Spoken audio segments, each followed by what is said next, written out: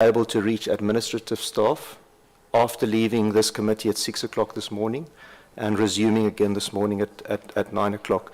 I did this morning speak to the team, and I've asked them to accelerate as best they can in retrieving these documents and forwarding them to us and trickle them through as and when they become available. I'm not sure why 48 hours was put here, because the intention is to trickle them through as and when we find them as the administrative staff return to the centre.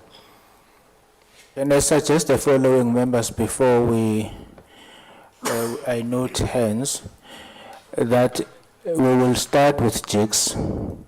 During that period or during that time, just make sure that you populate this document as requested. After jigs, it will be SAPS, then we will call you. I think by that time you would have been able to do some work. Thank you, Chair. Yes, Chair. Just that 48 hours is not acceptable. We want those documents now, so I want to agree with that approach. Thank you very much. Thank you very much. Honorable Pettenbach, your hand was up. Thank you, Honorable Chair. I'm happy with your arrangement. It's fine. Okay, covered. Okay. I think you may be excused for now. And make sure that one of you makes the necessary contact with your office, and this information is populated as requested. Noted. Thank you, Mr. Chair. Thank you very much. Honorable Pettenbach. Thank you, Honorable Chair. If you can just remember that I asked last week already for all the a list of all the employees at the Mangaung Correctional Centre, all the employees, and all the programs that they offer, all of them. That also I haven't received, and I asked for that a week ago. So.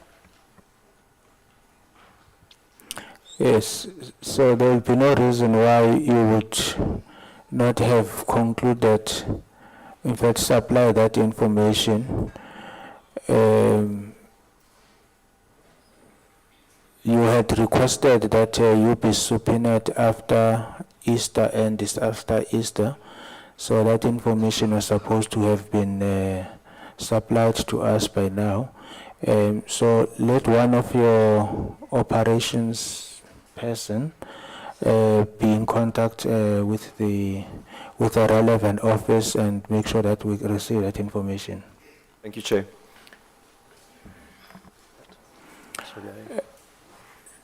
Thank you. You are excused for now.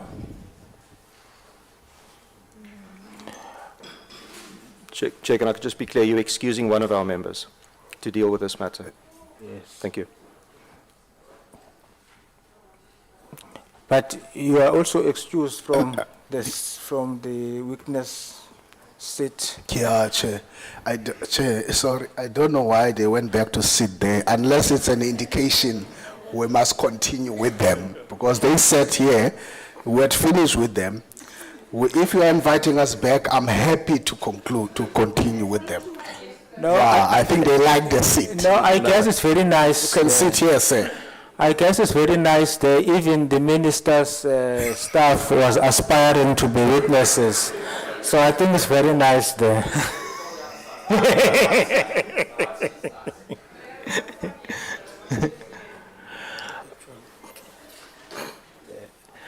Can we now invite Jakes as they are preparing to take the nice seat? Or are you going to speak from there? Okay. No, that's fine. Over to you. Welcome, Judge Cameron. You may proceed. Is a hand? I apologize, Chair. I forgot to mention Honourable Horn is coming. He's just, again, struggling with a flat battery, so he'll be here. So, are you making an application in advance of expropriating his time? Stating an intention.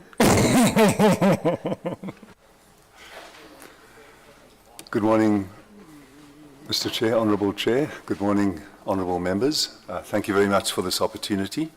I'd like to start by saying that none of us in any positions of power or influence in South Africa have the remotest reason to self-congratulate or feel satisfied. But I do want to say that yesterday it was quite a privilege to see this committee in action and to see how its preparation and its cross-examination skills and its doggedness managed to open up the way. We haven't got to the bottom of this yet, Mr. Chair, but yesterday was a revelatory and informative day. Thank you very much. If I may say a second thing in opening, Mr. Chair, which is irrelevant to the JIC's presentation, it's that there are heroes in this story, and two of them are in the SAPS. The first is a Constable Legoa. It's a name that matters to me because when I was in Bloemfontein, my nickname amongst my black colleagues was Legoa. So Constable Legoa was in the Naval Hill police station when he noticed that Dr. Nandipa Magudumana had persistently been coming to claim corpses, and he put a stop. That triggered her urgent application. She didn't bring it in Bloemfontein, where the death occurred. She didn't bring it in Bloemfontein, where the refusal occurred, where the locus was. She brought it to the North Gauteng High Court with a skelmstreek. And a brigadier in charge of legal services in Bloemfontein got an SMS on an afternoon in Bloemfontein, and she said, "What's this about?" And she intervened. She urgently contacted the state attorney in Pretoria, got a notice of opposition put in, and that answering affidavit, which was lodged in August, opened up matters for JICS as well. That brigadier is present today. She's Brigadier Ramorena Tswai, and I'd like to congratulate both those members of the SAPS.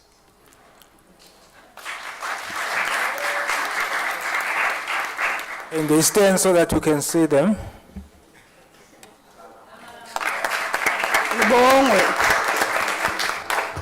Where's the constable? Where's the constable? Why didn't they bring him? The constable. They brought the Next brigadier, time. but not the constable. How wena?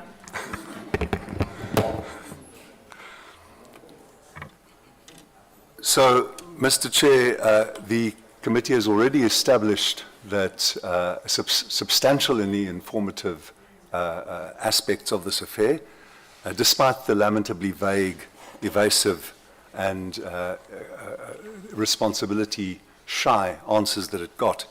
I also want to say that some of the answers, as this committee has also established, weren't fully accurate. Our lead investigator is Mr. Odoleng Takadu, who's sitting behind me.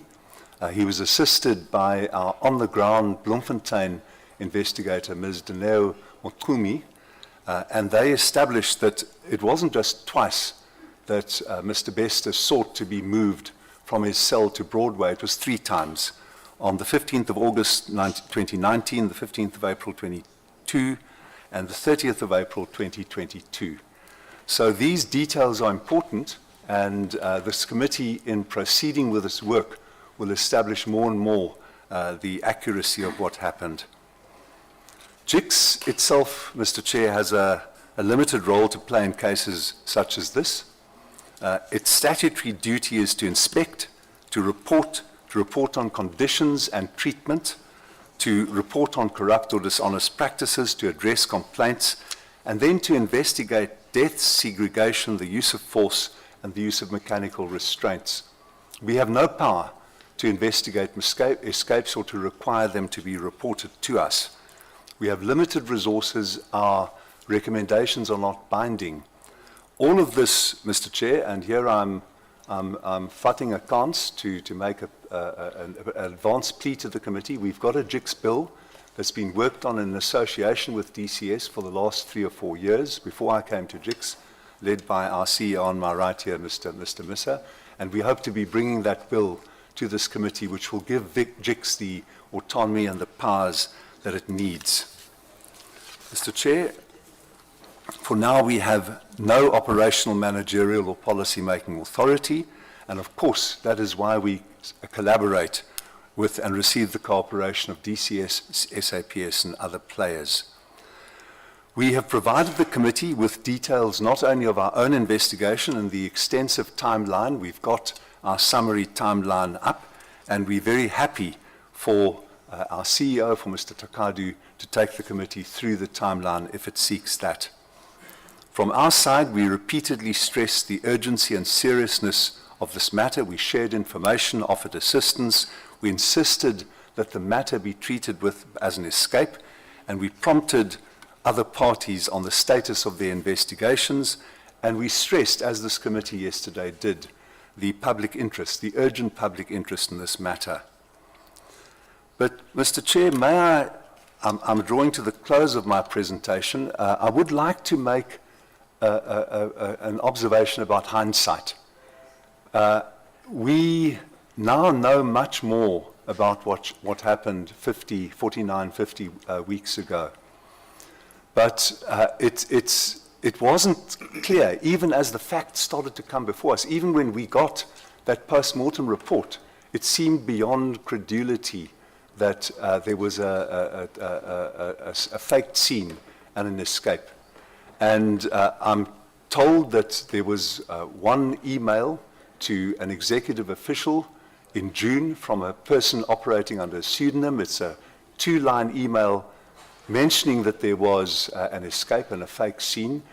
At that point, the executive officer of the state had no reason, I believe, to take that seriously. Even the heroic editor and the 2 journalists of Ground Up, Mr. Nathan Geffen and Mr. Daniel Stan and Ms. Marisha Damon, I hope that one of your members, Mr. Chair, will ask these 2 journalists also to stand. I don't want to be presumptuous myself, but I don't know if you will, Mr. Chair.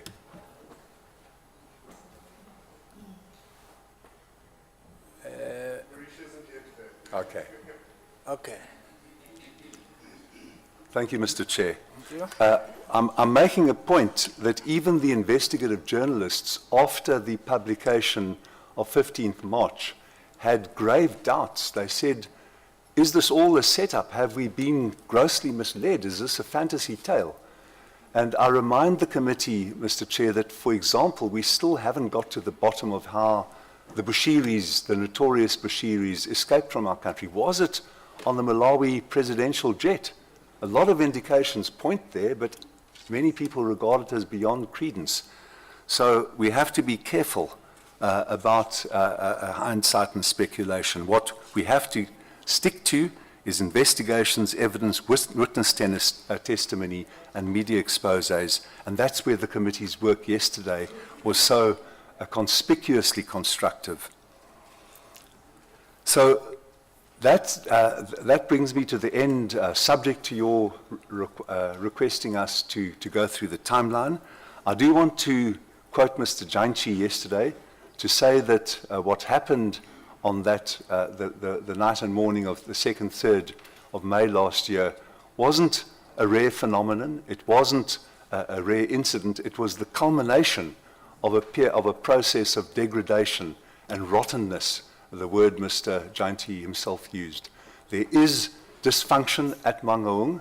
It's a beautiful facility created with a huge amount of money, which will now revert as a constructed institution to the state. But we get witness blower reports. There's a witness blower whose relocation we secured recently with the help of the National Commissioner and the Deputy Minister to Groenpunt from Mangaung, a whistleblower who told us that the warders are carrying on a trade not just in Dagga, which occurs in almost every facility, but in hard drugs like tik and heroin inside the prison. I would not have believed that easily before this happened, but now almost anything is possible about what happened, and therefore Ms. Breitenbach's request for a full list of people on duty that night, a full list of all the employees, and then finally we also asked G4S months ago whether they had done the lifestyle audit that Ms. Breitenbach also raised yesterday. That's also essential. With that, I thank you and your members. We are happy to take any questions, and I have full team here. Thank you, Mr. Chair. Thank you very much, Judge Cameron. There's a hand, Honorable Engelbrecht. Huh? No, I think there's still going to be a presentation on the timelines.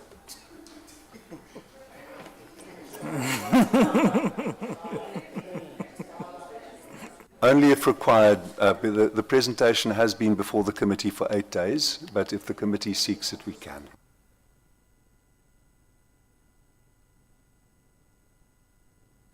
Just talk to it, just walk us through briefly. Thank you, Honourable Chair. Good morning. Good morning to all the committee members, honourable members, and all those that are present.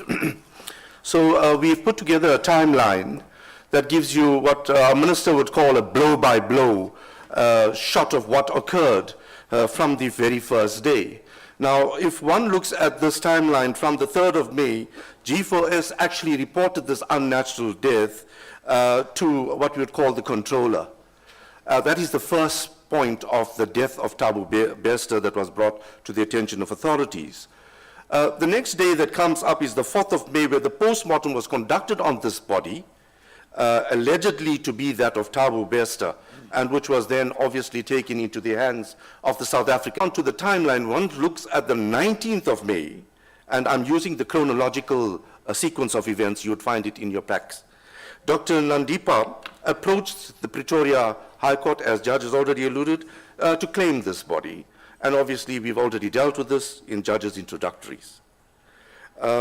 Sworn statements was taken from the investigating officer, recording the suspicious events of that events that occurred on that evening in that cell. Specifically, these statements were provided to Judge Deniso and Judge Van Rijn, who was also tasked by the JP to intervene in this matter on behalf of the Judicial Inspectorate. We move forward in our timelines, and here we take you to the 8th of August, where our investigators, Denio, actually meets with the DCS investigation team. They agree to all collaborate, to share all information on hand, and to commence what we would call a joint investigation into this, what we would call unnatural death that had occurred at this stage in this specific cell, the famous cell 35. On the 11th of August, as we move along, you would find that this, based on the report, a preliminary report that was brought out by our investigator, we prepared an office note. An office note is an internal communication within the Judicial Inspectorate for Correctional Services, informing the inspecting judge of various matters, and in this instant, that the record shows that this body found in the cell does not appear to be that of inmate Bester. And here you can see it, it's already on the 11th of August, this information is known. On the 15th of August, we bring in another senior investigator from our national office in Pretoria to capacitate the team in Bloemfontein, that is Mr. Odeleng Takadu, who is seated directly behind me, to also capacitate the investigation team and give support. They meet also with SAPS, DCS, G4S management, and also try to interview G4S staff and officials and inmates during the course of the investigation. What was striking at this point in time, Honourable Chair, honourable members and guests present, is that the video footage was missing. The crucial evidence of what we had already deliberated on yesterday was missing at this point in time. You'd notice in our Q1 report, we've shared this, we've already touched on the Thabo Bester investigation, it's there. We didn't elaborate too much on it, but we've registered it that this matter is already being investigated by the Judicial Inspectorate. There you find Judge Deniso and also Judge Van Rijn dealing with this matter as tasked by JP Musi, and that was from the 12th of October thereon. On the 18th of October, and I'm giving you again what we would call blow-by-blow series, Jigs meets with the South African Police Services at Jigs' request. SAPS confirms that the inquest has been closed and that the case of murder has been opened. Here you have it again, 18th October. This has now been converted from what we would call an inquest matter and now converted into what we would call a murder. SAPS has reasons to believe that the dead person that might been smuggled into the cell is a fabricated suicide, and it is actually a escape. So Jigs meets the DCS investigation team at Jigs' request. DCS does not hand over the report at this stage. They were what we would call took place between the 19th and the 21st of October, whilst the investigation team was on site at the MCC during the course of this investigation.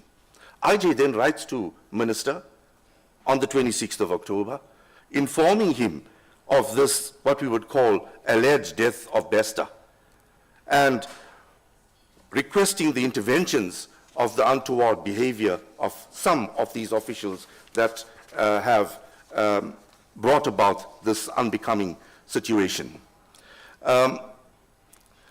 Collusions of G4S employees and others, fire that was staged in that single cell, and we brought all this to the attention of our Honourable Minister on that day. I may pause. In my own personal capacity, I will go on with the blows.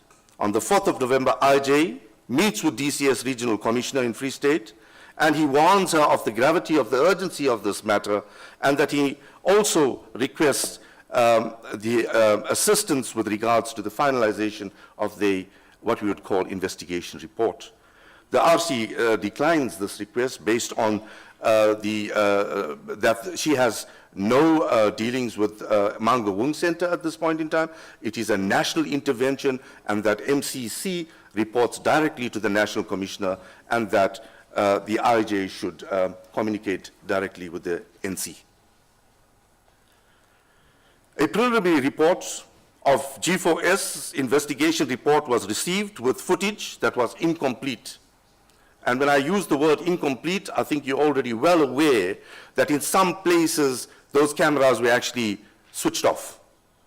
And we have those evidence yesterday already presented to the Honourable Committee. On the 30th of November, once again, you would recall, we've covered this in our Q3 report, where you would find, in fact, Q2 report, where you'd find the report was sent to the Minister, Deputy Minister, also once again reporting the unnatural death of the alleged death of Thabo Bester. This was also extensively shared within the correctional services environment.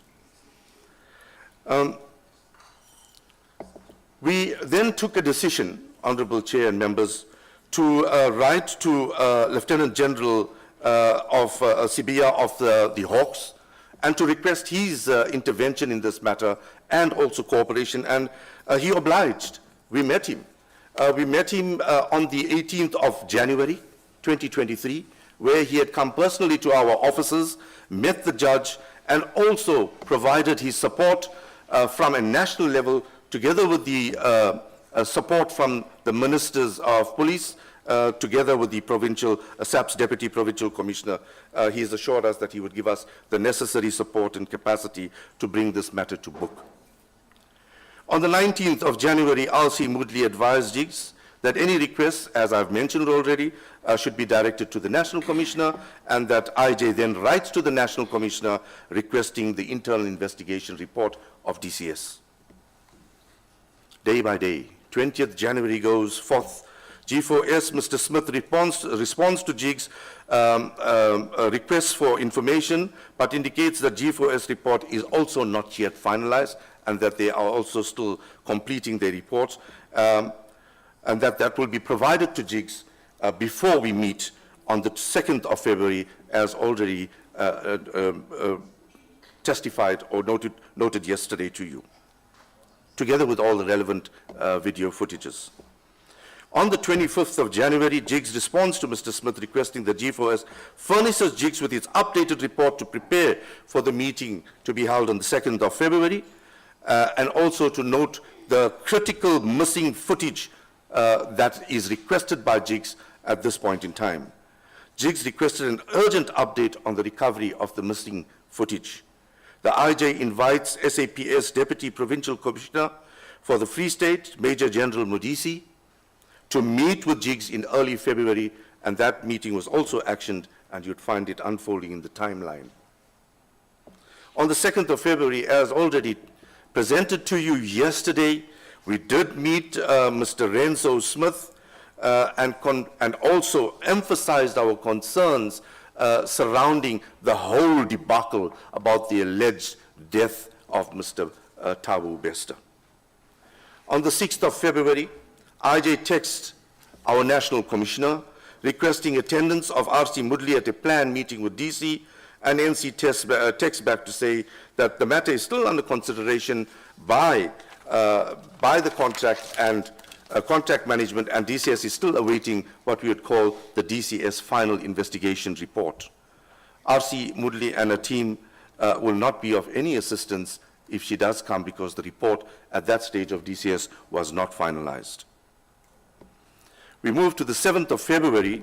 At Jigs' request, Jigs meets with the Free State SAPS at G4S Mangaung management to discuss the progress, and Jigs stressed the urgency of the investigation. Jigs, during this meeting, learns of SAP's efforts to recover the body in Bester's cell and Dr. Magudumana's attempts to secure a court order to bury this body, and that entire discussion unfolded during the course of that deliberations and engagements. On the 9th of February, the IJ writes again to the National Commissioner informing him of Jigs and SAP's conclusions that the body was not that of Bester, and that the scene was extensively faked, and that the inmate Bester may have escaped from Mangaung. Jigs asked A, when DCS expects to conclude its investigation, B, steps taken to prevent the reoccurrence of such instances, C, steps taken to apprehend Bester. Jigs also inquired whether DCS has formally reported an escape, and if not, when it is proposing to do so. 9th of March, 2023.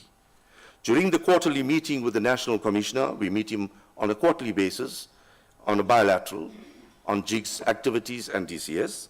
Jigs reiterated its request for the DCS internal investigation report and the suspicion that inmate Bester is alive and is well, and most importantly, dangerous. The NC informed Jigs that he has received a draft report at this stage from DCS contract management and is awaiting a final report, will focus on the contractual implications of MCC or G4S. 16th March 2023, Jigs resent a letter of the 26th of October, which was sent to Minister Lamola, once again bringing all the contents of this matter to the attention of our Honorable Minister. Jigs also writes, IJ also writes to Minister DM Holomisa, requesting his personal attention to this matter surrounding the alleged death of Bester. IJ writes to G4S once again, Mr. Smith, requesting updates. Has progress been made on the proposed lifestyle audits, which was also addressed extensively yesterday on G4S officials? Have events led to any apprehendable changes in the policies, managements, and operational conducts at Mangaung? Has G4S own reports being amended or updated? Have renewed or further investigations or disciplinary proceedings being undertaken or contemplated? 25th of March, NC Thabo undertakes to provide Jigs with the DCS internal investigation report. 27th of March, IJ follows up with NC on the DCS investigation report. 30th of March, DCS internal investigation report is handed personally to me. On the 31st of March, after receiving DCS report, Jigs finalizes its own investigation, and once completed, this August committee will be informed of the outcome of Jigs' investigation. I just want to cover a few aspects before I stop, Honorable Chair. The one is the issue of segregation and whether it was reported to Jigs. I can openly inform you that the segregation as of 30th of April was not conveyed to Jigs at all. And any segregation in terms of the Act should be brought to the attention of the inspecting judge forthwith. And in this instant, this request was not brought to the attention of JICS. I thank you, Honourable Chair. I thank you, Honourable Members. Thank you very much to JICS. Thank you for the presentations. Yesterday I started this side. Today I must start that side, going this side. That is fairness.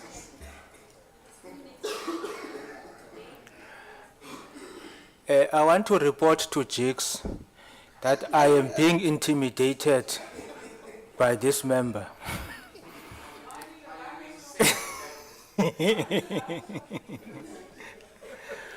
Honorable Engelberg. It's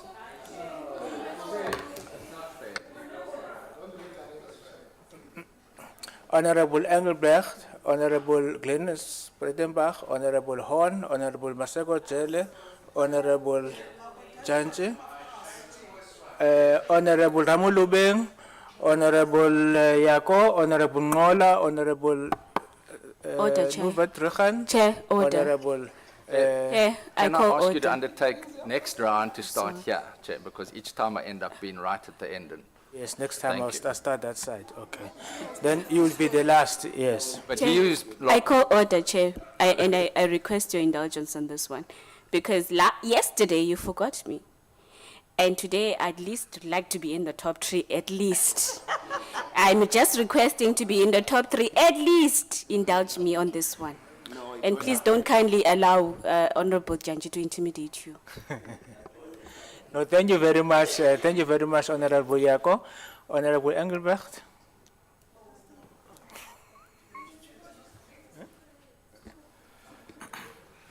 Thank you, Mr. Chair. I must, before I ask questions, just say that Honorable Swart, can you switch off your mic? I found that the JICS report was very well put together, and I could get a lot of information, a very short report with a lot of information. There's just a few clarity-seeking questions I wish to pose. In your timeline, the inspecting judge writes to the minister on the 26th of October, 2022, where he is informed of the Bester escape.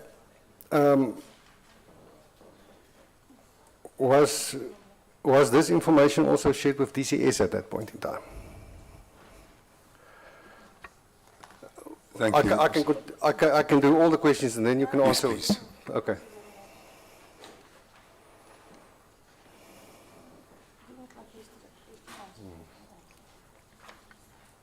Honourable Member, are you going to proceed, or would you like an No, answer? no, please Yeah. answer. I think it was shared at that point. We can confirm. Correct. And may I just say, Honourable Member, Mr. Engelbrecht, that the Minister and I also in October did have a telephone conversation which I raised the JICS bill with him, and at that point I also gave him an oral briefing. Yeah, thank you. Then it is indicated in your report that the regional commissioner then declined to discuss the matter with you.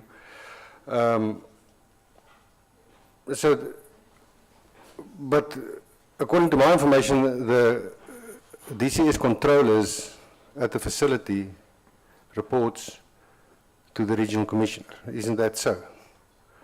So, Sorry, Judge. I think in your court you would have said you can't just note for the purposes of record.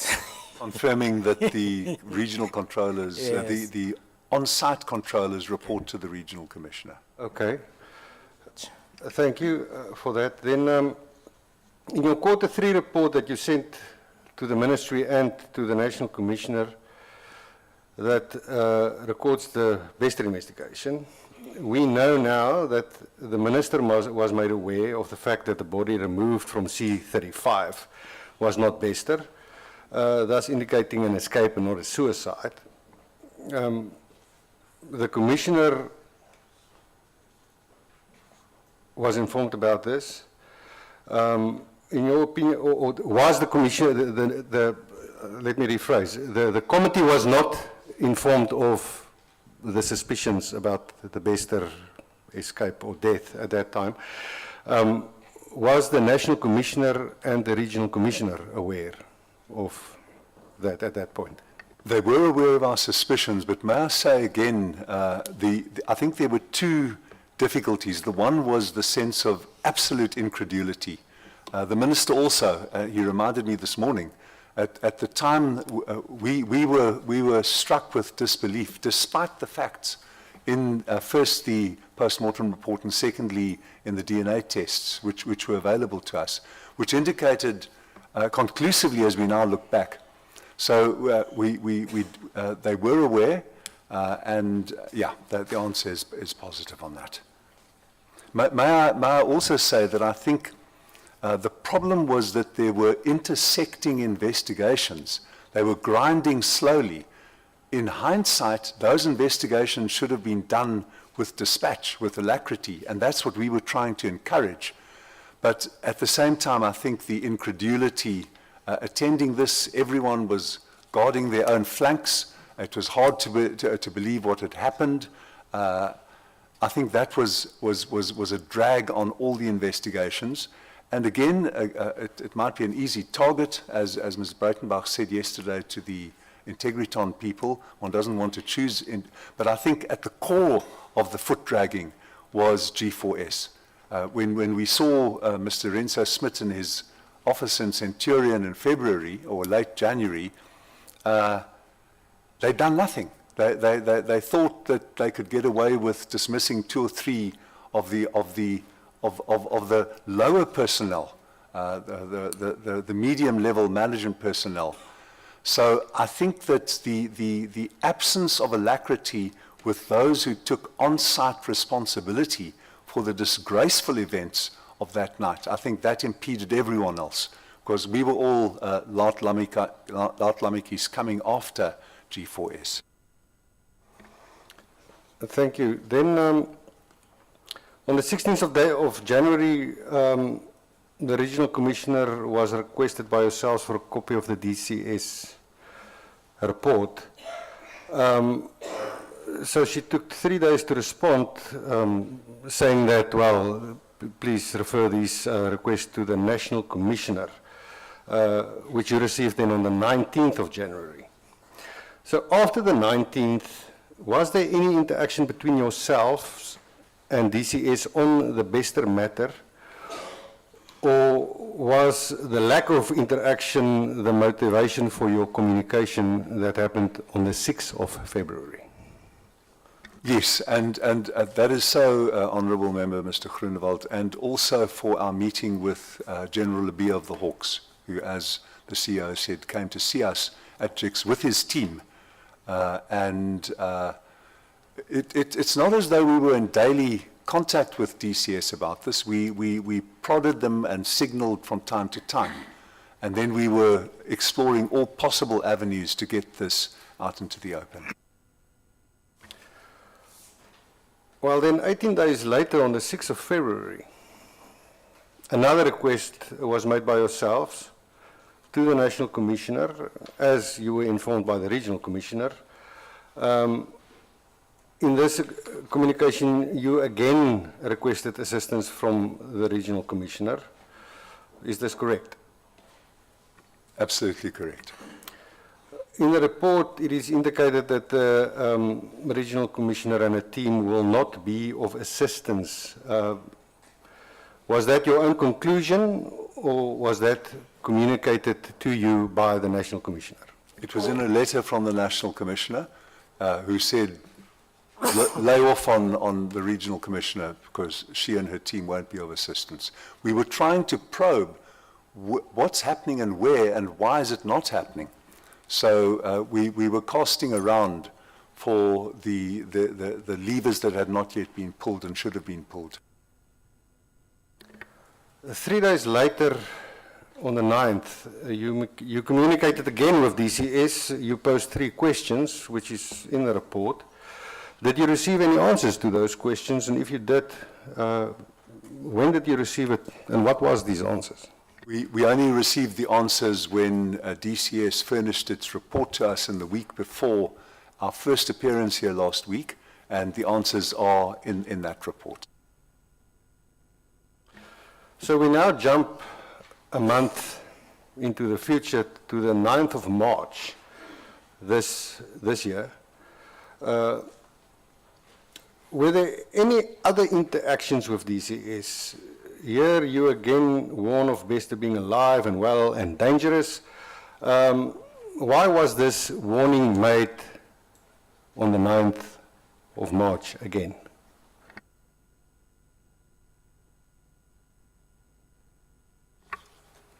So, I think this committee yesterday expressed the sense of peril and outrage which is appropriate to this matter, and we weren't seeing evidence of it. I'm not saying that the Commissioner or either the National Commissioner of Police or the National Commissioner of Corrections or any of the executive officials in government, I'm not saying they didn't feel that urgency, but it wasn't being evidenced to us. So it was an attempt to om vuur onder hulle agterwêrelde te maak, to put a fire into the responses. Thank you. Why was the 26th October letter to the Minister resent to the Minister? As a formality, because we wanted an on-record response. I know that the Minister was concerned, but we wanted him and the Deputy Minister to activate the officials over whom they had executive authority, to get things going. At that point, the public had been alerted, if I've got my timeline right, sir, the ground-up report which signaled the full catastrophe, the full disgrace, the full fiasco, was 15th of March. And I can't remember the date of what you are asking me about. If you can just help me with that. 23rd March. 23rd, so it was after that. Yes. Yes, it was to bring the executive and public officials in charge of corrections and those responsible for what happened to the sense of urgency that the public wanted at that point. Then we get to the Deputy Minister. Why was the Deputy Minister requested to give personal attention to the matter? Was it because you thought at the time that neither the Minister nor the Department applied their minds or about the seriousness of this incident, or didn't give the matter the required and expected attention, in your opinion? We knew they were applying their minds. We knew that they regarded the matter as serious, but we thought that the wheels were grinding too slowly. Now, the Minister has two deputies. He has Mr. John Jeffrey on the constitutional side, and he has Nkosi Patikila Holomisa on the corrections side. And we wanted to bring him in formally as well. We might say that the Deputy Minister has been of assistance to us in the past with internal matters. For example, in a critical matter of healthcare, he convened a meeting which enabled a rollout of a public-private partnership, American-funded, of crucial anti-TB and anti-HIV drugs. So we knew that he could assist us in various ways, and we wanted to put a formal notification on his desk as well. And I think that he welcomed that. I don't have any reason to believe that he didn't welcome that. No, well, on the timeline, it's quite evident because 2 days later you received the report after you requested the Deputy Minister to intervene. Correct. Then I just want to know, in all the meetings that you had with G4S throughout this episode, at what stage did you tell them that the body they recovered that was recovered from C35 was in fact not the body of Bester? I know the original, they said that officially they were informed, but I want to know the first time that they were told in a meeting. They knew long beforehand, as your question implies, Honourable Mr. Engelbrecht, long before, but were closing their eyes to it. We have our lead, our head of investigations, Mr. Leonard de Souza, sitting just behind me. I can't accurately tell you now when we first formally informed them. Mr. Renzo Smith, who is the head of operations for G4S in not just Africa but in the Middle East, he expressed surprise when we met him very early in February or late in January. Surprise about everything we told him. And we were surprised at his surprise. It seemed to us completely inappropriate. May I just ask our head of investigations, please, sir, Mr. Chair?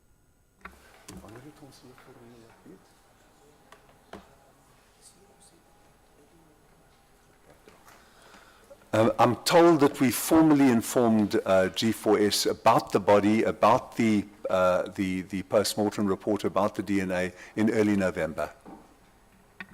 Thank you. Then just in summary, just to make sure that I've got everything correct,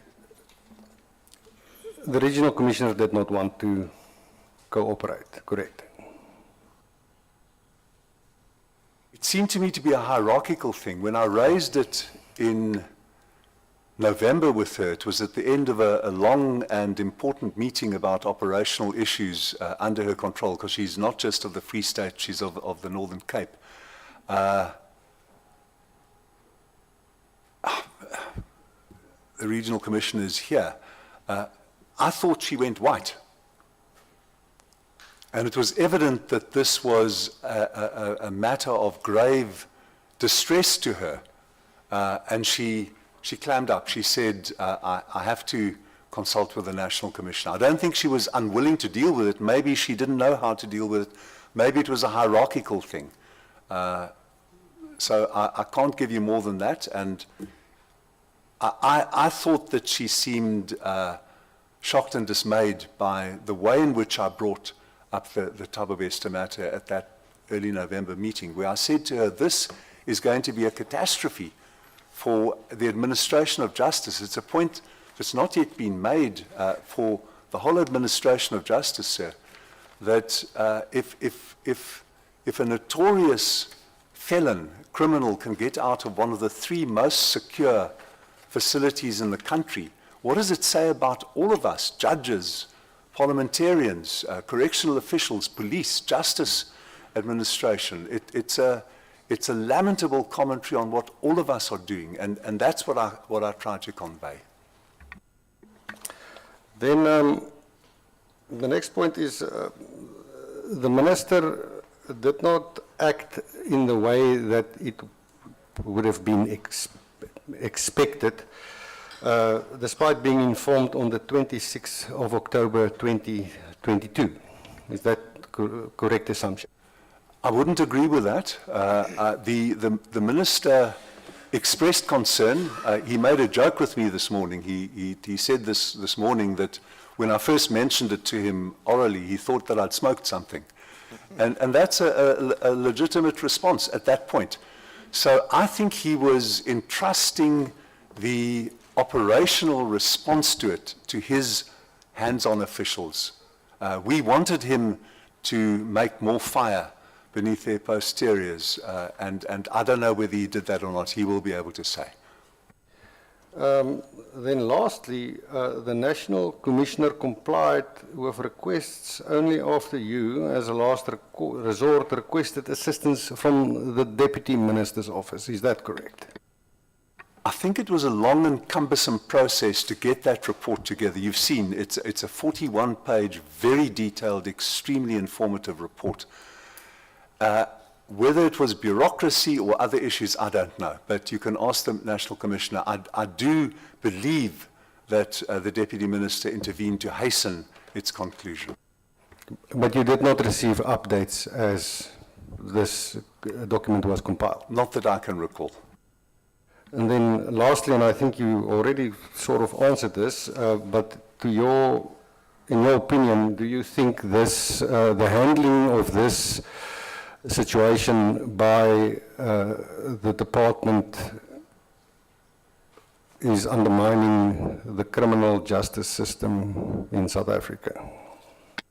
I won't be as grand as that, sir, but I will say that the handling fell short. I think that everyone, including us at JIX, I mean, we had that post-mortem report in August. Your honourable members could be saying to us, why didn't you blow the whistle then? So I feel complicit in the insufficient response, and I certainly point a finger also at the executive officials and at the department, certainly also at G4S, in insufficiently, alertly, accurately, and energizedly responding to this. I think all of that was lacking. Thank you, sir. Mr. Chair, I have no further questions. No, thank you very much. In the interest of transparency, I am bound to say you have saved 15 minutes, but on the other hand, I know that there are people who are experts in expropriating other people's time. But yes, you saved 15 minutes so that everybody knows.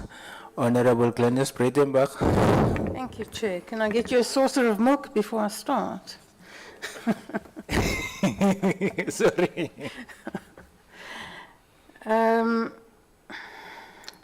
So, Justice Cameron, let me start with the most obvious question. And let me agree with Mr. Engelbrecht that the report is helpful, it's detailed, and bearing in mind what's happened here, a job well done, but then also bear in mind the bar's not high. And of course, the most obvious question is, if you knew when you had the post-mortem report, why did you not draw attention to this matter? Why did you, on your own admission, request that the matter not be made public? You agreed with the police requested it and you agreed with it. Why would that be? The same reasons, Honourable Member, Ms. Breitenbach.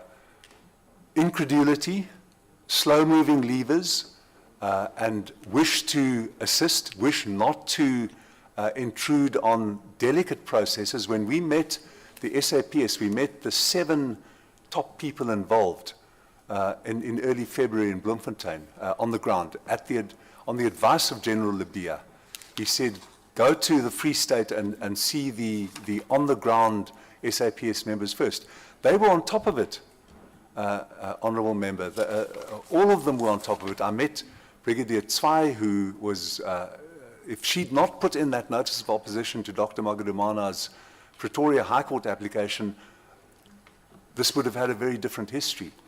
So even at that stage, the police said to us, we've got 2 more witnesses to interview, and we need to interview them in Mangaung, so we don't want anything to be publicized at this point. And we deferred to that.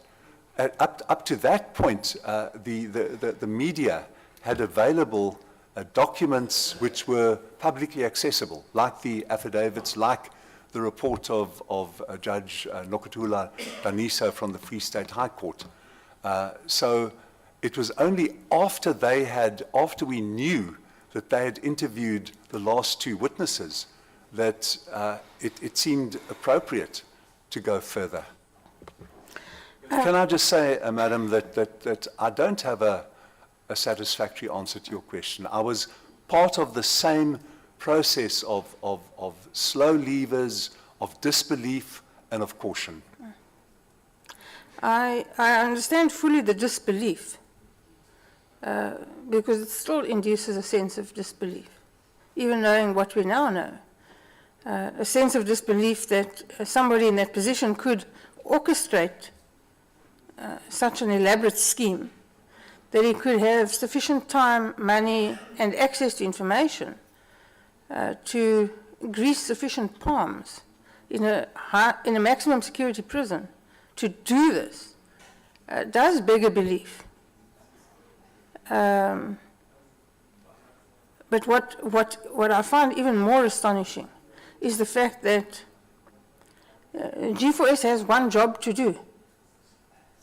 They're in charge of a maximum security prison. Their job is to keep people there, incarcerated there, not out, not running around the streets, not living the life of Riley. Sorry, Honorable Breitenbach. There is noise there and it's affecting us. IT? And that's Thank their you. only job. And when something goes wrong, they're obliged to report it to DCS, and then the wheel should be set in motion to do something about it. Somebody's escaped, they need to be found, they need to be rearrested, they need to be brought back to prison immediately. More particularly a serial murderer and rapist. So yes, it does beg a belief, but I agree with you. And forgive me, but you're an experienced litigator. You know, litigation is not for sissies. You were a serious litigator before you became a judge, before you became a justice of the Constitutional Court, and you carry a huge amount of authority. The respect that you engender in myself and others is enormous. So you have a lot of clout. And you didn't use it here, and I wonder why. I'm going to evade that question for one point, just to underscore the first point you made. The 2018 video is publicly available. It shows an identifiable incarcerated person incarcerated at Mangaung.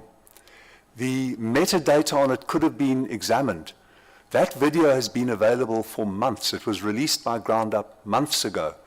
And yesterday we were told that we were given evasive answers about the video. So that underscores, not only was he able to do such extensive presentations, he was able from prison or on hospital leave to hook up to a sufficiently connected system to appear on video at the Sandton Convention Center. All of it beggars belief. Madam Honourable Ms. Breitenbach, you're asking me an existential question. Why didn't I blow it when I saw the death certificate in the course of August? I can tell you existentially, well, who knows whether the doctor was in someone's pay on the other side. It sounds absurd, but everything that occurred here is absurd. The things that Mr. Makoti Tobukhale's predecessor did seem absurd. Why did he go there on the last day of his tenure and then find that the controller was moved? So you're asking me a question. I acted to alert the public from late September. The people I alerted acted with care and caution and immense responsibility and skepticism, and then started alerting the public. And they've rightly been honored here, Ground Up, and the reason why Ground Up's reportage has made so much impact here and abroad is because of its care and because of its scrupulousness. So Ground Up did what I could possibly have done on a national stage, but I think it was appropriate for them as journalists in their role, for me not to convene a press conference and waive a post-mortem report. But as again, may I say, Madam, you are asking me questions that I cannot fully satisfactorily answer. I understand, and I wasn't suggesting for one moment that you should hold a press conference waiving a death certificate. I understand fully that that type of behavior is inconsistent with who you are. But you do have a lot of personal clout. And I'm wondering why you didn't use it to smack the Minister of Justice, the Minister of Police, and the Commissioner of DCS into line. Because I think you possibly have sufficient clout to have done that. Although I also concede that you possibly don't think so. I hope this doesn't sound like a smart answer, Madam, but that is the role of this committee. And I'm very glad that this committee has been performing it in such an exemplary way. Okay, fair enough. Let's move on. You've explained why you thought it should be kept confidential initially, but that was in August. And the police wanted to complete their investigation, and they had 1 or 2 people to interview, but these people, as you say, were in Mangaung. They weren't going anywhere. Forgive the pun, but they were a captive audience. All they had to do was go and take the statements. So what took so long? And why did you give them that much leeway? I started informing trusted people in the media who have already been identified in the course of September. When Judge Nokutula Daniso visited on the 12th of October, she sent me a personal message which recorded for the first time. She was there because of a whistleblower, Mr. Khani from inside Mangaung. She was there on the bidding of the judge president. She was writing to me in my official capacity as inspecting judge. I didn't ask her permission, but I did check with her. I have no reason to believe that she isn't happy with what I did, and I shared it was a 5-point report with Ground Up, which then set the 2 journalists who have been here onto the matter. So, in retrospect, I concede that I don't have a good enough answer, but I've given a partial answer. Thank you. Now, you mentioned twice in the report that you submitted quarterly reports to the Portfolio Committee, sent the report to the Minister, the Deputy Minister, and the National Commissioner. But in those reports, you draw no particular attention to this matter. In fact, you're almost at pains to make it fade into the background. And so I, for one, having gone through that report, certainly it didn't jump out at me. And it was dealt with along with all the other escapes. And there was nothing in the report to suggest that there was anything sensational or untoward or requiring attention, while you well knew that there was. So the fact that the committee wasn't aware of this earlier is partially due to the fact that there was no attention drawn specifically to this matter. It's listed amongst a whole lot of escapes, a suicide in a cell. And it doesn't stand out from the other, so there are other suicides in other cells. And so let me say that I'm a little disappointed that the committee's attention wasn't drawn to this matter earlier. Because if it had been, we could perhaps have dealt with it sooner, more quickly, and maybe, Mr. Bester wouldn't have left the country. He'd already escaped. There's nothing to do about that. But then we may have deprived Tanzania of being the heroes in this arrest, and we could have, been the heroes ourselves, the South African police. But so I'm a little disappointed that the attention of the committee wasn't drawn to this matter specifically. And I assume that, well, you can tell me why you didn't. I accept responsibility for that. The annual report and the quarterly reports are my responsibility. I sign off on them, and that was my decision. And I think that you are correct to chastise me and JIX as a whole for not doing it earlier.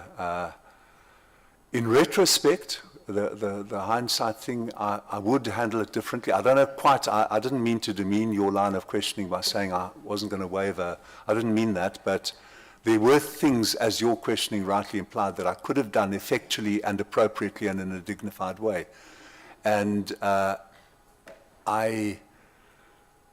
from Judge Daniso's report of the 12th of October, I thought that we were in an appropriate and ethical way bring the matter to the public's attention and also to this committee, but I take responsibility for the fact that we should also have much earlier drawn it to the committee's attention officially and formally. Thank you. The fact that you did give the information to Ground Up, and the fact that they did such a stunning job with it, certainly is to your credit and theirs.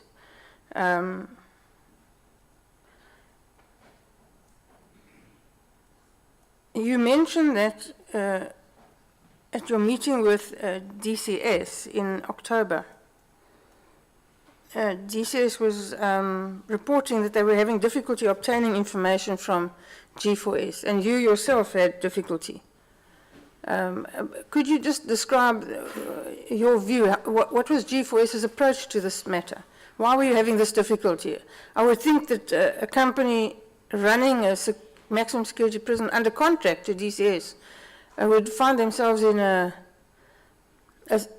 for want of a better way of describing it, a subservient position to DCS, and therefore be willing to supply whatever information. I mean, the disaster happened on their watch. You'd think they would do everything they could possibly to mitigate the damage, and yet here they are being obtuse and recalcitrant. Why do you think that is?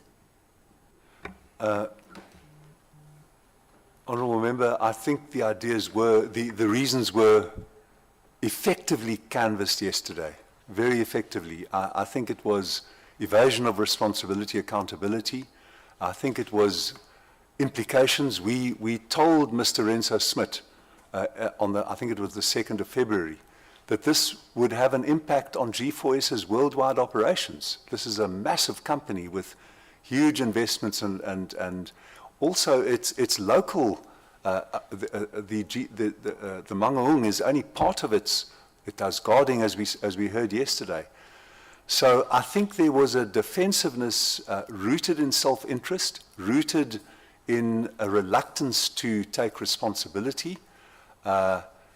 There's no doubt, I think you are right to put us under the cudgel, and I accept that. And rightly, no doubt the minister when he comes and the National Commissioner, but I do think that the original and founding sin was committed by, first of all, by the operational officials in Mangaung, who must have colluded over years with Thabo and perhaps with Dr. Magurumana, who was visiting him frequently from 2017, as we heard yesterday. And then secondly, beyond the operational officials, the management officials, and thirdly, the executive officials. I think that was the original sin. And while not shrugging off any of the responsibility for not bringing it to the public's or this committee's attention earlier, I think that was the founding sin. I would certainly agree with that. When you met with Mr. Smith, and I wonder today why Mr. Smith wasn't here yesterday. If he's the Regional Cluster Director for Southern Africa, does he not think that this matter is sufficiently important to require his presence? So, Mr. Chair, at some point I'm going to ask you that we ask Mr. Smith to grace us with his presence. May have one or two questions for Mr. Smith. But you keep requesting an updated investigation report from them, and you keep insisting that there's missing video footage, and you get no joy. They keep refusing. Did they at any point tell you about the matter that we traversed yesterday with the person entering the control room and then the recording going off? And if they did, when did they tell you? We were not told. The reason we know about that, and the reason Ground Up reports that there are two figures seen fleeing from the administration block at a few seconds after 2:59 and before 0300 on that morning, was because the two people behind me, Mr. Leonard de Souza and Mr. Odoleng Zakaria Tokadu, spent days going through a wodge of video recordings that were dumped on JIX. They found those, it's a split second, I don't know if this committee has seen it, and I've not yet seen, but Mr. D'Souza and Mr. Takadu saw the gentleman, Mr. DiPaolo, go in and saw him going towards the equipment room. Yeah. Well, So their G4S's idea of cooperating and supplying you with information was to, it's like we request for further particulars, when you get a 500-page request. It's just an abuse. Dumped a pile of stuff on you and expected you to do their job. As Mr. D'Souza and Mr. Takadu did. And I think that your colleagues' questioning yesterday of Integriton established that they knew that this had happened. It was, and the cross-examination of Mr. Williams established that it was incontrovertible what happened at 1930, before at 1938 the plug was pulled. And I'm just underscoring what the committee achieved yesterday. G4S did nothing. So they never ever told you it was up to you to do the trawling and the finding, and they have a kom si kom sa houding. Honorable President, Yes, Madam. you are left with 10 minutes. Thank you, Mr. Chair.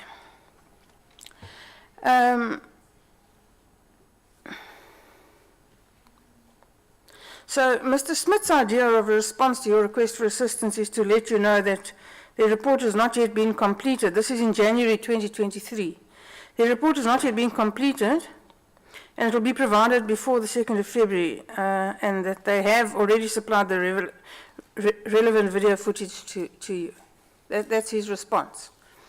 The relevant video footage, I presume, is the whole pile of stuff that you have to trawl through. Hours and hours and hours.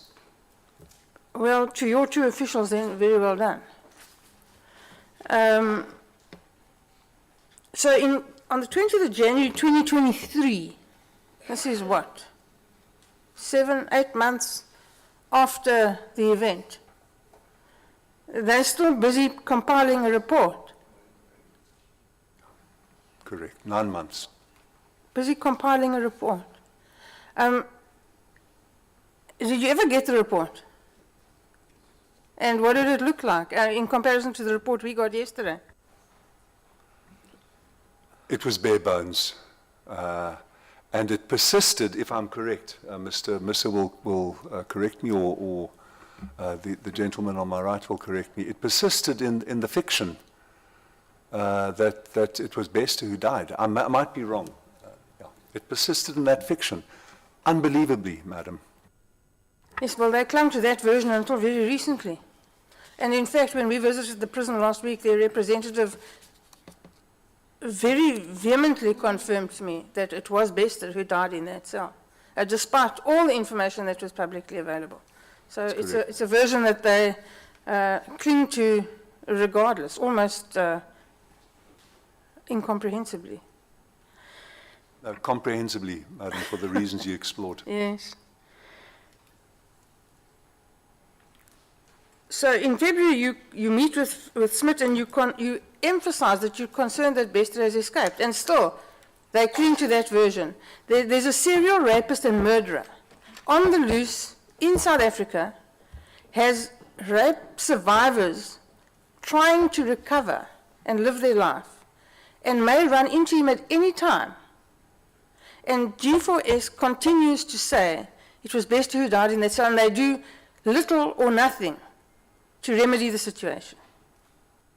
That is accurate, Mr. Chair, Honourable Mr. Chair, Honourable Member.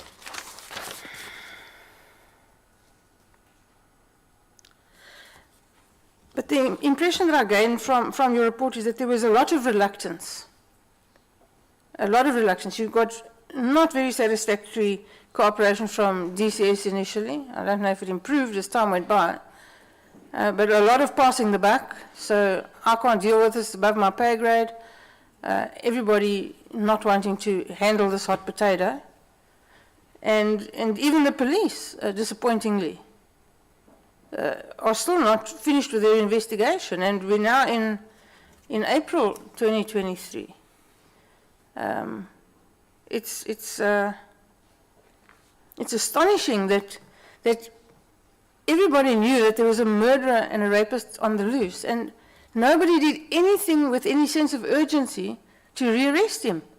Until now, a week ago, this became a topic of public outrage. And then all of a sudden, everybody's in action. Again, once the chicken has flown the coop, just like the Guptas, they let them go first, now they're trying haphazardly to extradite them. Bester's gone. Lucky Tanzania was awake and caught him. But only a week ago was there any urgency in this matter. I find that astonishing. And I'd like your view on that. Well, I've accepted that I exhibited the same kind, perhaps in a less culpable or demonstrable extent, the same kind of insufficient urgency and outrage and alarm. Perhaps in October, instead of only alerting Ground Up, we could have called a media conference to express our provisional views. The trouble is that our reports are carefully produced, and I've no doubt the same is true of DCS, and we saw the care with which that 41-page report is produced. So I concede that everyone should have been smarter, more on the ball, quicker, more alarmed, more outraged, more dismayed, and more urgent. And I include myself in that. Well, that's very generous of you, Justice Cameron, but the fact of the matter is that JIX has a niche mandate. You have limitations in which you operate. It's not, you're not the South African police. You are not the Department of Correctional Services. So your mandate is somewhat limited. But you're having alerted DCS and the Minister of Justice about the fact that in all probability, Bester was on the loose. That's what fills me with incredulity, that there was no action there, that there was this sort of armchair approach, given the fact that this particular person who's clearly a danger to society and clearly had rape survivors out there trying to live their lives and hoping not to run into him in Checkers. And nothing was done to support those people, to warn them, to protect them. That's absolutely unforgivable. And that is my problem here, that there was no urgency there until a week ago, when it became sort of unavoidable to do something, and then they did it. You say when you told the minister that of the story, he thought you had been smoking something. No, he was As a making... joke. Sorry, as madam. a joke. Yeah, no, as a joke, I accept. But, this morning. Yeah. Okay. No, he didn't say it. It was a serious conversation, and he... Sorry for interrupting you, ma'am. No problem. Well, you told, in October, you told him. Yes, madam. And the minister failed to alert this committee as well. You don't have to answer that. It's a fact, and I'll put it to him. The deputy minister also failed to bring it to the attention of this committee. Despite several interactions, I found that somewhat disappointing. Do you not agree with me that DCS stands in a contractual relationship to G4S, and DCS is the senior partner in that relationship? It's the constitutionally responsible partner. Yeah. So when G4S says to us they need to be summoned because they have this confidentiality, contractual confidentiality issue that the minister is sitting here, the commissioner of correctional services is sitting here, could release them from that immediately. There's honestly very little need for this production. May I answer on their behalf, because I've scrutinized that as well. The National Commissioner took the view, on legal advice from within his executive office, that the invitation to G4S constituted Section 111 permission. I agree with that. I sat here yesterday, and again, I make your caveat that one doesn't want to kick a dog when it's down. I'm not referring to G4S's dogs, but it's an easy target now. The explanation provided for requiring a summons from this committee was risible. It was laughable. The National Commissioner wrote them a letter saying, you are invited here. That constitutes a statutory permission under the Correctional Services Act. This whole thing of seeking to do the public a favor by being required to be subpoenaed is bogus. It is it's ridiculous. Thank you very much. Thank you very Thank you. much. Thank Can I just make one statement and I'm done? But it does reflect their approach to this entire matter. Of G4S, but Yes. I do note that the Commissioner took the view that his letter inviting them to come here, as instructed by the Chairman and the Secretary of this committee, constitutes permission, and I think that conclusion was warranted. Thank you. Thank you very much. Honorable Hon. Thank you, Chair. Good morning from my side, Justice and the team. I firstly want to make the statement that I believe the reason that it's not without purpose or reason that in our country we ultimately settled on a judicial inspectorate of correctional centers and not a civilian oversight body. Of course, your ICCVs do incorporate that aspect. But that and while we are still grappling with your true independence, the whole purpose of installing a judge at the head of this inspectorate is ultimately to tap into that experience, the judgment, the insight, but also the gravitas. And in that sense, I would want to, without belaboring the point, maybe just pick up with you on the whole issue of the disbelief and then your experience of a slow process of investigation,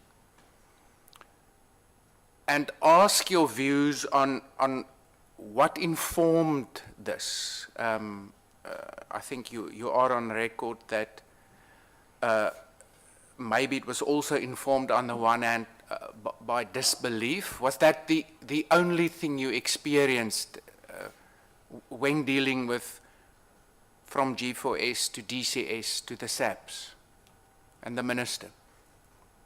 Thank you, Honourable Member. I think it was, and it was also because, as I've said, the principal operational responsibility, notwithstanding the managerial and oversight responsibility being DCS's, the principal operational responsibility was G4S's.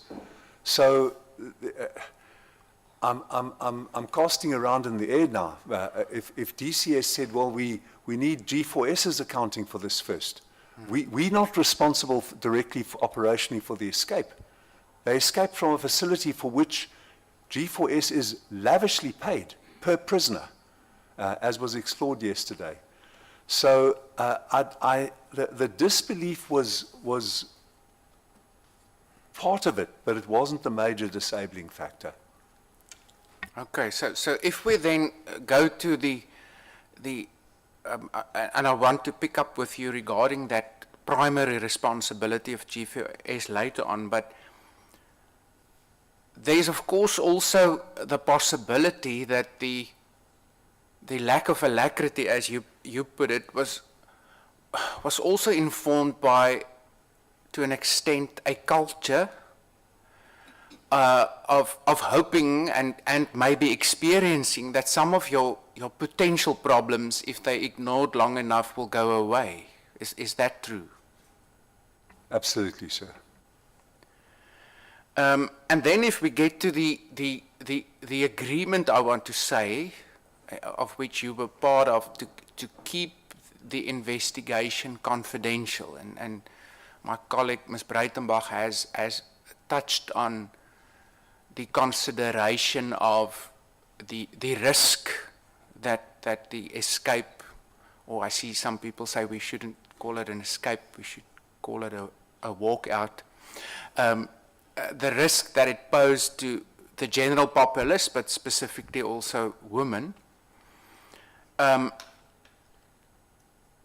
In hindsight, do you think there was a justification to agree by all of the role players to keep this slow, ongoing investigation confidential?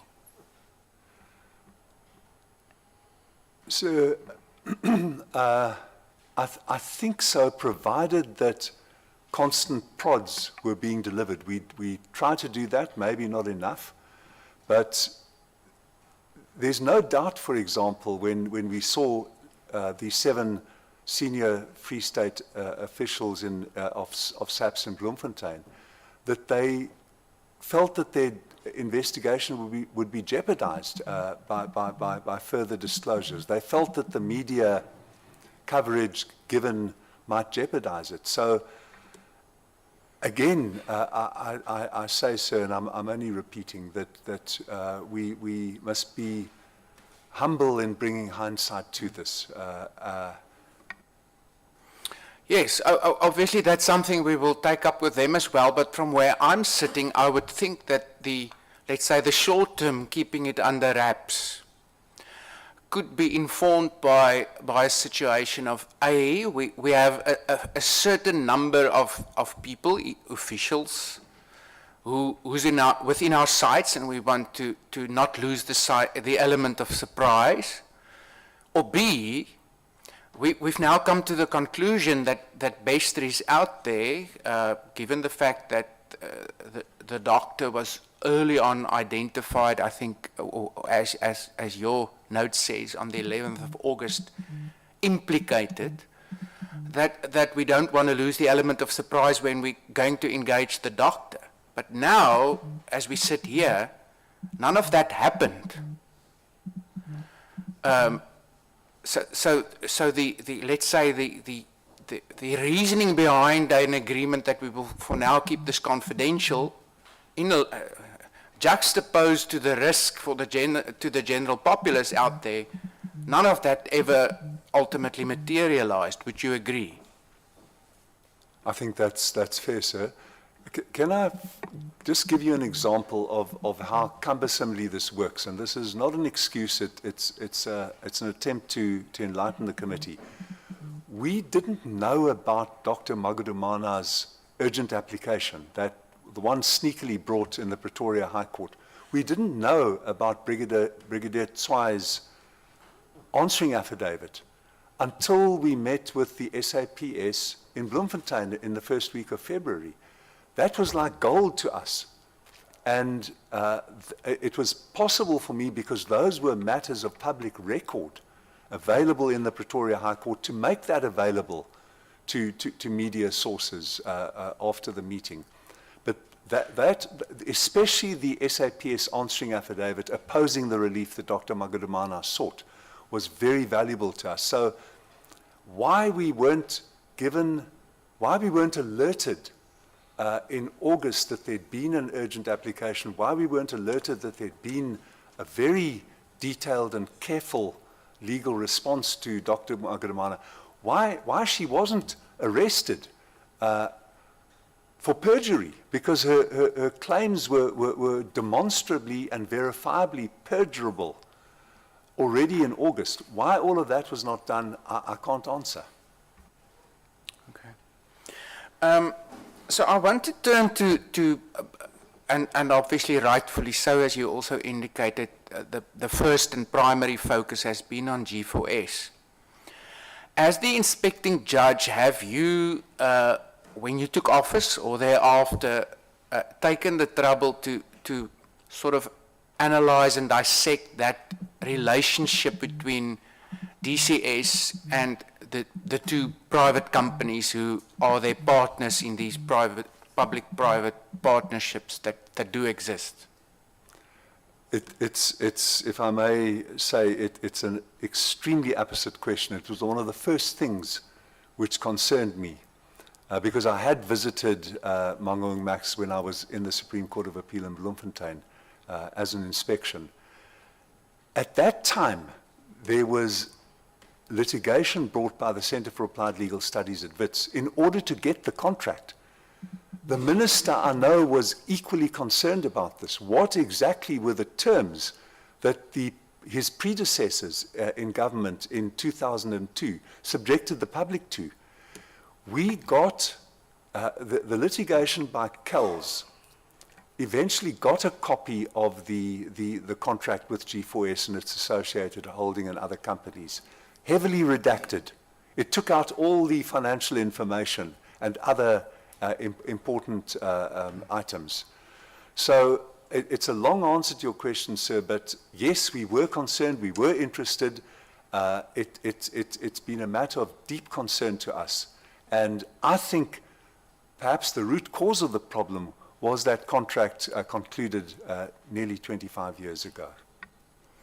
Okay, and then in terms of, let's park the financial aspects. I mean, there's lots of arguments out there as it is, whether that's value for money, and then seemingly people seem to forget that ultimately a very valuable piece of infrastructure will be that of the state or the department. But in terms of the contractual agreement, would you agree that it does not sketch a situation where DCS is without authority or power ultimately, and as a consequence also without responsibility? Correct, sir. And that is the power that the minister exercised in order to withdraw management power from G4S. So therefore it wouldn't be correct to ultimately say we were dependent on G4S primarily to investigate, and while we've done an investigation and we've removed controllers, because that's where our failure lie.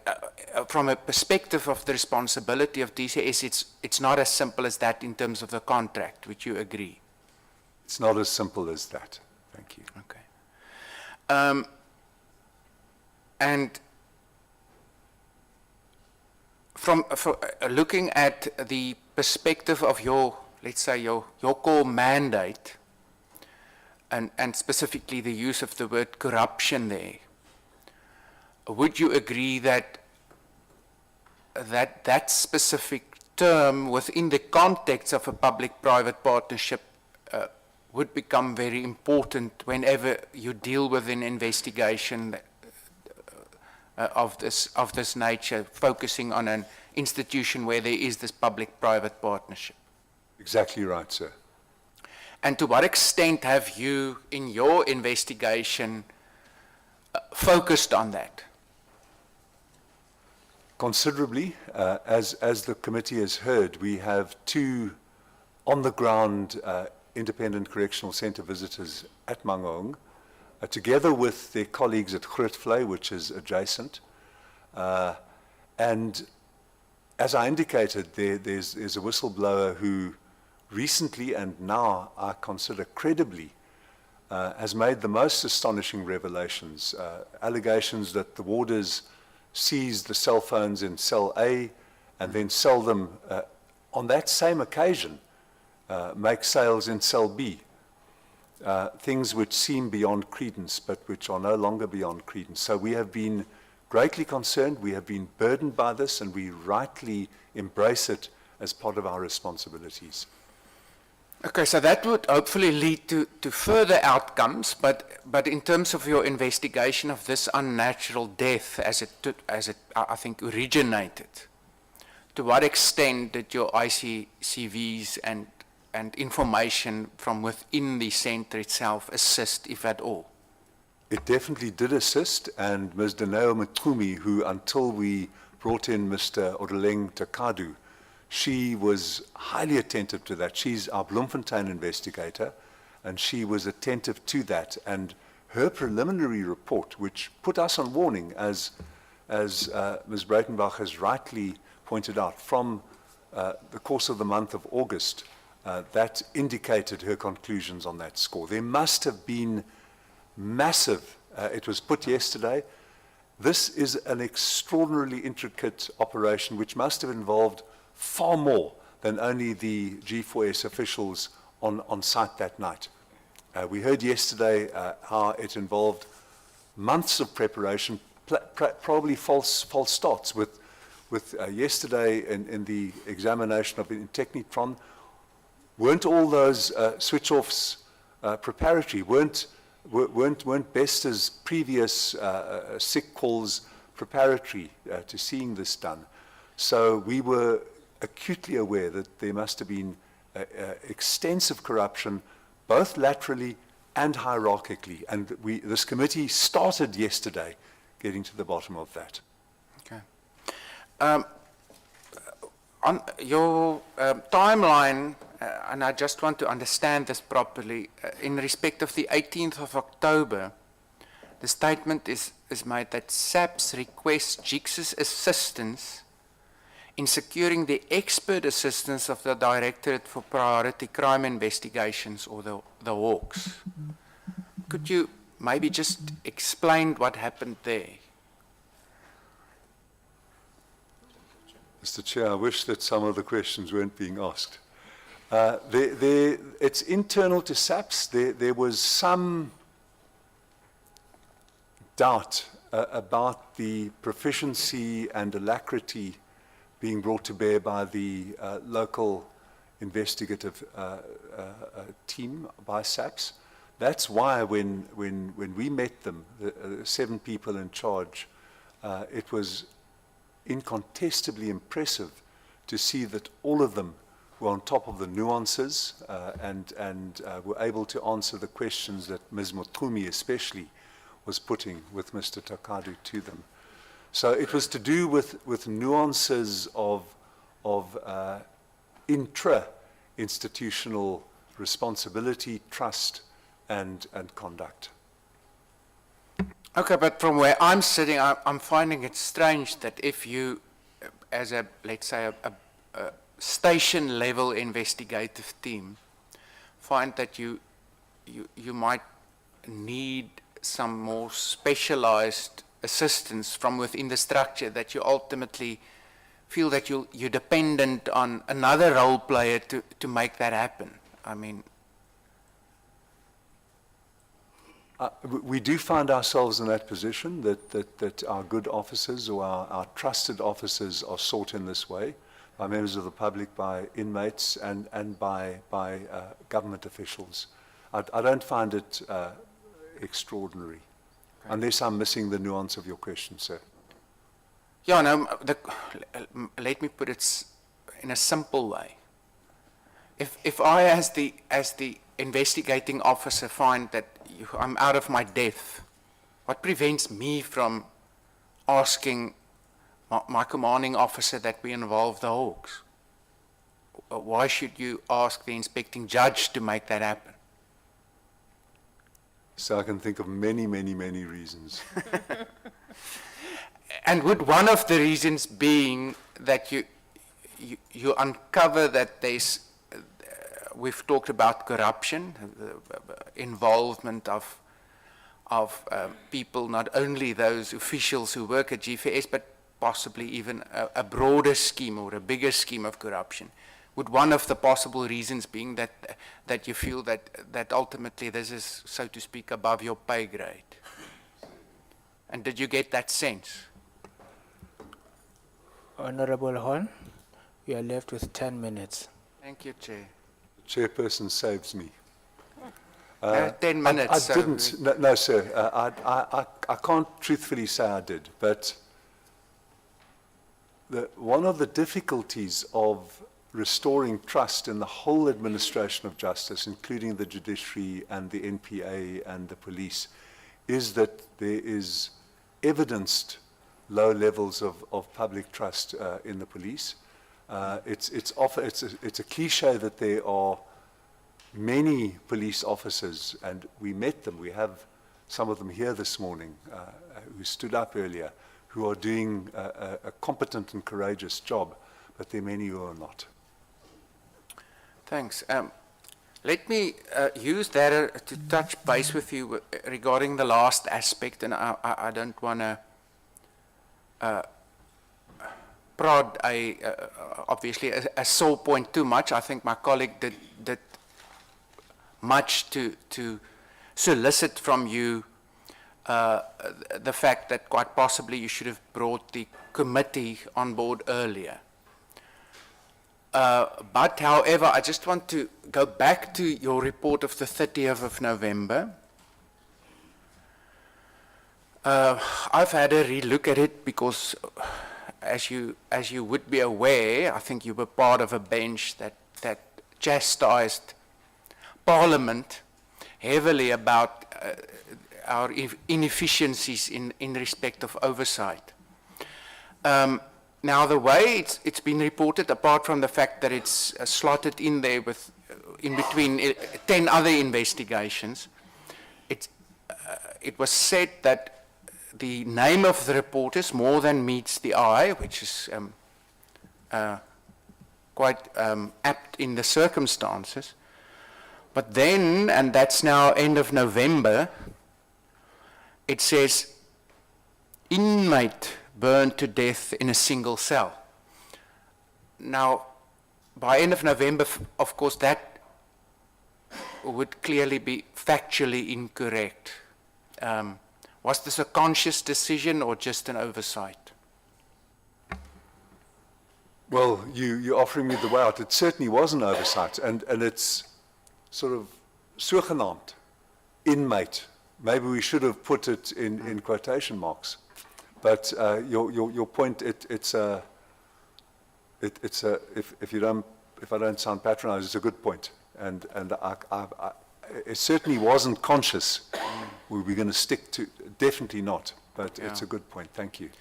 And then the last issue is this, and I mean it's now well documented, and I don't want to detract from it that in this country we're heavily dependent on investigative journalism to uncover improprieties, if I must use a euphemistic term. But given the fact that you're well aware of, and you just now referred to the lack of trust in other role players within the administration of justice value chain, given the fact that there's also a fairly low level of trust in this legislature and its ability to exercise effective oversight, do you think it was fair to the legislature for you to rather involve investigative journalists than the legislature as a first point of let's say, escalation within the system?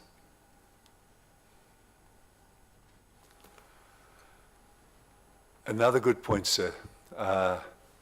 Or both. Looking back, because it was at about the time that we were putting together, and the person responsible for putting the report together is Ms. Cupido, and I finalize it.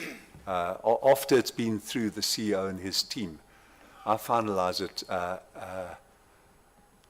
both. That should have been, and both could have been done.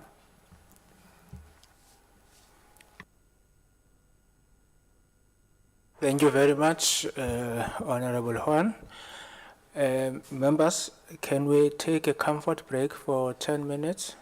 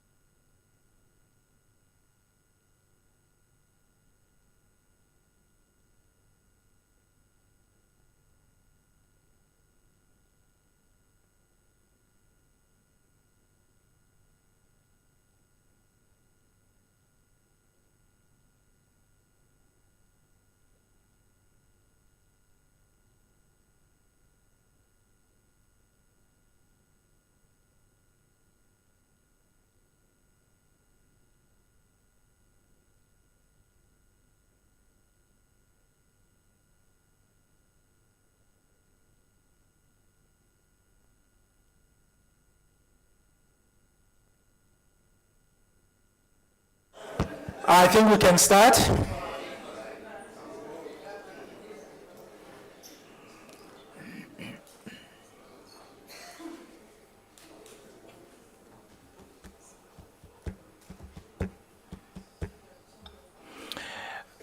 Just before we start, I think I committed a grave mistake.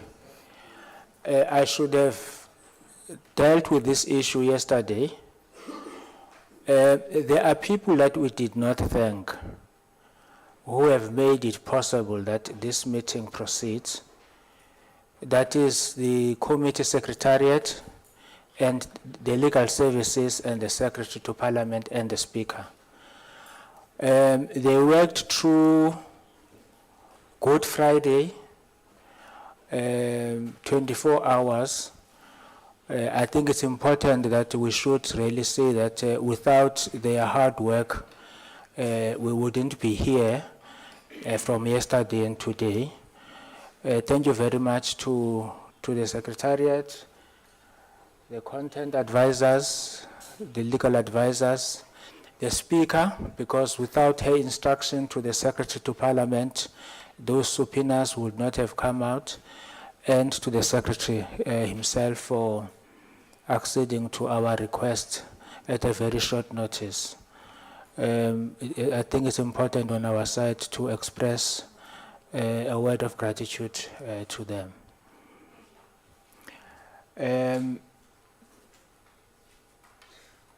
Honorable Maseko Chele.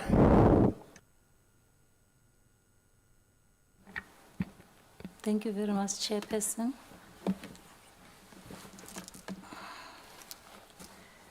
And also, thank you, Judge Cameron and your team for this presentation.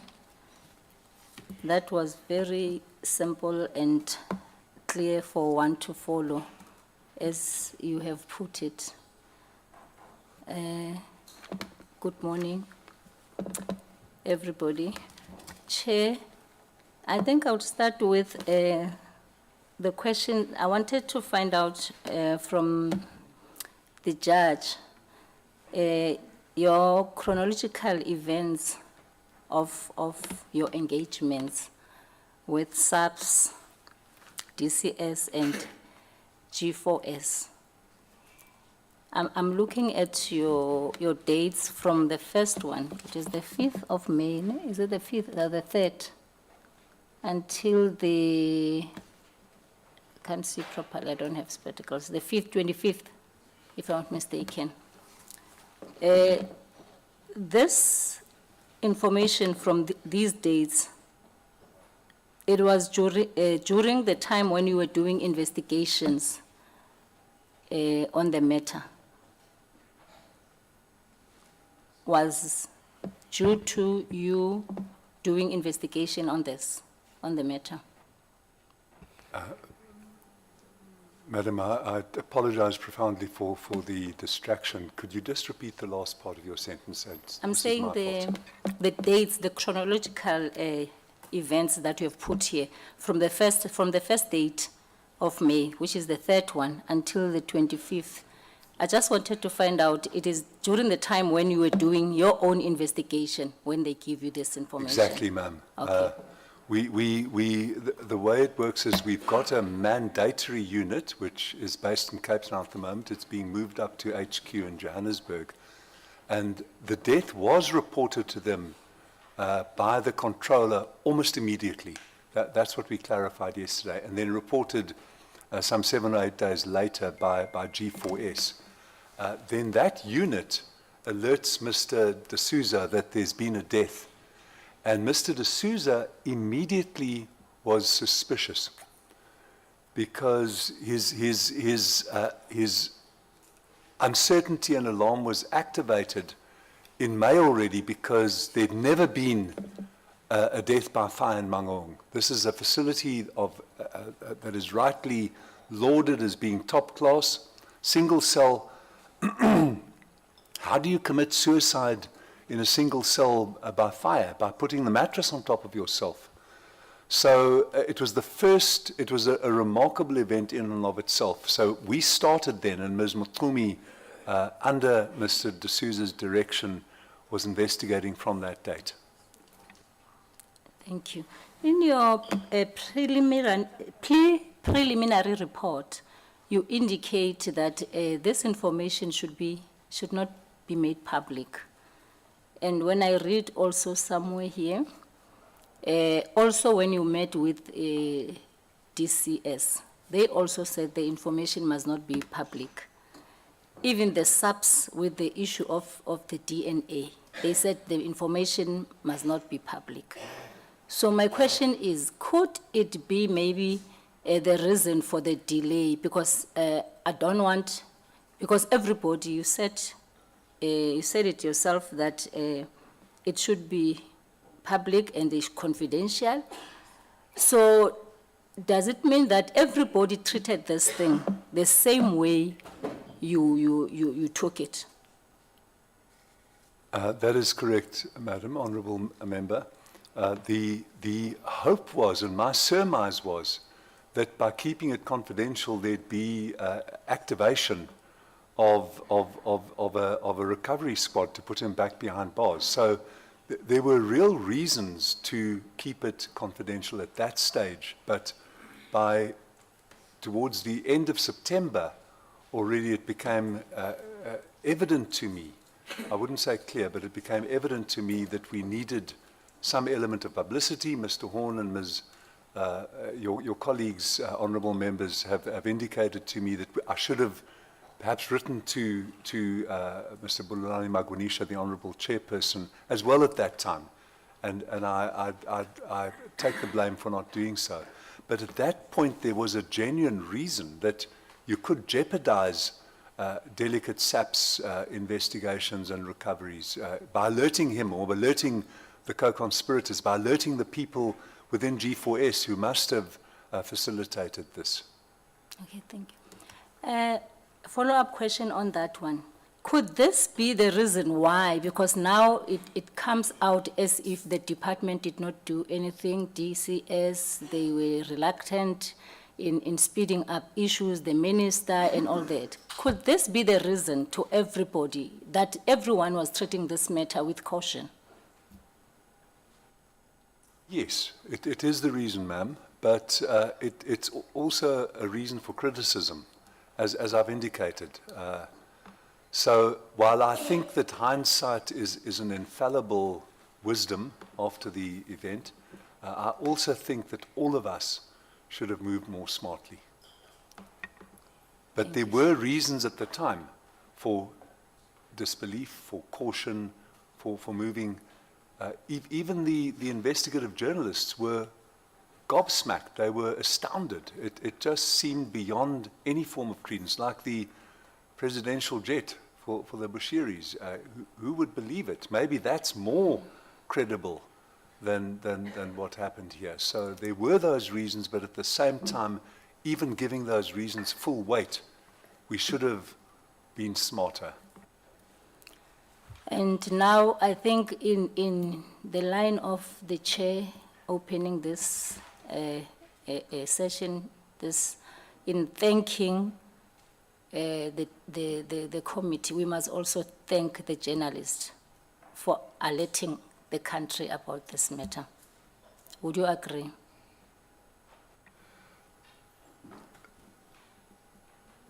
Very, very, very, very firmly and devoutly, I agree. Thank you. Okay. In your report, there is, when you were doing your investigation, there were groups of whistleblowers. I can't say whistleblowers exactly at this moment, but I'm saying the people that you spoke to, those who gave you information, the officials, G4S, is it G4S officials, and then at the center, the inmates, and who else gave you information? There was an official who has a pseudonym who wrote to the Deputy Minister a two-line message making sensational allegations without corroboration and without any references, without anything. And my respectful view is that if I get something like that in my inbox, it's very difficult to know what to do with it. It's like saying that, President Ramaphosa has landed on the moon. What do you do with it? You aren't given details. But it is correct that we were supplied with very helpful and important information by whistleblowers from within who felt that their lives were in danger after they wrote to us. And in 2 cases, we facilitated relocation of those 2 inmates who supplied us with information. Okay, thank you. Could you say that if we can handle this issue of the whistleblowers in the center properly and give them that comfort that if you come forward and give us this information, you can get more information? Because I asked yesterday the gentleman, the G4S, about the whistleblowers. They could not answer that one. Could you maybe say something about that, that maybe we can get to the bottom of this information if you can do something with the whistleblowers in the center? I don't have much to add to what you've said, ma'am, but I do think that if there were an assured way of protecting whistleblowers at all levels of the corruption in our national life, we would all be much better off. It's a well-established matter of record that whistleblowers are given insufficient protection, and there should be much, much more done for that, also in correctional centers. Okay, no, I wanted only in particular in this case, because we want people to come forward and we want people to know that they are protected and they will be safe. But let's go to the next one. There is somebody in your report that you are saying is the official, you call that person, is it the official by the name of Snowy? I've written it somewhere. Yes, who is this person? I think it's an anglicization of the first name of Mr. Sonoy Motswara. That's what I inferred, but we were only told from the whistleblower that it's Snowy. But we may find that the gentleman who's now on trial with the father of Dr. Magadumana is colloquially known as Snowy.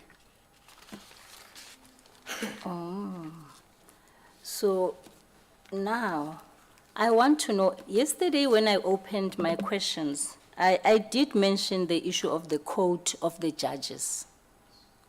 And from the report here, I did say that, yes, they gave us a very beautiful code and the good things that, how the building looks and all those things, but they don't tell us exactly what is it that they know inside. And in your report, you mentioned judges. Because the names came out yesterday about those judges, the one that Honorable Janji made a follow-up on.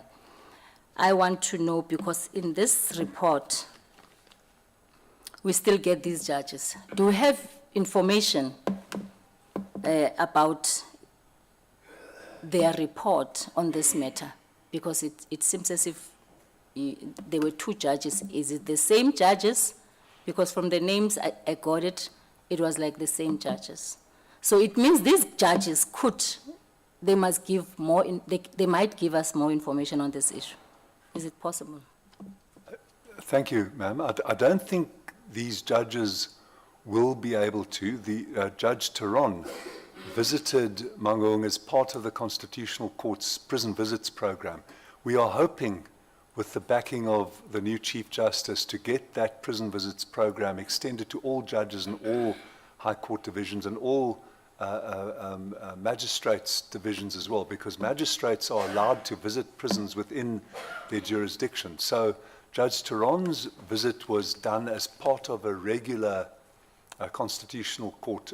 All judges in the Constitutional Court, as part of the program, are asked to visit prisons every year. The visit by Judge Nokutula Daniso and Judge Ilse van Rijn was mandated by Judge President Cagney Musi of the Free State after the whistleblower wrote to him. And they went there, and then Judge Daniso wrote privately to me. And that is what I furnished to ground up at around about that same time, after not asking her permission, but mentioning to her what I was planning to do out of respect to her, but not seeking to implicate her. Then they delivered a report later on the 21st of December, and that report is what G4S quotes from. Thank you. So does it mean also themselves they were disappointed by the fact that there is a missing video tape?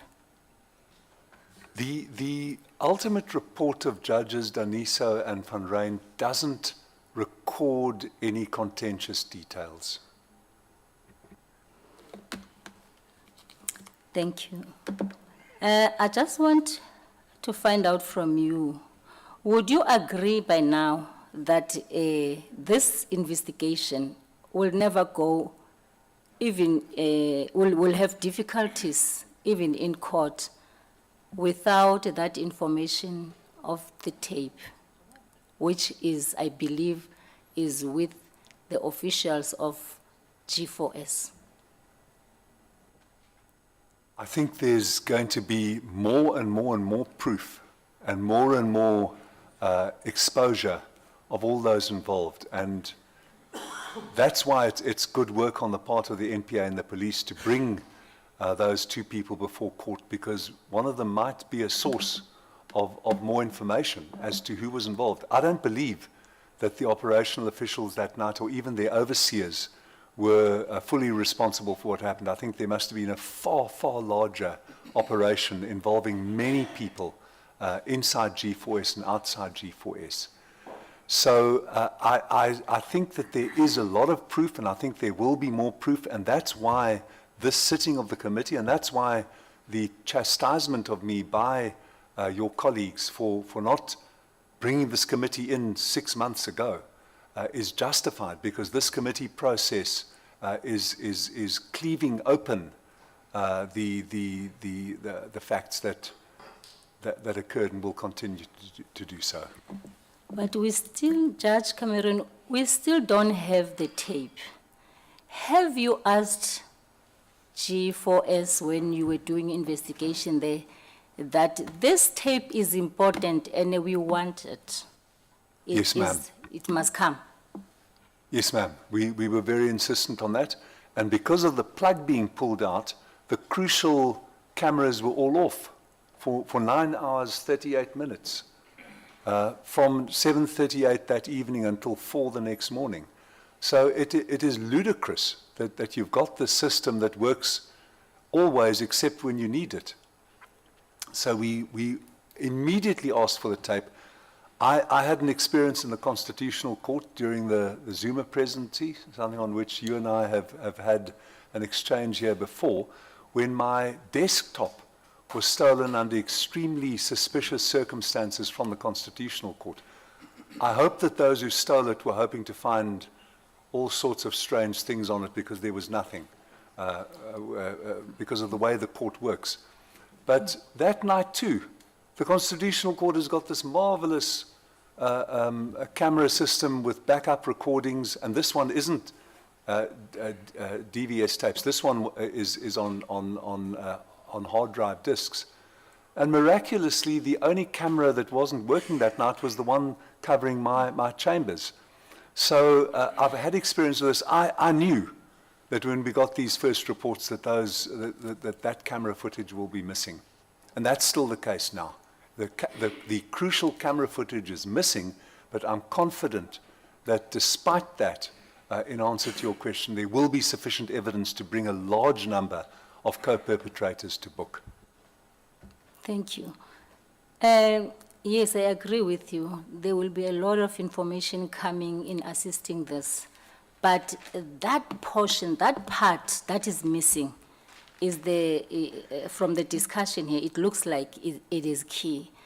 I just want to find out, there is an allegation that the Mr. John, with the surname that I can't mention, maybe they will assist me as they assisted me yesterday, that before he left, he went to that room. Do you, and there is no record of him going to that room before he left, immediately before he left. So we don't have even that record that says he was there. My question would be, could it be possible that maybe he was going to give instruction that don't forget that within this time frame this should happen? It's a question. It is possible, ma'am, and I'm unable to assist further than to say it might have happened. Honorable Thank you. Chair, you are left with 10 minutes. Thank you, Chair. I just want to find out, would you agree that DCS trusted G4S and that trust was broken to a point that even today there is a litigation between the two parties? Could we say that the relationship is no longer there? This marriage must just end. What is your view on that? I would say so. I would say that the breaches have been outrageous. I do agree that DCS trusted G4S, but I also think, for the reasons that have been debated with me previously, that there could have been more alacrity in supervision and in kicking the right portions of the anatomy from the DCS side. Is it not ironic for the G4S to take the DCS, in fact, to be in loggerhead this way with the DCS when DCS is expecting much from them? Even to this point, they have not even complied in terms of accountability to bring forth information that we are sitting here about. Is it not ironic to you, Judge, and the team? I might be missing your nuance, madam, but it is paradoxical that there's a clash between these two contractual partners who should be in harmony in securing criminals inside correctional facilities and ensuring that those facilities are well run. And their respective responsibilities on both sides, which weren't fully maintained. Oversight on the DCS part and simple operational efficiency and integrity and care on the part of G4S. But perhaps I'm missing your nuance. No, I think my last question, Chair, on this one, it is on the issue of the value for money, and Honorable Horn asked it, but I'll put it this way. Would you agree with me that the G4S are here only for money, nothing else? Thank you, Chair. That was my last question. Thank you, ma'am. You're asking me for a view on a huge public issue, which I will give. I wouldn't have given it while I was on the bench. I'm very much in favor of public-private partnerships. We were trying for years on the Constitutional Court to get a public-private partnership, to get Constitution Hill developed. And we came almost to the point with parliamentary backing, with President Motlante's backing at the end of his tenure, his 7-month tenure.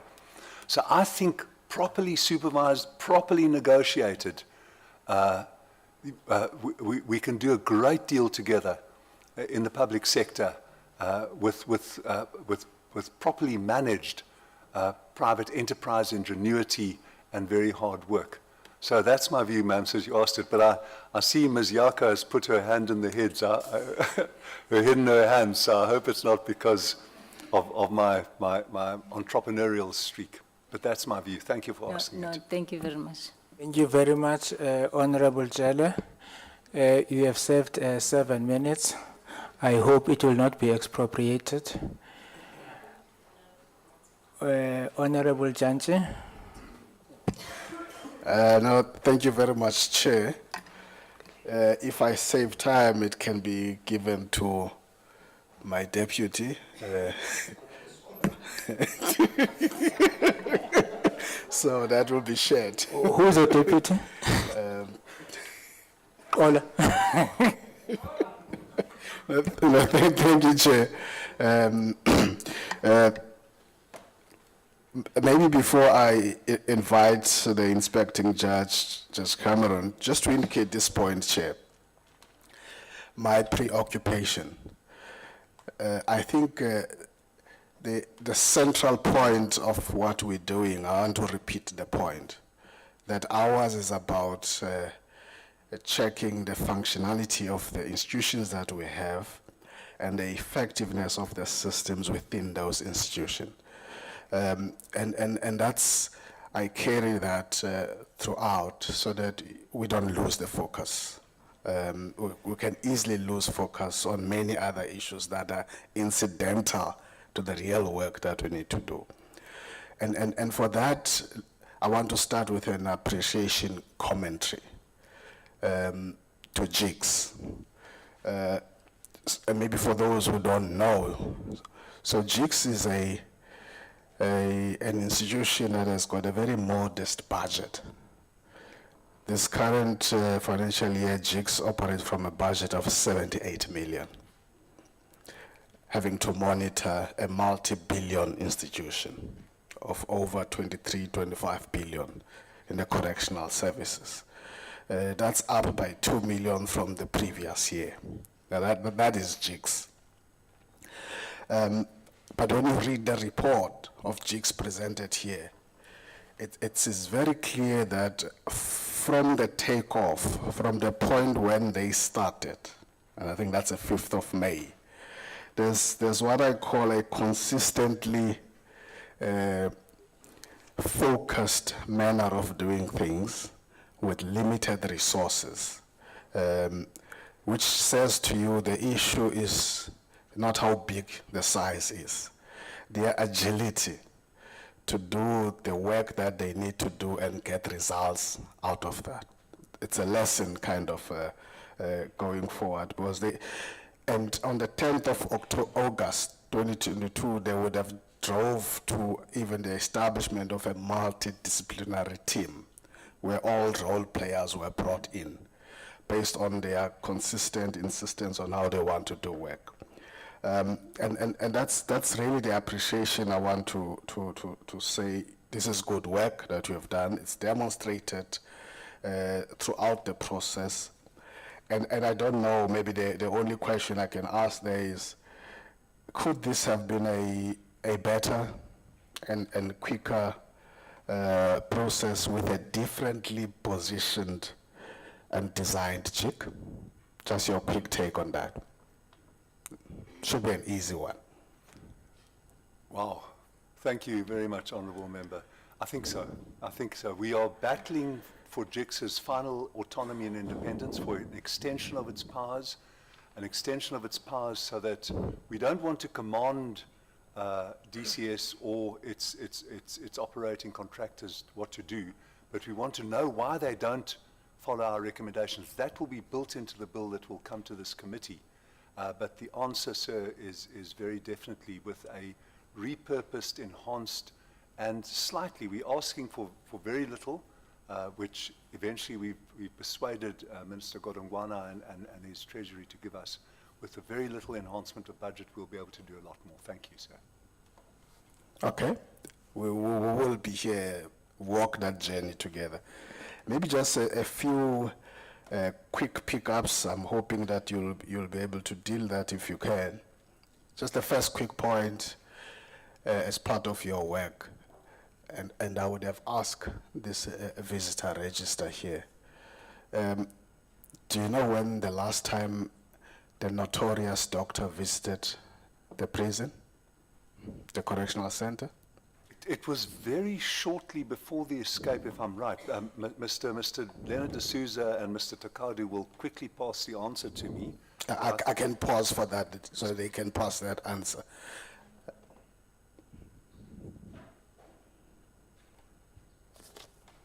Thank you, Chair, honorable members, IJ and CEO.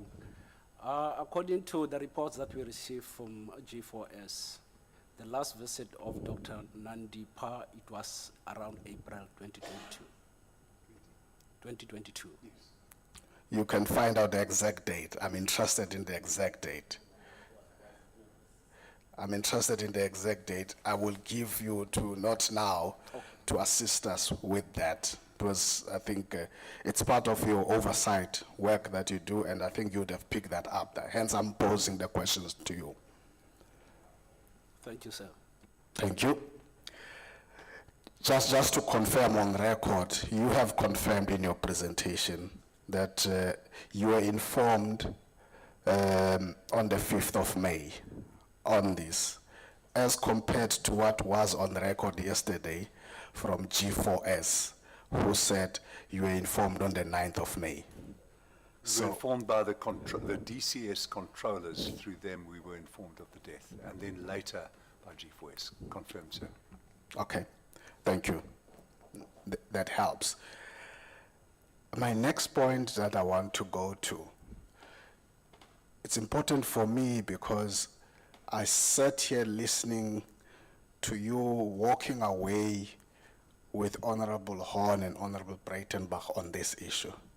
And you leaving me behind because I'm just not with you on this. You're walking away, and you've even concluded that that walk away is justified. So here's the point. It is correct that in the 2 quarterly reports, you would have put on record, actually, not even on detail, to the portfolio committee about the matter of Thabo Bester, this inmate. But in both reports, so that I'm with you, just to start there, that putting on record had to do with the mysterious deaths in the cell of these inmates and nothing to do with an escape. Am I right? Because in all of those 2 reports, you would not have put on record that you have found that he had escaped. You put on record that there is a process to investigate the whereabouts, the circumstances of the alleged death of Thabo Bester in both the quarterly reports. Am I correct in that understanding? Because we have to situate things here properly. I think, sir, that the one leads to the other. Once you see that the body is not his, you've got to ask, where is he now? I'm not there yet.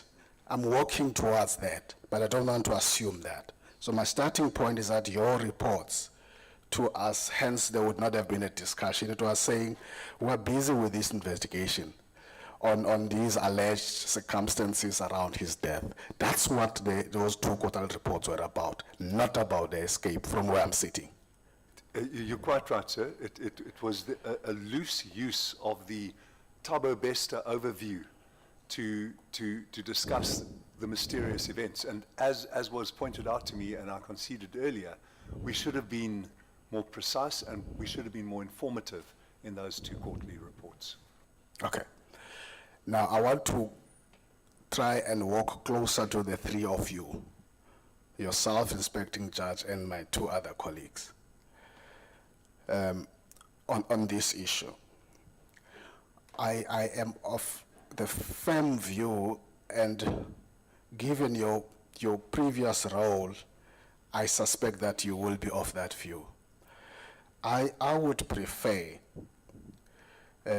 in an investigative process that the satisfaction I will get in that investigation process is when matters are ventilated in court and somebody is found in this way or that way, as compared to me highlighting something prematurely.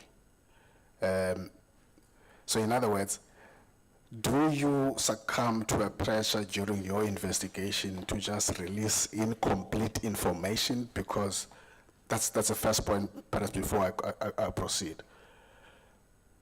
If you have confidence that it will culminate in an appropriately speedy judicial process, then you should shut up.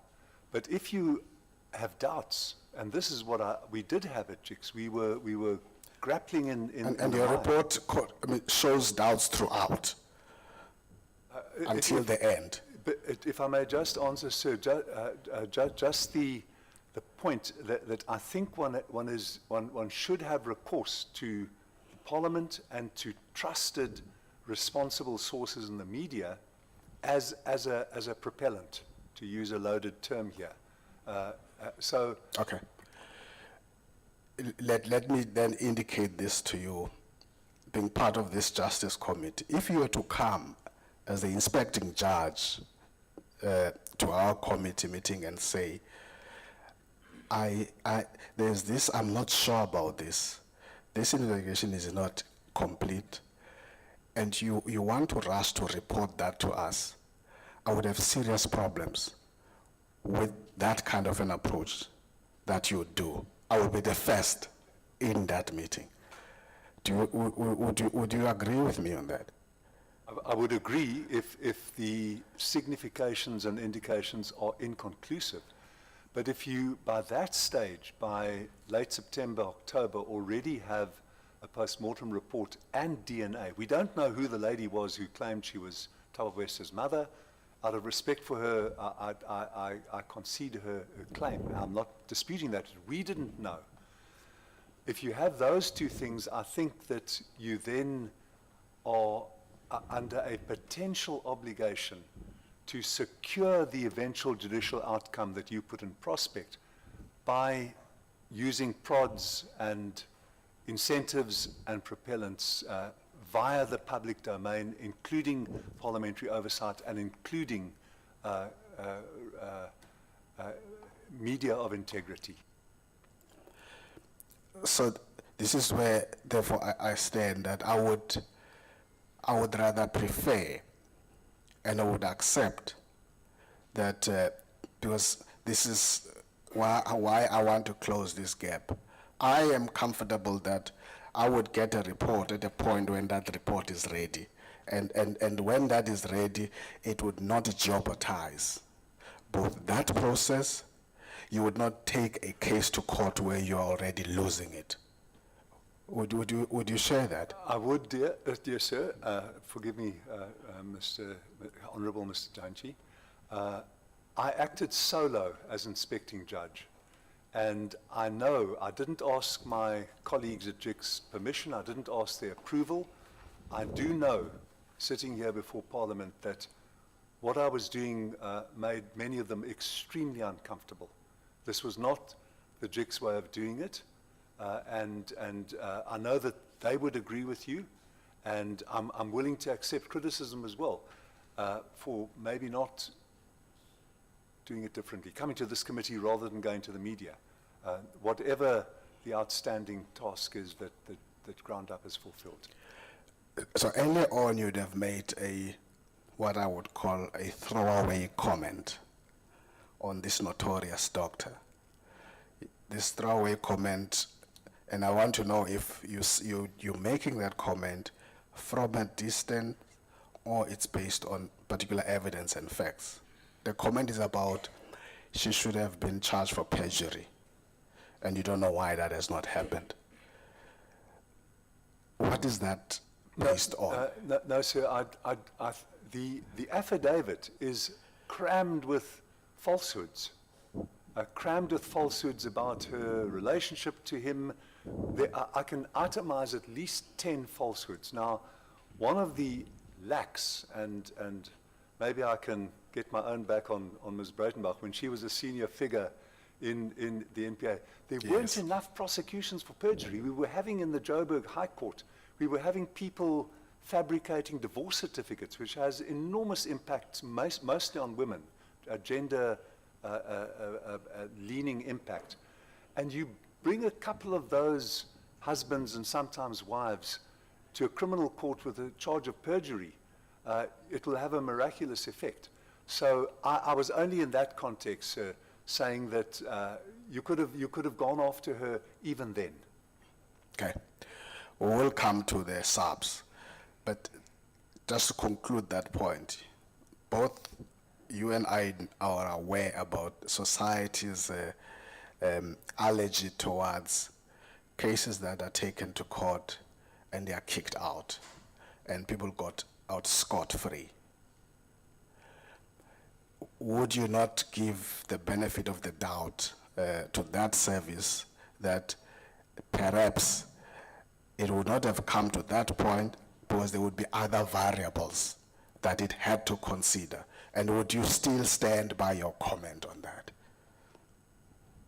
Perhaps it was a throwaway comment. I think the general point I was making, sir, was that there was already ground to ask SAPS, when are you going to go after this publicly prominent, glamorous doctor? Are you going to allow her to continue unscathed? The notorious doctor. Yes. You're calling her glamorous. That's okay.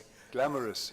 So there were grounds at least to ask SAPS that, and then they could have given you an answer. Okay. Maybe move to the next point, Chair. So that you just educate us in terms of how jigs operate. You can take away the Mangaung away from this example now. We might come back to it. So how do you approach the incident report? Sometimes it would include death of an inmate. So my interest here is, do you first get a heads up from DCS that on this day, few hours ago, we had this incident and there's a death of this inmate? And secondly, does that get followed up with a submitted report? So that we walk with you, we understand the road that jigs navigate in all of these processes. I get weekly reports, sir, and we have a monthly EXCO meeting where these are rehearsed in detail, the figures, the stats. All suicides and all deaths are brought to my attention quickly. There are appeal processes which don't work properly in the Correctional Services Act for people who are segregated and manacled. But all suicides and hunger strikes, I will be alerted immediately of a hunger strike somewhere in the Eastern Cape. So I will be informed very, very quickly about that. Did that happen in Mangaung Correctional Center? Were you firstly given a heads up on the 3rd of May? I'm confident that it did. Sorry, sir, I interrupted. Go ahead. You got me. You were able to read my mind. We're on the same page. I'm not offended. Thank you. I'm confident to say here that I was informed that week. I don't recall it, but Mr. D'Souza can perhaps... And that week might include the 5th of May. That's what it is. I would think so, but may I so ask not on the day. May I ask Mr. D'Souza? Please do. Thank you. When he told me.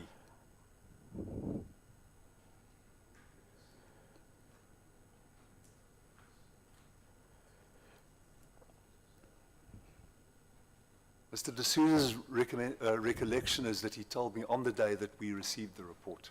Is that what you remember as well? Yeah. On the 5th of May. Okay.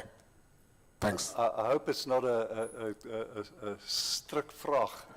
Nee, ek is klaar met daai vraag. So, guards off. Please just lower your guards. Don't have to be, don't pull them up. Thank you. The next point, just to demonstrate I've moved from that point. G4S, in their report yesterday, in their presentation, because it's important for me, to deal with this narrative. Because the narrative they presented here was that this is an excellent center. What happened with Thabo Bester was an outlier. It was an exception. This is a narrative we're creating here. And they top that narrative with a commentary of a judge, and I'll come to that. How good that and positive that was, two judges, as well as jigs in terms of this. In the sense that in the top 7 correctional centers, jigs would have said they part of the best in that top 7. And I have no problem with that, because in the field that we operate in, where there are difficult issues every day, there is a need to lift up those that are doing well. But the point here is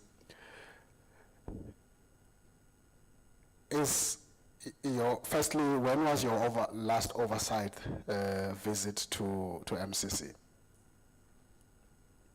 We were there before the 30th of April and all of that. At the end, yes, sir. At the end of June 2021. Yeah, we visited Pretoria CMAX in the same week, the last week of June 2021. So it was 11 months before, 10 months before this occurred. And do you want to comment on what was attributed to you? Your assessment of the top 7 from you now, not from G4S. Let's hear Jigs saying this. So the terrible conditions we see, and I remember Ms. Breitenbach speaking about St. Albans. We last visited Durban Westville, medium B, and Pietermaritzburg, medium A, in the last month or so. Stanger as well, but none of the symptomatic horrors which we saw in Durban medium B, we saw a cell designed for between 19 and 31 people, which contained 81 people, and these are not remand detainees. We saw the flooding in, so I can go on and tell you the horrors that we often do see. None of these are present in Mangaung Max. From a structural point of view, it is a model prison. But what is the rot that your word yesterday, and I think it's an appropriate word, beneath that there is functionality which is rotten. And I agree with your statement yesterday that the Thabo Bester wasn't a rare event, a black swan, an untoward experience. It is symptomatic of a degradation of institutional authority, organizational cohesion, and management control. That could not have occurred without a significant degradation of almost every organizational and control function that you should have in a prison. But I'm making the point that you made yesterday. Okay, thank you. In fact, I've just glanced through the report of Judge Strawn, who would have visited that because something was picked up about a constitutional court judge and a particular quote listed which must fit the narrative of everything is good and as good as and nice here. One in the section on security, she goes into detail about the decay and the problems of gangsterism in the Mangaung in the same report. And I would have made the point yesterday that don't lift up that commentary outside of what the content and the body of that report is saying. And then I hope members will be able to interact with that, because as a committee, especially us as a subcommittee, will take particular interest in that. I'm making this point so that we're able to bury this narrative that the Bester thing was just an exception. We now know it was not an exception. It's modus operandi that is happening there in this beautiful place. Agreed, sir. Thank you. And Chair, I'm going to leave the time, the 10 minutes that you want to remind me, it's going to go to my deputy, and I'll pause there, but to indicate the point that I think when we go into deliberations, there are matters that we need to get into which have nothing to do with the team in front of us, which are more political matters that we debate as members. And I would want us not to get into those matters now. It's important that we don't do that. Thank you. Thank you very much, Honorable Janche. Honorable Ramulubeng, Honorable Jele donated her 7 minutes to you. I hope I use it well, Chair. Because Honorable Janji has donated to the deputy. Maybe you are a deputy to Honorable Honorable Jele, Yes. yes. I understand this thing of seniority. We seem to be juniors with all us, or seniors are donating time to us. It's been groomed well, Chair, and we take note of it. Chair, let me welcome the report and good afternoon to colleagues in the meeting, and let's welcome the report from JICS led by Judge Cameron. Chair, at first when you noted hands, I had a problem with coming after Honorable Janji because if he seems to be sweeping everything that one wants to raise, leaves you with little few things you want to raise. And I think I would understand, basing that the seat you're actually sitting in has been sitting on it for quite some time with the Section 194. So the reasoning becomes somehow.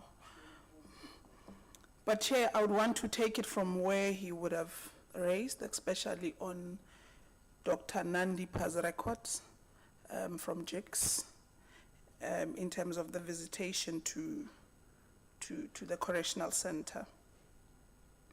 If we do have it, or if it was indeed recorded from the systems of G4S, and I would raise this, I don't think it was, Chair. I think the private visit that Honorable Ola mentioned yesterday when raising a question or clarity to G4S on the private visit, it was not administered. It was not booked. Because if it was booked, it wouldn't be private. The records would be known. You would be able to draw in that report.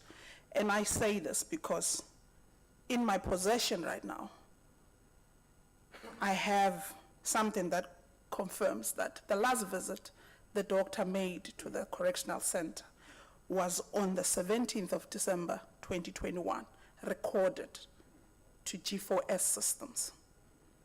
And she further booked a visit again on the 14th of February, 2022, but she canceled that booking. So my question is, I don't think you'll find it, Judge Cameron, that record, but if you do kindly furnish us with that record. Do you think perhaps this is possible, that there were visits that were administered that are not logged in the G4S system, based on your internal investigation and how you have been interacting with the MCC? Thank you very much, Honourable Member. I'll have to check again with our investigators, but we will come back to the committee with the verified log that we received, in which I believe we based our response on. But it may well be that your records are more accurate, but we will come back to the committee with a formal response. Thank you. We try by all means that when we sit here and question, we question on informed basis, not to bring things that we equally ourselves can't even get away with it, because of it makes no point of this. There is another thing that, in this instance of the private visit, it was exposed by an inmate. Do you have any information on that or aware of that? I don't believe we do, ma'am. Okay, you don't. Because from me, what I have, Judge Cameron, is that there is an inmate that saw the private visit to Thabo Bester on the 16th of April that would have notified. I'm afraid of mentioning the name of the inmate. So I would leave it at that. I'll privately share, but I don't want to.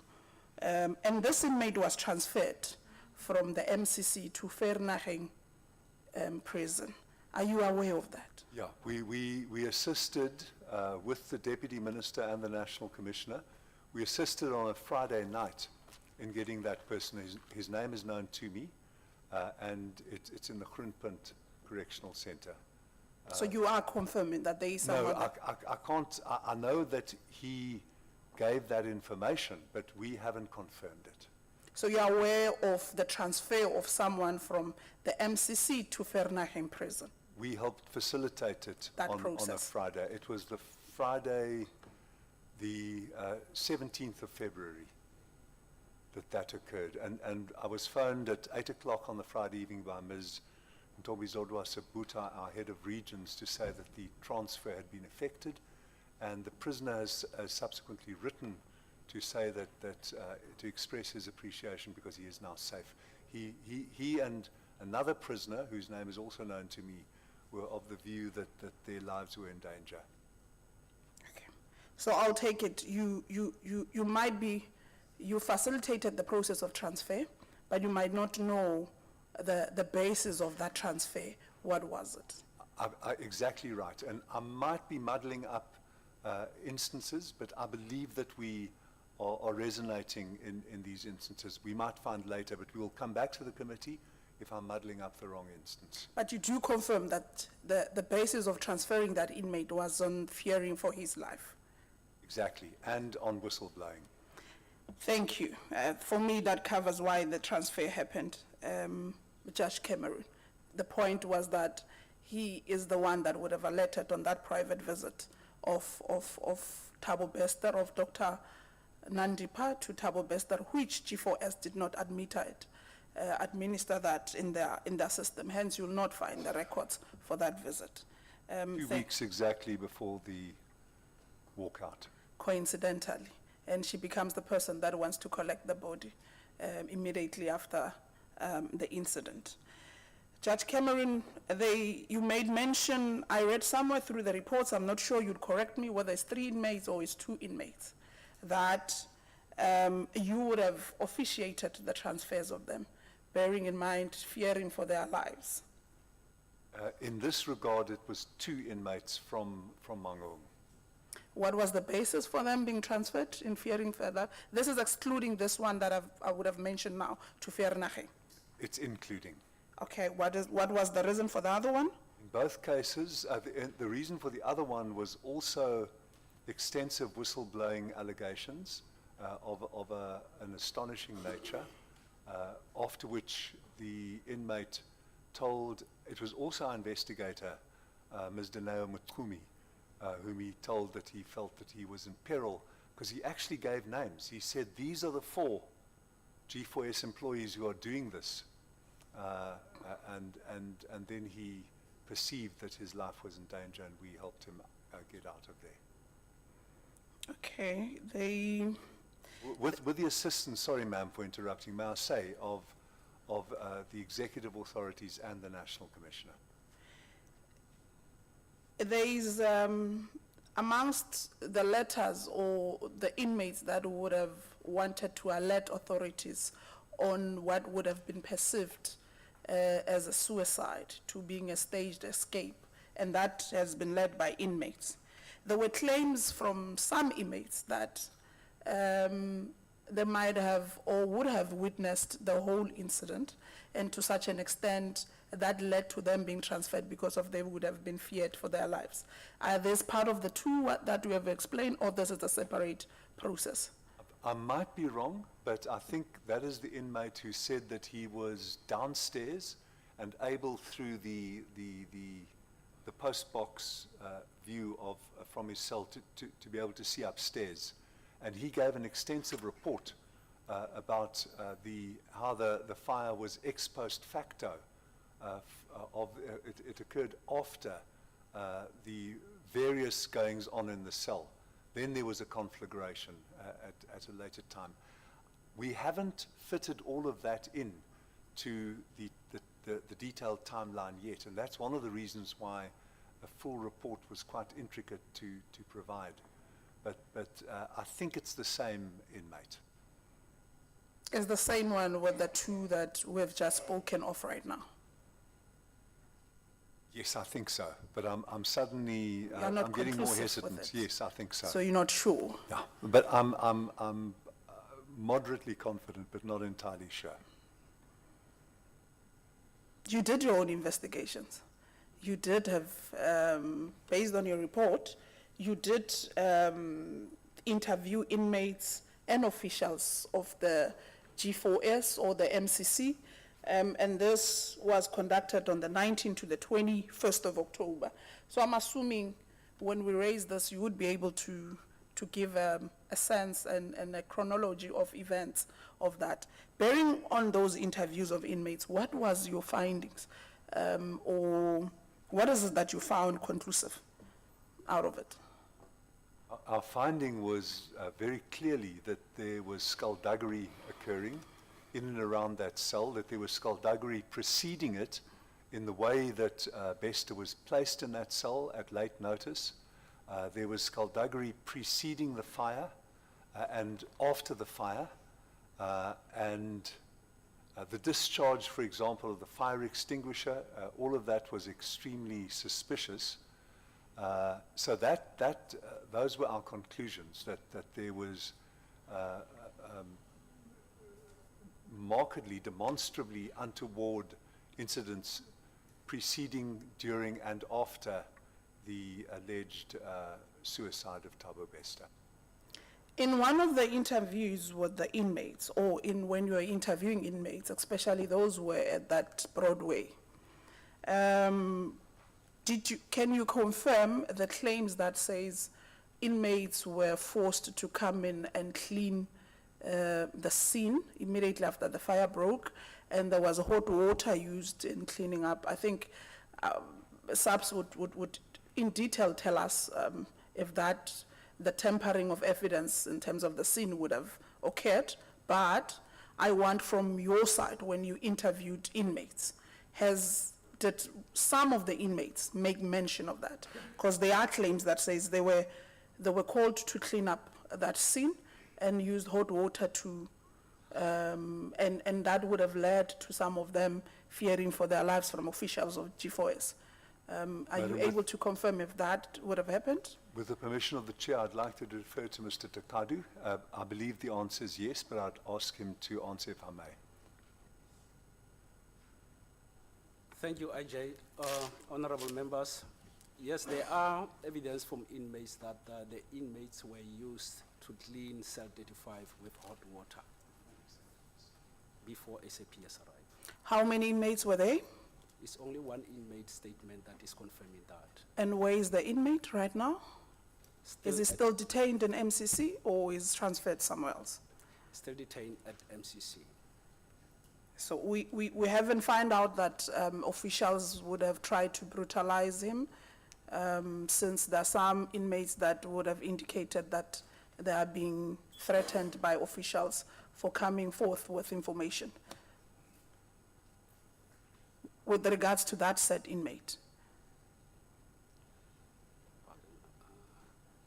No, ma'am. You're not sure? I'm not sure. We don't have information indicating that, and that the particular source is still in Mangaung. And that information will be included in the finalized version of the report. There is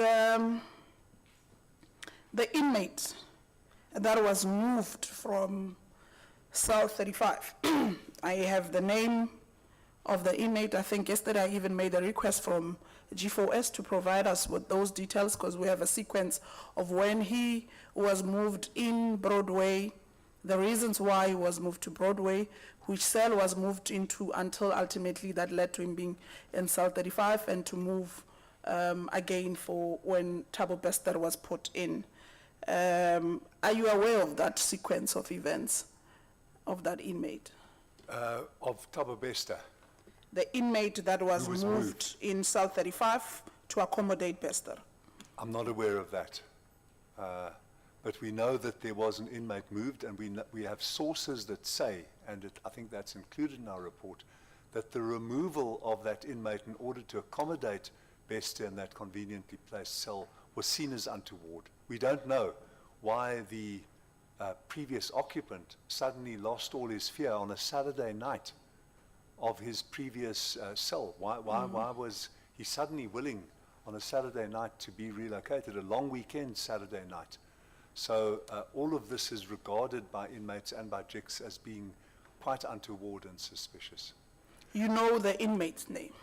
You are aware of who is that inmate?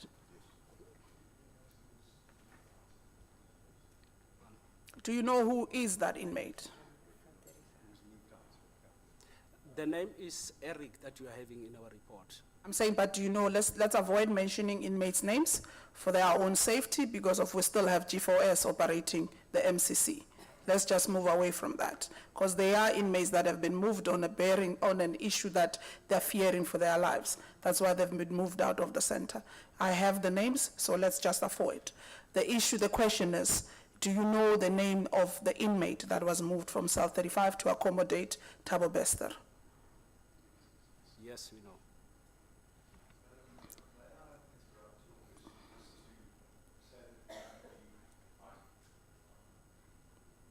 With your permission, ma'am, may I ask just to interrupt? Our records show that Dr. Magudumana, her last recorded visit was on the 17th of December 2021. She had an appointment to visit on the 14th, Valentine's Day of February last year, 2022, and that visit was allegedly cancelled. That's what I said. That's what I've raised. I'm with apologies, just correcting what information I passed on earlier.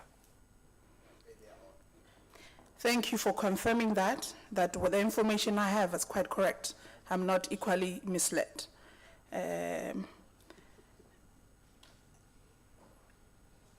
You didn't think that it would be prudent for you to inquire with the inmate, since you know who he is, that what led to him cancelling his reasons of going to segregation in the first place? Definitely it would be, ma'am, and if we haven't done it adequately until now, we will certainly follow up because it's highly suggestive. The inmate that wrote to the president subsequent to the minister, are you aware of that inmate? We've seen that in media reports. Those letters were never passed on to us. We told that JICS was CC'd, and the averment is that those letters were never passed on by G4S. We haven't seen those letters. We're aware of the media reports describing them. You have not seen the content of the letter, in actual fact? We haven't. You have no idea who's that inmate is? As I sit here, no, ma'am. Did we try to get that info from the G4S staff, especially the lady that would have responded to that letter? The media reports, if I'm correct, were in the last week or 10 days, and we haven't, to the best of my knowledge, followed up in that period. When you started speaking, you made mention of how officials of G4S are playing part in smuggling of drugs, contrabands, all those things. Did you try to at least inform SAPS or DCS in what you would have found in the center? Or you assume it's happening, activities that are happening? I do assume, because that is our regular process. Yes. I assume that is done because that is what we ordinarily will do. You have done? Yes. So I'm assuming that is what we have done, ma'am. So my answer is a lawyer's answer of some ambiguity, but yes, the answer is yes. Judge Cameron, I'm not familiar with the law side of things. I'm not sure if I'm going to take part on it anytime soon, so I'd prefer to say for you to confirm yes or no, so that I equally am able to make follow-ups or not on that matter, with due respect. So I would take it that, yes, you would have informed SAPS and DCS on that process of what you might think is happening. It was alleged that one of the inmates or some of the inmates would have made mention that Thabo Bester was equally dealing inside the center, selling stuff. There's where I read as well that on the actual day of the incident, he had a lot of money on top of his bed, whilst he's having his laptop and so forth and so on. Do you perhaps think what officials were smuggling in, it has a link with Thabo Bester, or their dealings are linked, or they were dealing together in that sense? We know from our meeting with the on-the-ground G4S personnel in Bloemfontein on the same day that we met SAPS, the last question I asked them right at the end of our meeting was Thabo Bester a powerful figure in this facility? And they both said instantly yes, the two officials present. And the one official afterwards indicated to us that Thabo Bester had made enormous amounts of money while inside. And that's why I think that the question put to G4S yesterday about the video appearance at the Sandton Convention Center in 2018 was so significant, because he was continuing, and that's why Ms. Breitenbach's anxieties are so pertinent, because he was carrying on his fraudulent activities from within the center and making, as you've indicated, ma'am, a huge amount of money. That certainly was signaled to us by the two G4S officials that we quizzed in early February this year.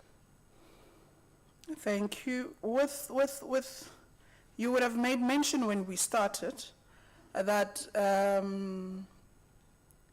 Thabo Bester has been tried to be moved 3 times and so forth into segregations and so forth and so on.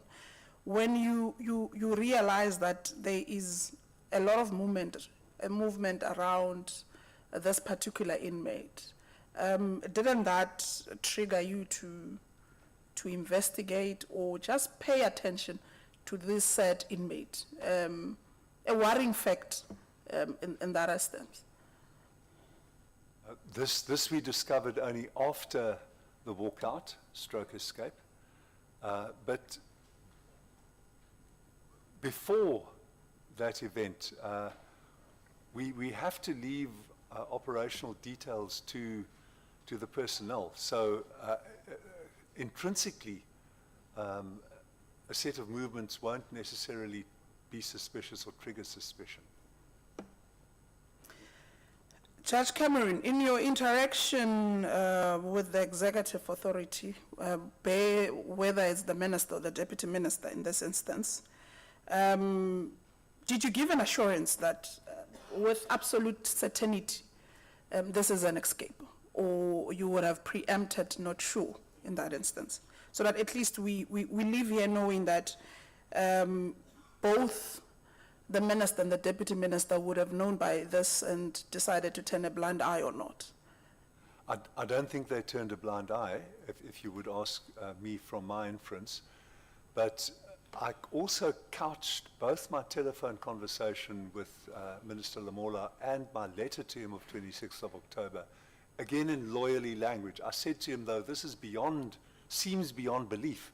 Indications point to the conclusion that. So that's the way I put it. I didn't say we know, and it is certain that, because who knows whether some of what is put before us might itself be bogus. We have the difficulty in JICs, and we have it even in Mangaung, that prisoners, and it's not surprising except to a very naive person, prisoners don't always tell us the truth. So we have a lot of complaints. Most of the complaints are justified because prison is an awful experience. Deputy Chief Justice Dikgang Moseneke used to tell us that in the Constitutional Court. But nevertheless, we have the difficulty that we don't always know what is being told to us as truth. So that's why I say to Minister Lamola, this seems crazy, But this is what we think might have or must have happened, and that's the way I couched it. So you would have poised it, not being certain. It was just a thinking that it's not informed by the investigation that would have came before you. It's a thinking on the basis of your preliminary report would suggest that there's something fishy on this. Exactly, but based on the facts available to us in October, which now seem rock-hard facts, but at the time, we were shaking our heads. Was this discussions, or what you have reiterated now, was this written on the 26th when you wrote the letter, or was this still the telephonic discussion that you would have had? I repeated very much, either before or after the letter, I don't remember when, but what I said in paragraph 3 of my letter, and I'm indebted to my CEO for saying that, I said, Dear Minister, we're still investigating, SABS is also involved.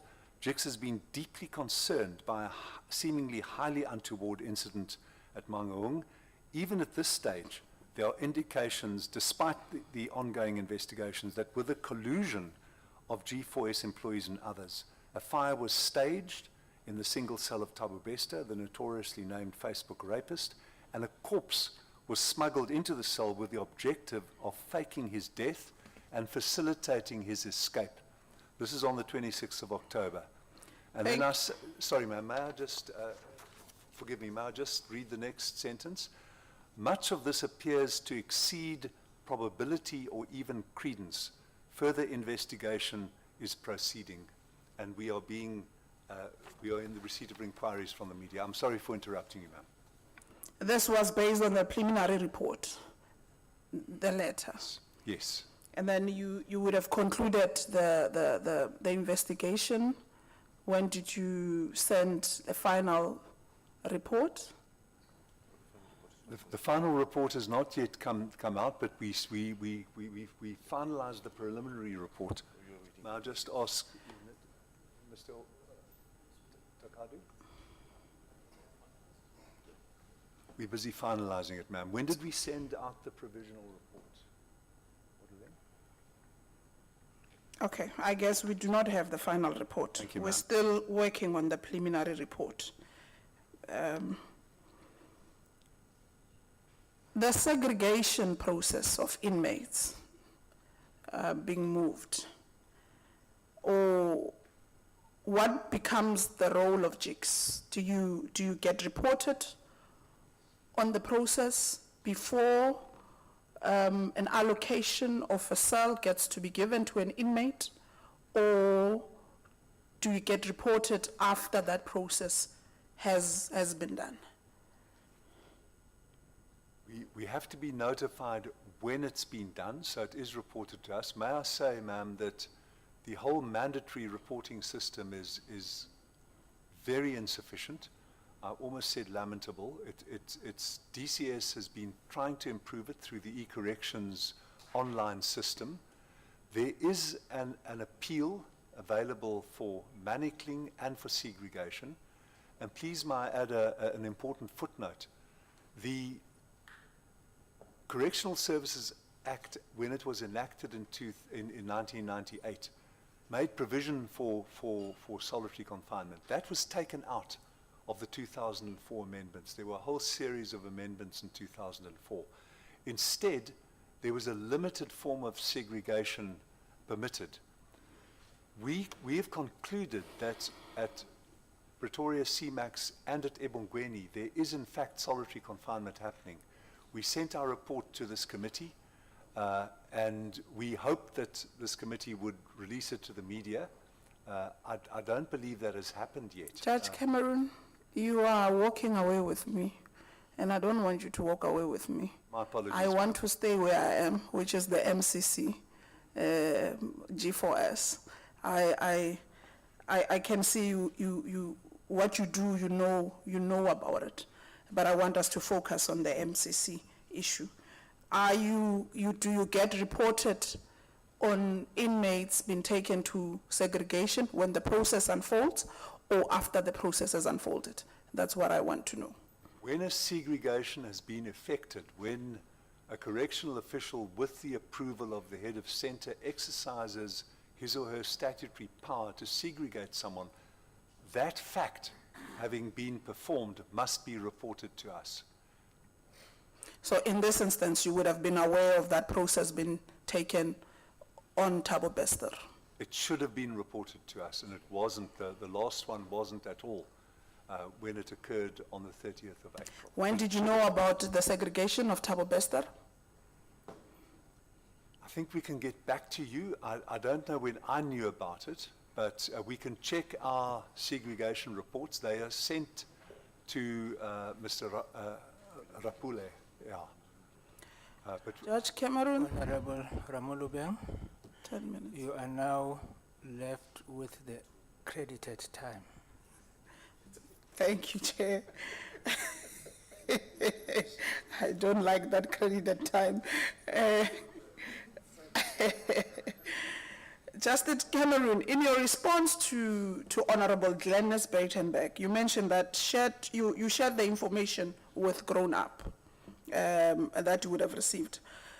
How did you guard against the possibility of this jeopardizing any SAPS criminal investigation, since you knew that the process is underway, especially being conducted by SAPS? it's a very fair question, if I may say so. I didn't guarantee it. I relied on my belief in the utter integrity of the editor, whom I've known for a long time, for 23 or 24 years, since he was the treasurer of the Treatment Action Campaign and played a significant part there. So I trust his integrity greatly. The second thing, ma'am, to answer your question, is that I supplied Ground Up only with publicly accessible information. So after Judge Danisa had gone and written to me her findings, she wrote privately to me. She later lodged the report, which is in our timeline. I believe the findings that you would have shared with Ground Up, yes, you would have shared with SAPS. It's a good question, ma'am. I don't believe we did at that time, but it's a good question. You didn't think it's an actual fair thing? No, it's a good Since question. they are the ones conducting the investigations. We may have fallen. I will check up and indicate the correct position if I'm wrong in making the concession now. But if we did, the burden of your question that we should have done so is correct, and I concede that. Judge, you equally mentioned that with hindsight we are all wiser, and that this matter was just beyond belief, that what has transpired, the escape. Would you regard an anonymous email as a credible information or source of information?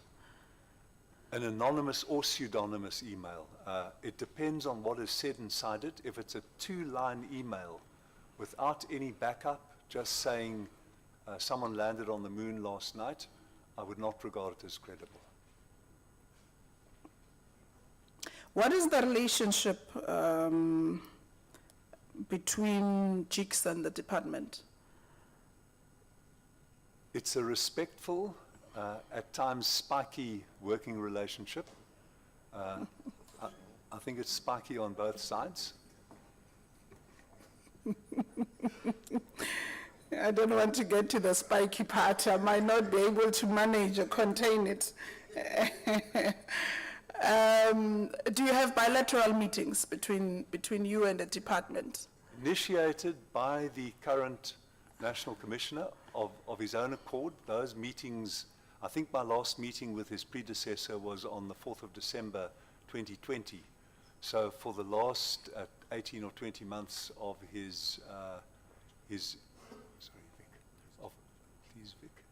of his tenure, I didn't meet with him. But soon after taking over, first as acting NC and then as appointed National Commissioner, the current National Commissioner said, we've got to get these quarterly meetings over, so all credit to him. How often do you sit with this current National Commissioner? At least every quarter, but we are in frequent contact by SMS and by telephone and by letter. So it's a better relation than the predecessor one? That's very spiky, ma'am. But the answer is yes. Thank you, Judge Cameron. With all these inquiries that you have received, especially basing the internal investigations that you would have done, what would have been your expectation for the National Commissioner, given that the final report is not yet received? What was your expectation, or what would have expected of him to do, pending the final report?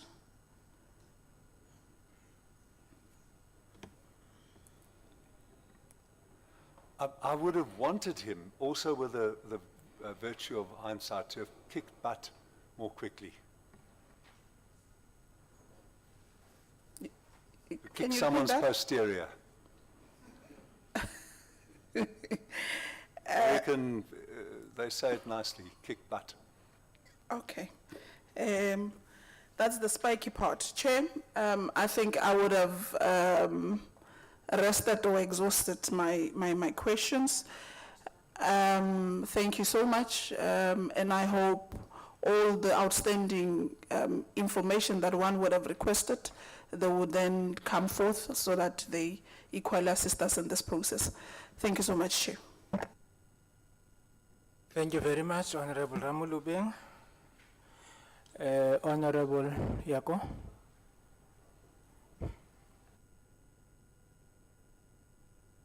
Thank you very much, Chair. Let me just put this here. You have no credit.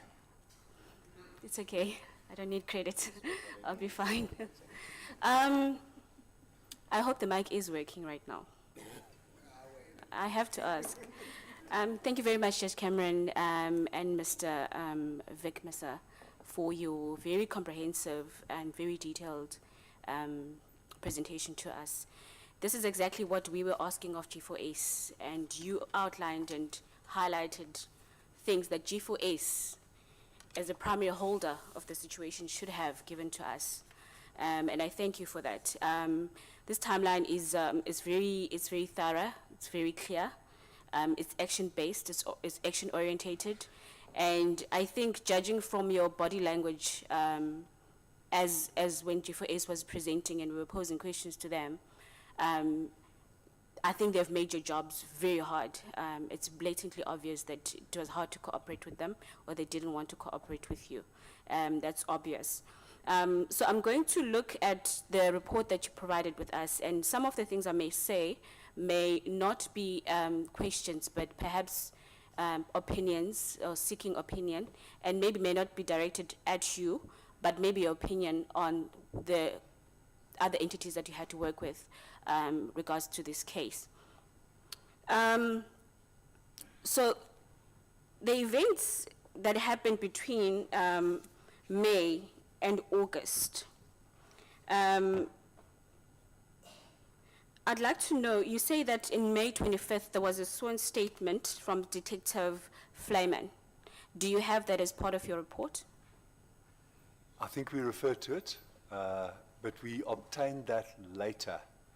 We obtained that later, if I'm correct, when we met the SAPS in Bloemfontein. So it is forming part of your report? Yes, correct. Sorry, ma'am, yes. It's fine. Secondly, on the 10th of August, you say that SAPS furnished you with copies of the autopsy report and DNA tests, and requested these tests not be made public. Was G4S a part of this consultation? I believe not. And do you know why? I don't know why, ma'am. May I ask, Mr. Takadu had not yet been brought, he'd just been brought in. May I ask Mr. D'Souza to explain why? Mr. D'Souza, please.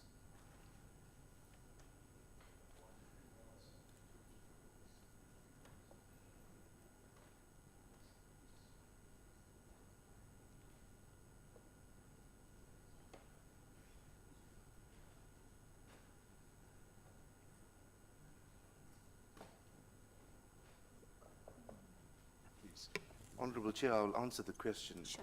Thank you so much. I think at that stage, Madam Sumi was actually the lead investigator. She was dealing with it at Bloemfontein at the local level. And Mr. Tikadu was only brought in at a later stage from the 15th of August, some 5 days later. So at that point in time, your question was very clear whether G4S was part of that a meeting that was held, and they were not. Okay, that's fine. On the 15th of August, you say there's more meetings between JICS, SAPS, DCS, and G4S. And what is interesting to me is that G4S nowhere mentions it in their report. There's no 15th of August in your timeline. There's nothing. You talk about May and nothing about the 15th of August on your report. And it's interesting to me why that is. Did you ask why and who is responsible for the missing video footage on that day? Definitely. It was a source of, it sounds self-righteous, but disgust and outrage on our part. Why? Why do you have all of this if the only time you needed it, it isn't there? So we definitely asked after that. And just for clarity, the missing video footage, you're talking about the time when it was switched off to the time when it was switched back on. 9 hours and 30 plus minutes. Was is it Integriton part of that delegation that you met with? No, we weren't aware of Integriton until much later. So G4S never divulged that they had consulted with Integriton at the time? Sorry, ma'am? So G4S never told you that they consulted with Integriton at the time? I think we did know that no, we were told by G4S. We were definitely told by G4S that this was subcontracted. On your report, you also speak to the regional commissioner, Subhashini Mudli. And for me, I don't want to pose it to them now. I think I would just like your opinion. And I think you alluded to the fact that perhaps it was more of a hierarchical issue for her to come to the party. But do you normally find that that is the course of action when you approach an area commissioner and they don't respond in a positive light, or they are reluctant to meet you halfway? It's another spikiness, ma'am, because we have complex relations between the National Commissioner and, in this case, his regional commissioners. The KwaZulu-Natal Regional Commissioner is a conspicuous case in point. So I'm not aware of what, I think some regional commissioners are better able to cooperate hierarchically. I should just add that Regional Commissioner Moodley says that she did not go white in that meeting. Okay. Okay, I don't know what that means. On the 4th of November last year. Oh, okay, that's fine. Judge, there's on the 21st of October, Judge Daniso says that the head of the prison was confirmed that the postmortem led to SAPS docket being changed to murder. And it seems to me there's so many red flags to this, and G4S had no willingness to cooperate with you. And it feels like there's some sort of heist that G4S was taking us on, and it seemed to not want to admit, because nowhere also is this part of their report. And when they were compiling this report, did they confer with you?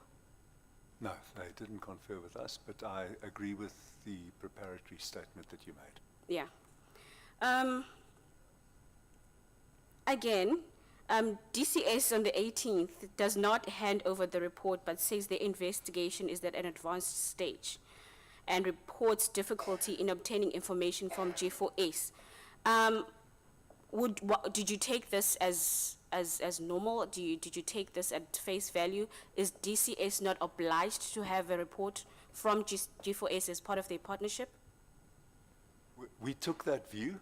Our way of working is that we wait for DCS's report. And in this case, we'd have to wait for both G4S and for DCS's report. That's one of the reasons why we took so long. We were waiting.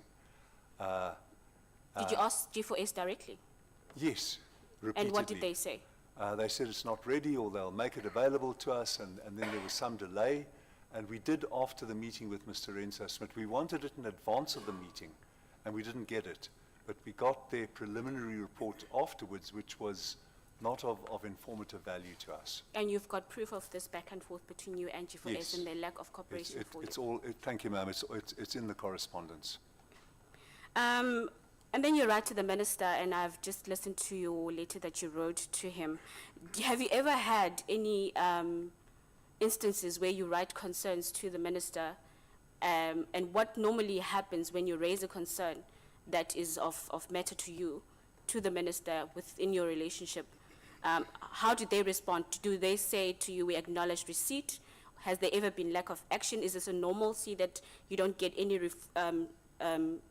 response from them?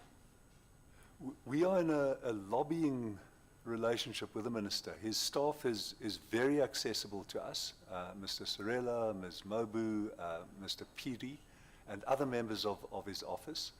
The minister has, heaven knows, he doesn't need me to say it, he has enormous responsibility. So I'm lobbying him right now about lifers, and I don't want to do what Ms. Ramolubeng rightly accused me of taking you down a different road. But the lifers issue is crucial to JIC. So I buttonholed him yesterday morning, and I've been buttonholing Ms. Mobu.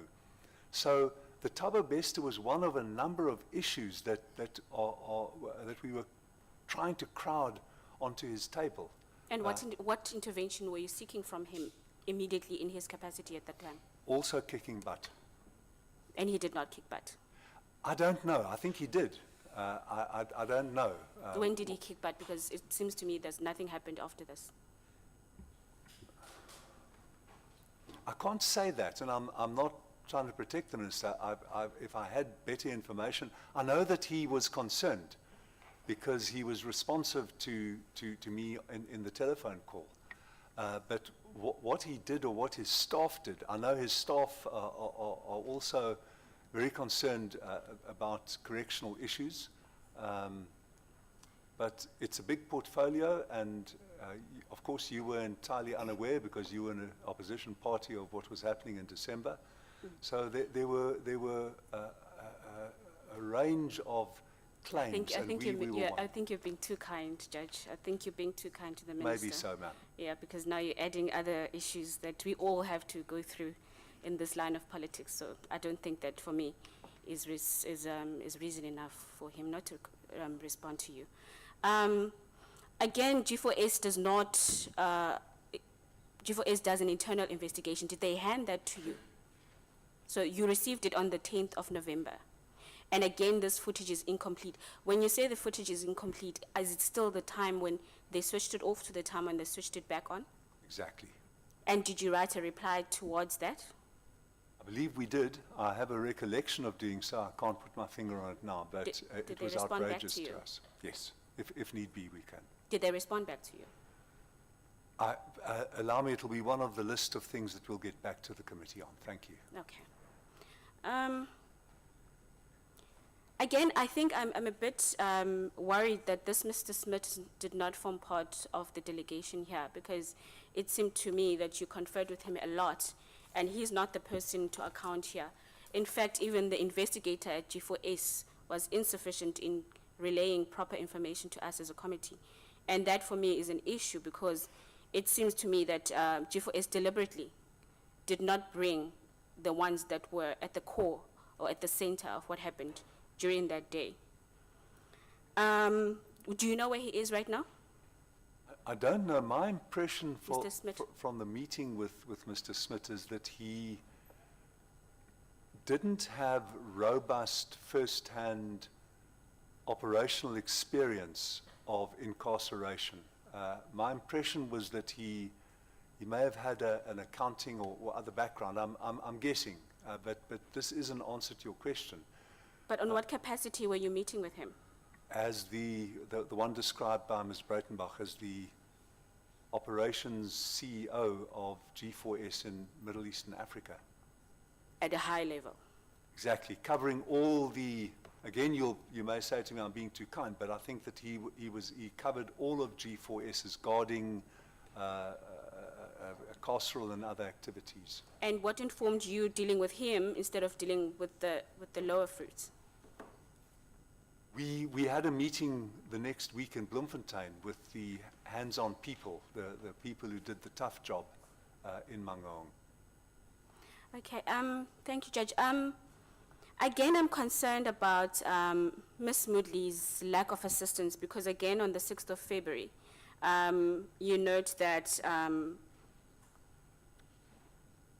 the commissioner takes that the matter is still under consideration by contract of management of NDCS, and they're still waiting a report. Did that not raise a flag to you that there's no or DCS is a bit afraid of G4S for some reason? Or maybe there's a power dynamic there that shouldn't be? Quite possibly. I would be speculating, but the proposition you're putting is a fair one. And did they not, and why did they explain to you? Because they say again, R.C. Moodley and her team will not be of assistance. Did you ask why? I didn't ask why, because we were hoping to meet her the next day. But it seemed to indicate to me that this was being taken to national office, and that the commissioner himself, national commissioner himself, was keeping hands on this.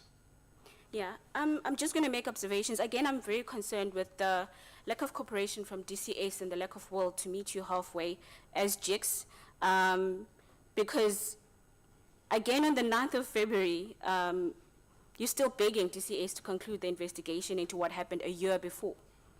And normally, what is the process when that happens, when you have investigations of that nature? How soon are investigations concluded? They do take time. Maybe we should be examining our own processes. We have been doing that. Again, I'm taking us down Ms. Rommelbring's side road, but we've introduced a complaints matrix, and so that we get more responsive to complaints. Maybe we should do the same with investigations, so that they hurried up. I cannot give you a figure for the average time taken for investigations, but they do take time, particularly because we wait for the DCS investigation report, so that we can see what DCS has been told by its own officials, and then we can finalize ours and say, well, we disbelieve this, or we do believe this, or we don't believe the inmates, or whatever conclusions we reach. Judge, again, you keep reiterating in your report that you keep engaging, you keep begging them. On the 9th of March, you are telling them that you have a suspicion, and there's a report that Mr. is alive, well, and dangerous. It seems to me with your capacity of investigating, obviously you have many cases that you're investigating. However, this was at a level where you were consistently begging DCS, begging G4S to come to the party and assist you. And what do you think should be the recourse towards their lack of action in meeting you in the time frame? Because you, honestly, I think the part that is concerning for us is that this person is alive, he's well, he is moneyed, he's dangerous. What should be the recourse for us moving forward around the lack of action with your stakeholders in inhibiting your investigation to its full outcome? Thank you very much for asking that.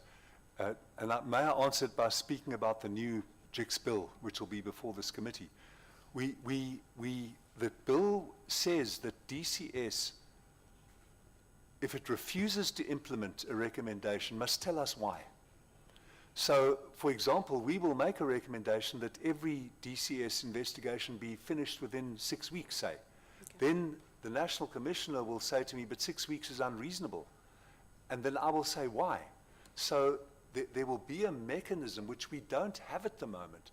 We are donkey boss, cap in hands with DCS. We've got to wait because we've got no power at all apart from our voice. And as Ms. Breitenbach says, we have got a voice. Yes. And we have got power to investigate. We have got power to set up even commissions. We could have set up, the statute says, we can set up a formal commission or get someone else to go in. We could have exercised those powers, but actually over the operations within a correctional center, we have no power. And you've never raised this before the JICS bill that's coming to the committee now?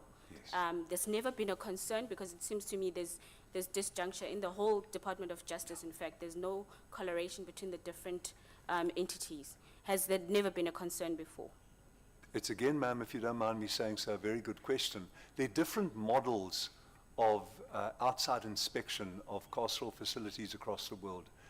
A few models make it compulsory to implement recommendations.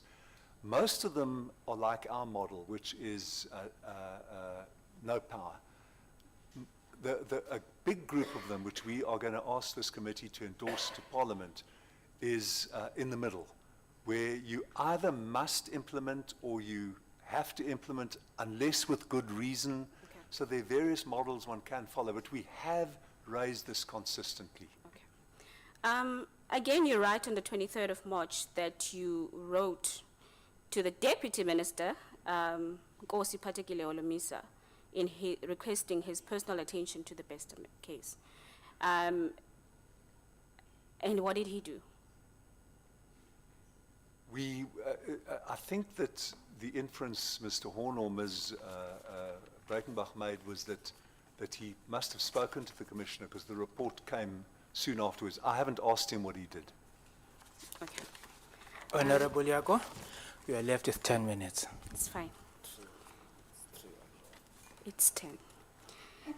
Judge, in your opinion, and I'm sure you've worked with G4S before, have you ever done other investigations around the Mangaung Correctional Center? And how much cooperation have you received from G4S around other cases? And maybe can you make an example of a certain case that was raised and flagged to you? Because we know, as we went to the Correctional Center last year, we raised concerns at G4S because what they showed us was a pretty picture, as you've said. It was beautiful, well run, clean, everything looked proper. And again, I must emphasize that that was a formal visit. So we had told them that would come and do a visit to them. So it was obvious that that would have been what we'd see, is what would be shown. But we had heard, we had people telling us, we had inside prisoners who were telling us of the amounts of violence that happened within the correctional center, the amounts of corruption that happened within the correctional center. And we raised it as a committee that time. And we were told that no, everything is fine. But what investigations have you done with them, and how much cooperation have you received from them on prior cases to this one? Thank you, ma'am. I believe we have received cooperation in the past. Can I make another wayward point, according to Ms. Romelbing, that the most hardened criminals are sent to CMAX, to Ebongweni, and to G4S's facility at Mangaung. We have been in a long wrestling, a lobbying wrestling with the department in order to get the protocols by which people are sent there revised and supervised so that it's not used punitively. That's a big issue still. So, but G4S doesn't have power over who gets sent to them. Okay. And they're getting paid for a full facility. So there's a difficulty about that as well.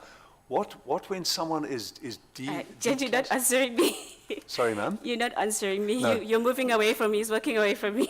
No, you're right, ma'am. I'm using this as a lobbying occasion for our I've got ability. 5 minutes left, so I need to use it very wisely. Please forgive It's me. not too, yeah. So we have received cooperation in the past. Thank you. In the past, great, thank you. You spoke about skullduggery that happens there, and many times.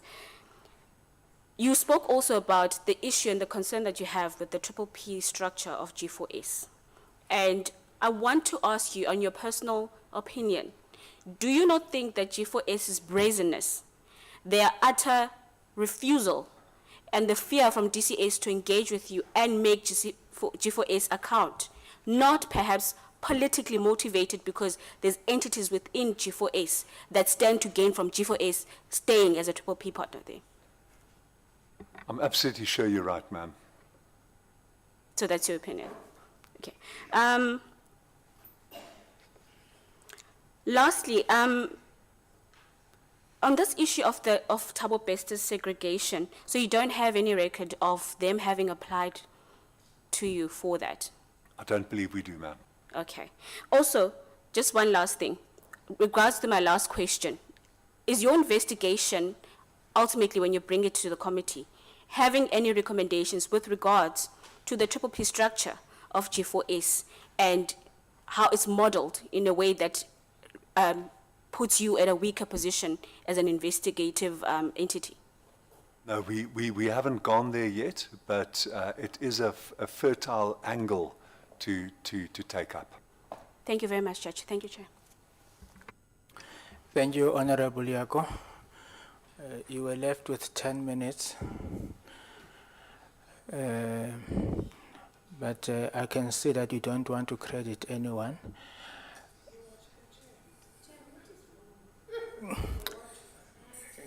No, yes. I think before we break for lunch, Honorable Ngola will come after lunch. We have organized a dinner. We anticipate that we are going to work until very, very late. But that is dependent on you members. We won't push you, but the longer you want to stay here, we will oblige. We shall oblige as the chairperson. I shall oblige. So we will push until midnight, but it is dependent on you. Then if midnight there are still many questions, we will push again, but it is all in your hands. Yes. It is all in your hands. Can we break for lunch? It's now 1:05 until 2 o'clock.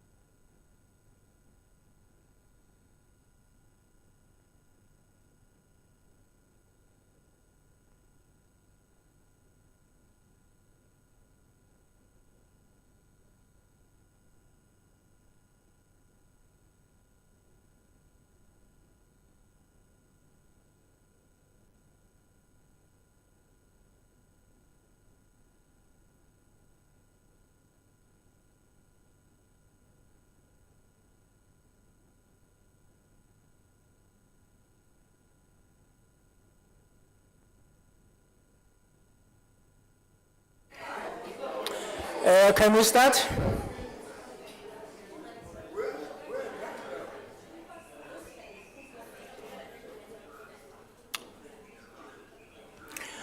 We are left with 3 members. We are left with 3 members to ask questions on jigs. And they have assured me that they are not going to spend more than 10 minutes each.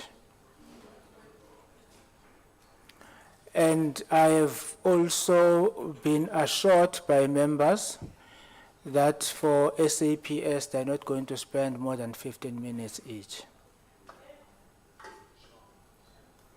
Agreed? Thank you very much.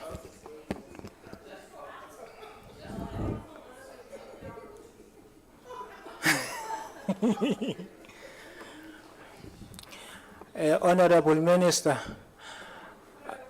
at the moment I have no concession on you.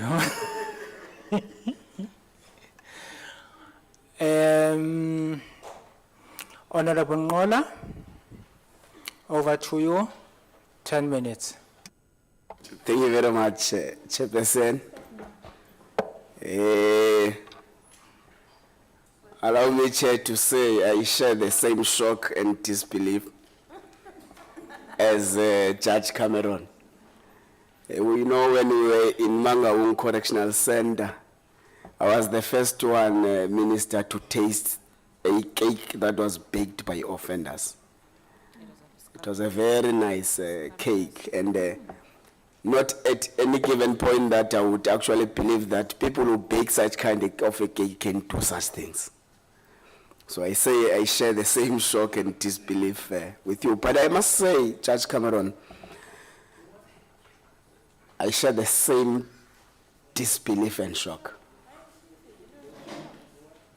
Can do such things.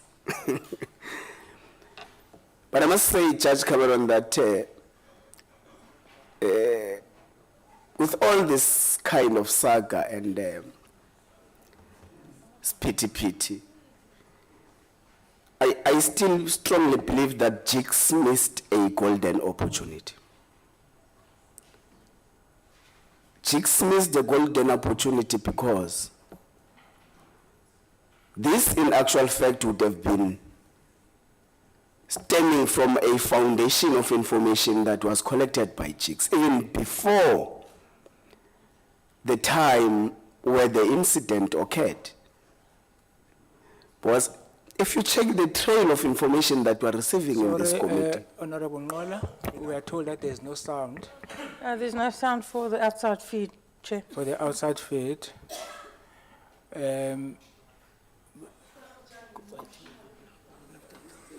Committee Secretary, can you attend to it?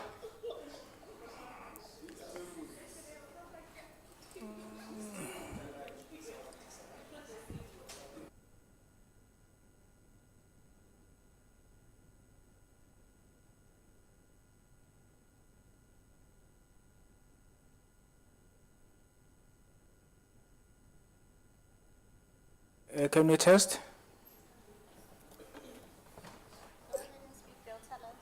Can you speak? Yes, Chair. Can you hear me that side? They say you can speak. Yeah. Thank you very much, Chair. So, I was finishing saying this would have cemented a very great legacy for jigs. Because I'm telling you, we may now be speaking about Mangaung Correctional Center, whilst in a number of correctional centers, the same modus operandi is actually taking place. Nevertheless, let me leave it like that.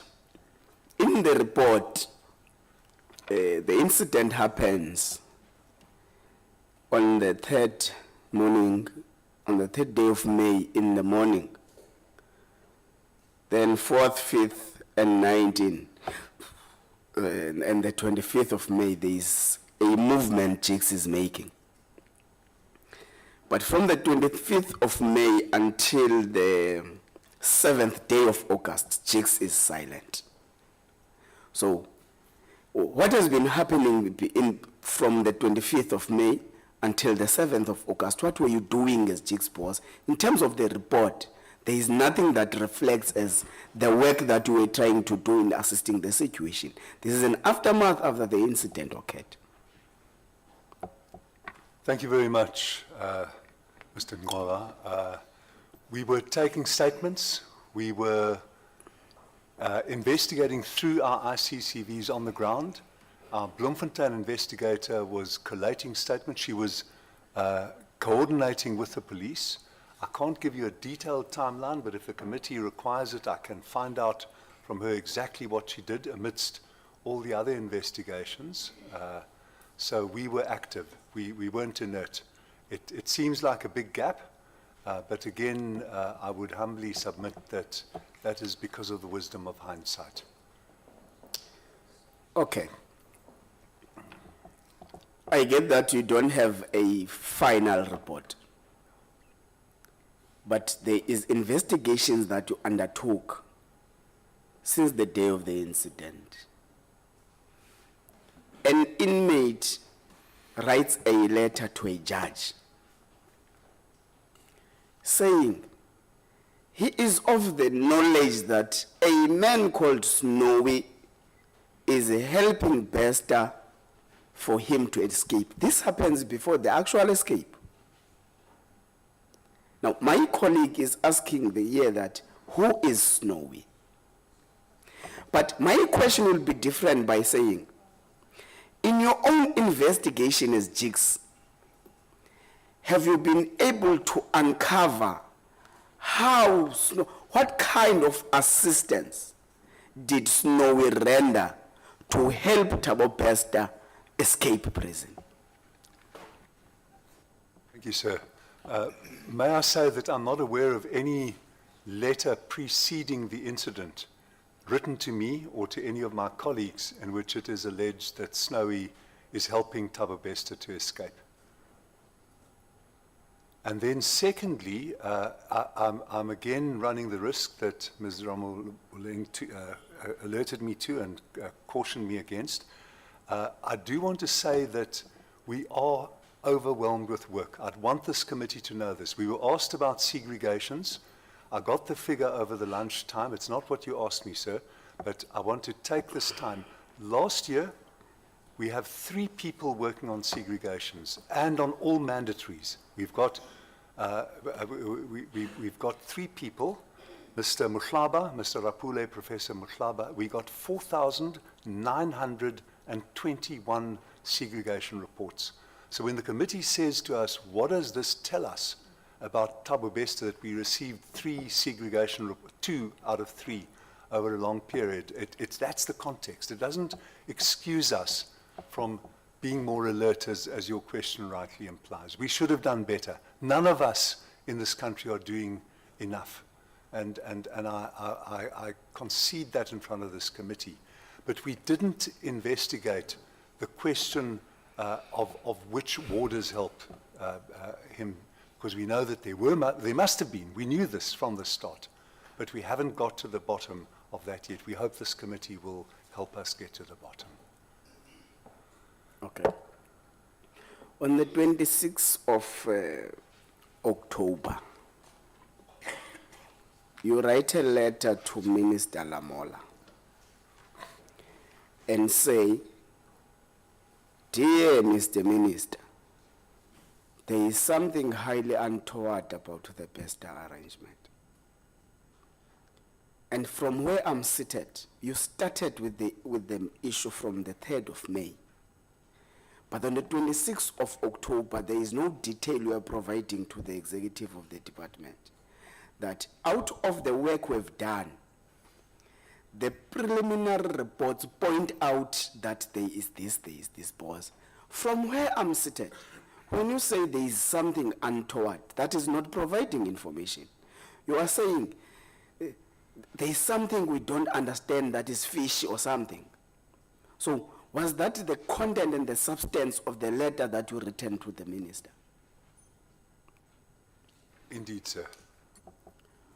So when you say there was something untoward, highly untoward, what from you as the authors of the letter were you expecting as a response from the executive of the department? When you don't give detail, you don't say this is what we found on the ground with respect of this matter. So this is a particular intervention that we require from the ministry and all the relative matters. So what exactly were you expecting as a feedback from the letter? What the intention of you writing the letter, what were you expecting as a feedback from? You're making a good point, sir. I didn't do any of those things, and it's a fair point. I didn't say, Minister, please, I want you to call in the National Commissioner, call in the Regional Commissioner, call in G4S, carpet them all, get to the bottom of this. I didn't do any of those things, and your criticism is fair. Okay. Let's go to the 6th of February, 2023, where you send a message to the National Commissioner of Correctional Services. And the National Commissioner responds and say, the contract management is dealing with the matter and all that and all that. When Chicks received that feedback from the National Commissioner, did you regard the feedback as a non-cooperation and a non-assistance from DCS to provide you with the necessary information for you to conduct the investigation? I'm too sober and too old, sir, to simplify the complexity of institutional conduct and responses. So I've never told the National Commission or the Minister to do their work. I lobby them both, I pressure them both when I can, but I've never judged either of them, and I don't propose to do so now. It's for the committee to judge if they want to, but if your implication is that it's inappropriate to judge the Minister on my SMS the evening before we left for Bloemfontein, I'm happy to concede that. Okay. That's fine. I think that's fair from where we are seated. Then on the 7th of February, 2023, you request a meeting with the Free State SAPS and G4S Mangaung management. And from the report, you make it unequivocal that SAPS Free State has made a commitment of the work they've done and of the work they will do. Then the report ends there. And you must know that in this meeting is GICS, SAPS, and G4S. But there is nothing that says G4S committed to do ABCD from that meeting.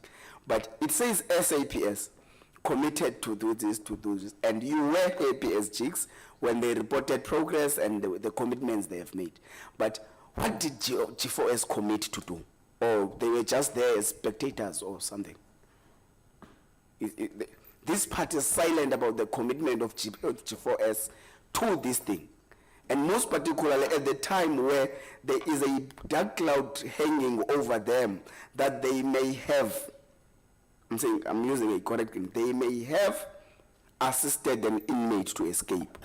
Now, in your report, there is nothing that speaks about their contribution in a meeting that was called for you to bring a resolve in the calamity.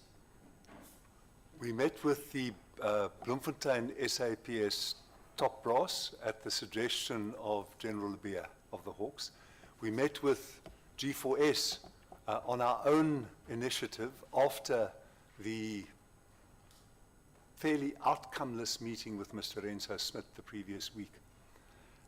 And they knew, that dark cloud that you described, sir, they knew that it was hanging over them. We were there to warn them, to light a fire under them, to say, this thing is going to hit you and your company and your contract management like an avalanche.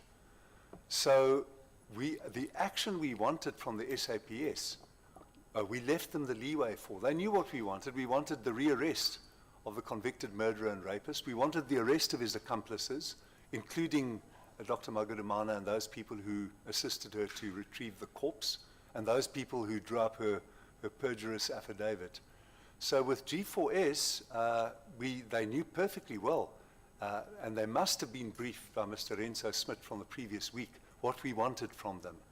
So if we left that out of the report, I apologize, but it was abundantly obvious that we were lighting a fire under them. Honorable Mola, are you using the time that we have agreed on, or are you using the old time? No, the new times, Chair, but it's the last issue now. Okay.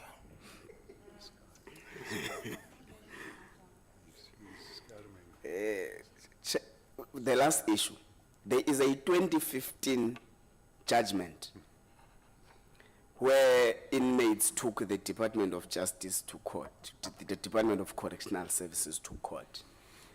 The issue was really around them wanting to use their personal laptops inside the prison cells.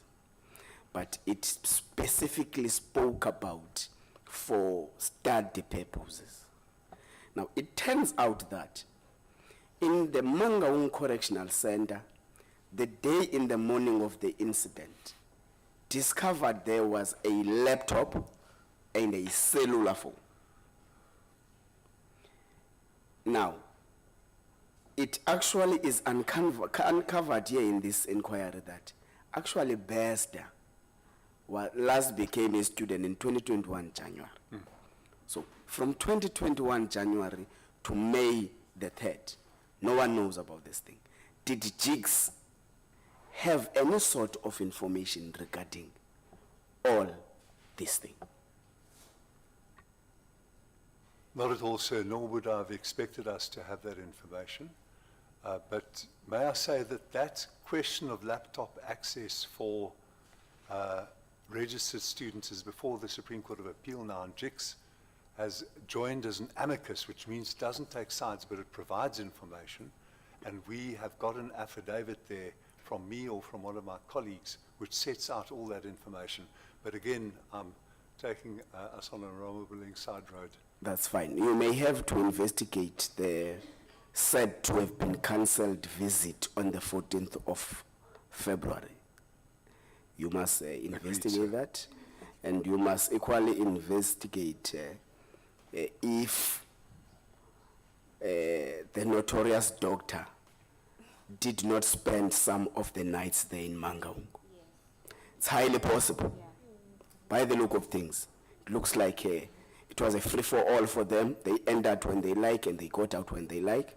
So you must investigate those things and help Parliament to uncover such truths on behalf of the people of South Africa. Thank you.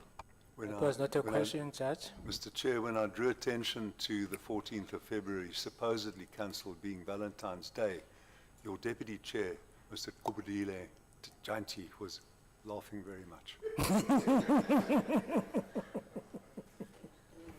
Well, the problem, Chair, is that that's one scenario. The other scenario is that Thabo Pester might not have been in prison.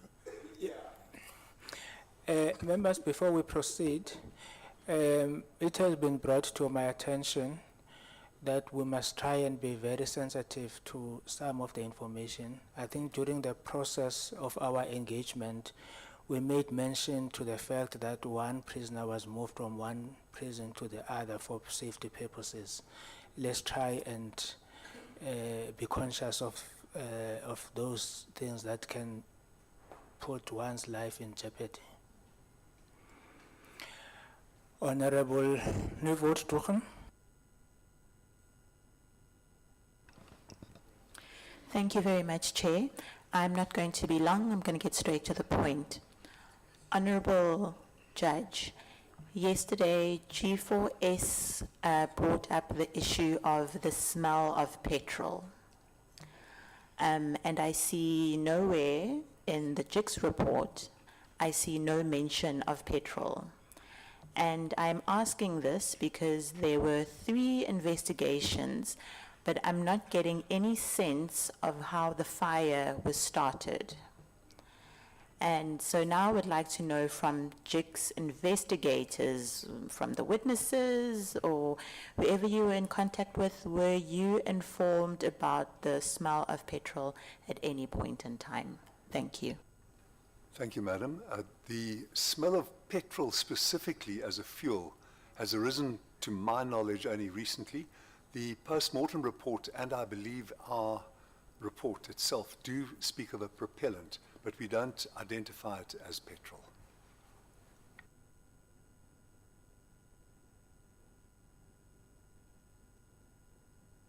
Apologies, I have 2 more questions. I have a second question. Yesterday I asked about the single rooms, the single cells, the single rooms. I thought it was 17. It was corrected yesterday as 70 single cells. In JIC's investigation, did you ask if all of the 70 cells were occupied at the time of the fire or not?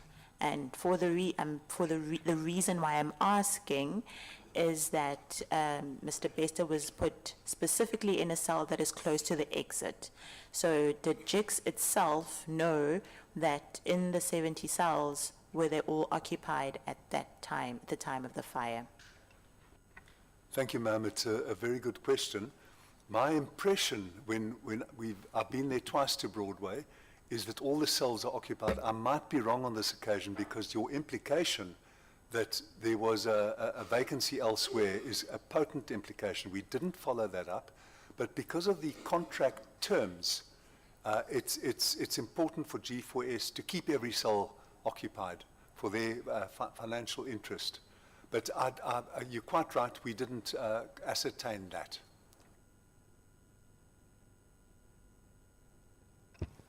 And then my last question in relation to the JICS bill, the bill that JICS wants to bring forward. I have taken note that you said that JICS has a limited role, and that is well understood. You have no power, JICS has no power to investigate escapes. So I am curious to see the bill. Chairperson has warned all of us that any new bill must come before June this year. So you have 1 more full month, May, to bring this bill before us. Otherwise, this term of Parliament will not be able to pass it. So I'd like to know how far the bill is and when will it be able to come before us in June 2023? Thank you, ma'am. That is an honourable Ramolobeng diversion again, if I may say. Ma'am, we at cabinet memo stage, and it's a complex, spiky issue between us and the department whether the bill, the minister on my right has supported the coupling of the CSA amendments and the enactment of the JICS bill. It may not prove possible, but we're going to do our best, particularly because of the Ramolobeng diversion that you've raised. We're going to do our best to do it, but we still have to finalize the cabinet memo, and we're waiting for the money to be fixed up from Minister Godongwana before we can do that. Thank you for asking. Thank you, Chair. I'm done. Thank you very much. I think it's good that both the judge and the minister are here. The Concord decision says Parliament must comply with the Concord deadline, not the executive. So as the committee, I think time has come that we must seriously discuss whether the timeline set forth by both JICS and the executive would make us to be in a position to meet the deadline. And if no, then we should start with the processes of having a committee bill. But I think when we come back, we will have to engage on that issue, because the deadline, I think, is November or December, which includes both the NA and the NCOP. So we really do not have time. Honorable Swart. Thank you, Chair. It's been a long day, Judge, so I will not be long. I just wanted to ask you a few things about at what stage was the public officially advised about a serial rapist and a murderer, besides all the media, the excellent media coverage that was being given. But at what stage, and my understanding was it was only sometime in March, but help me to appreciate that. And you have made a number of concessions today. We understand the pressure of your work, we understand everything. But I just want to get that firstly, and obviously we'll raise those issues with the department, with SAPS as well. But I wanted to get your indication from your response.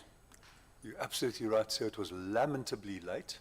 I think you're right. It was in the last week of March. I might be wrong about that. But for the first time, there was official announcement, not ground up, warning the public, as it nobly did, but an official announcement that an escaped rapist, murderer, and as your Honourable colleague Breitenbach has said, a serial rapist is out on the loose. So a number of people might ask, why is this committee sitting? Why have we got ministers here? Why have we got this high profile? You as a judge here, given that this is an escape, it's highly publicized, but to me, that is one of the reasons, is the fact that we as Parliament need to get to the bottom of why was this not advised earlier to prevent, as Mr. Gianti said, systemic issues like this happening again. And I want to just ask you, you really put it very well that this issue is not only about one escape, as dramatic as it is, but it goes to the heart of our criminal justice system as well. And I fully agree with you that this highlights deficiencies.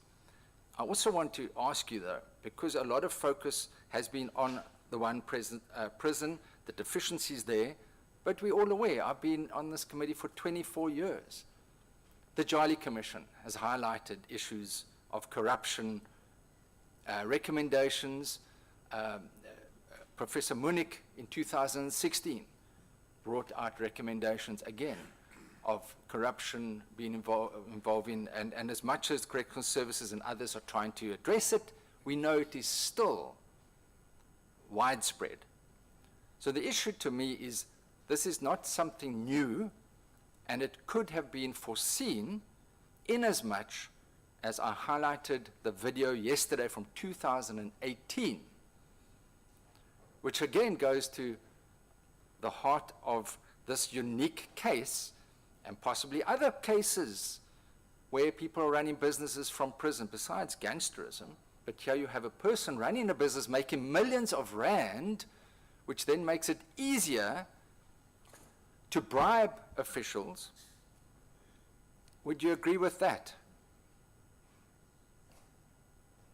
Definitely, sir. And the committee knows that I've also pressured the committee on statutory reform. It's a difficult time, it's a difficult issue, but over-incarceration is also, I sit here with people whose colleagues I see every day.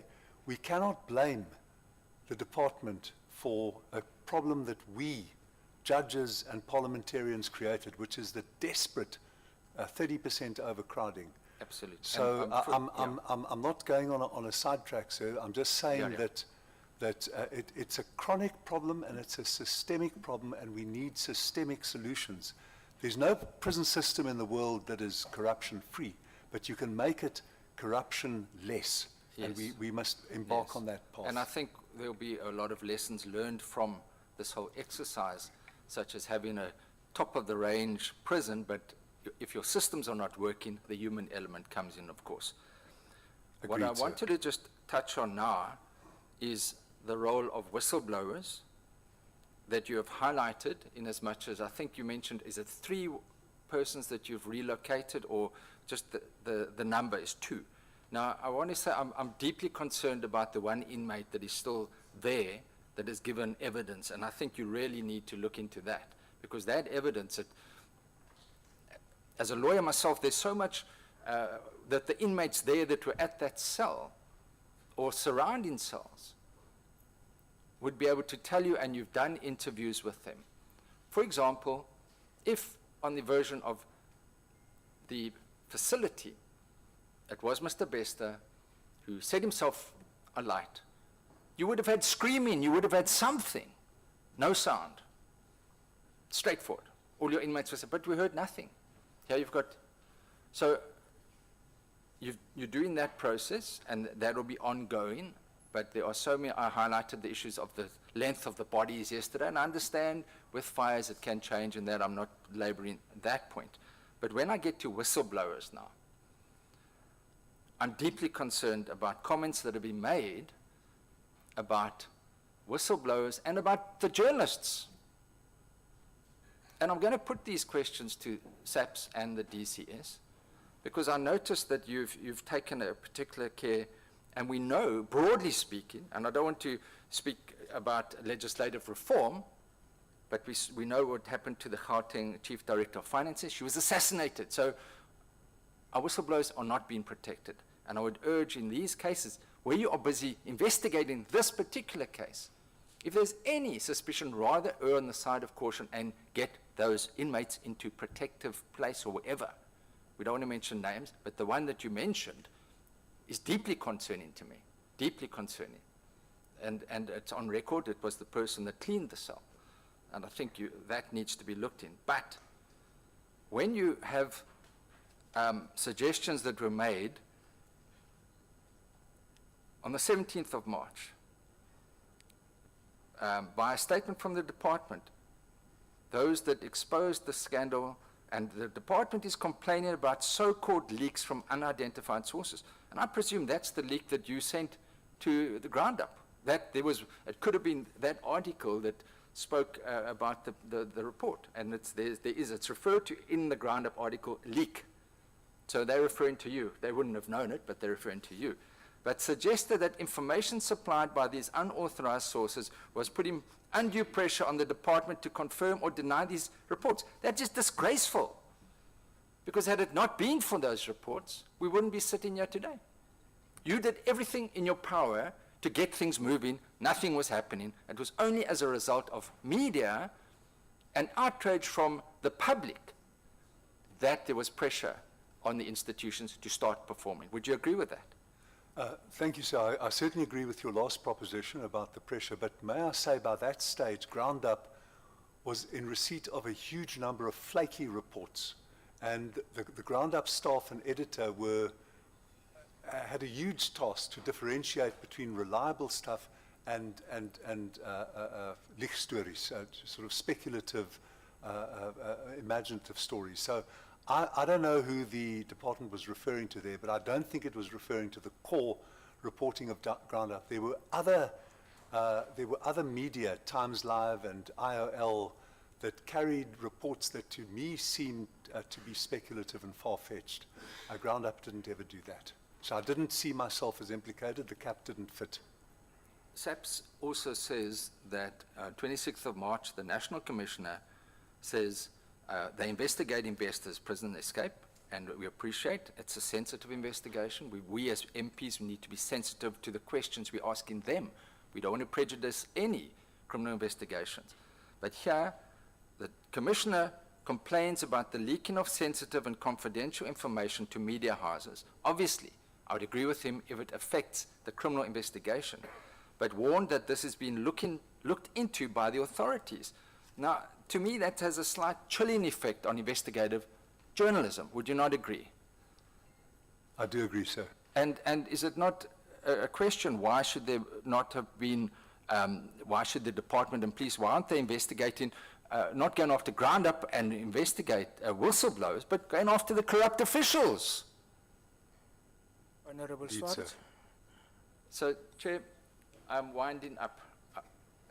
Is that my 10 minutes? And it's Yes. Anyway, Chair. Left with 2 minutes. 2 minutes, okay. So we'll wind up. I think the point that I just wanted to make is again is to commend investigative journalists, but to say we need to do more to protect them and whistleblowers. And let me just finalize this one point, and that is that the investigative journalists took great pains to go through the information, and in fact asked, the one journalist, Stein, emailed Brigadier Makele asking if there was a police official to whom Ground-Up could refer sources about Bester's whereabouts and about other information. The response was that Crime Stop could be contacted or it could be reported using My SAPS app. That's absolutely outrageous, given, and this is in 22nd of March. Here's information, and so it seems, and I'm sure the police will also deal with this, but it seems that it plays into this almost reluctance, and you were trying to get it going, and suddenly it's in the public media, and suddenly there's pressure, and suddenly things happen quickly, and I'm sure the minister jumps in, and woof, woof, woof, things are done, he's arrested. But for this period of 6 or 9 months, a very dangerous serial rapist has been out, a murder has been out, and people did not know about it. And that's why we are giving this serious attention, so that it never happens again. It's a unique situation, but we need to ensure that this inquiry gets to the very bottom of this. And I think JIX has played a huge role. I want to commend what you've done under very difficult circumstances with a limited budget and a limited staff. And you've made a number of concessions, which I appreciate. Yes, you could have come to us. Yes, hindsight is perfect, even for us as well. Appreciate officials are doing their best as well. Many officials, excellent. But those rotten ones, and we would like to find out, and you do allude to higher levels being involved, and that is the information that we would like to do. So thank you, Judge. I'll leave it at that if you, thank you. Thank you very much. Thank you, Mr. Chair. Thank you very much to Judge Cameron and JIX. Thank you for your presentation. Thank you for being upfront with us. Thank you very much. We will now invite SAPS.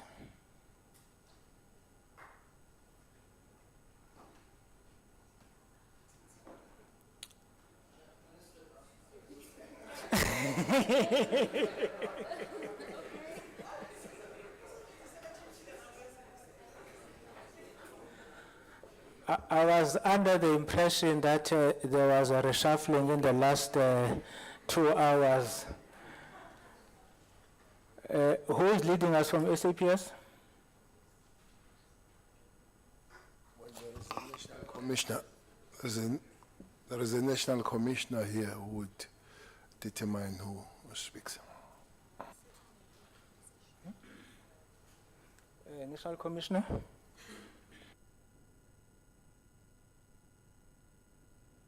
Yeah, maybe you can sit here next to G4S.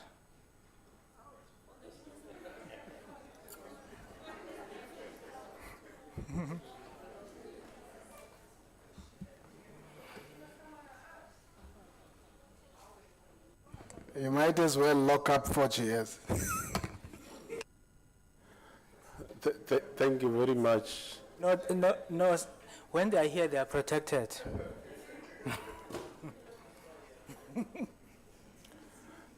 Thank you very much, Honorable Chairperson and honorable members, the ministers, Minister of Police, Minister of Justice, and DM of Justice and Correctional Services, senior officials.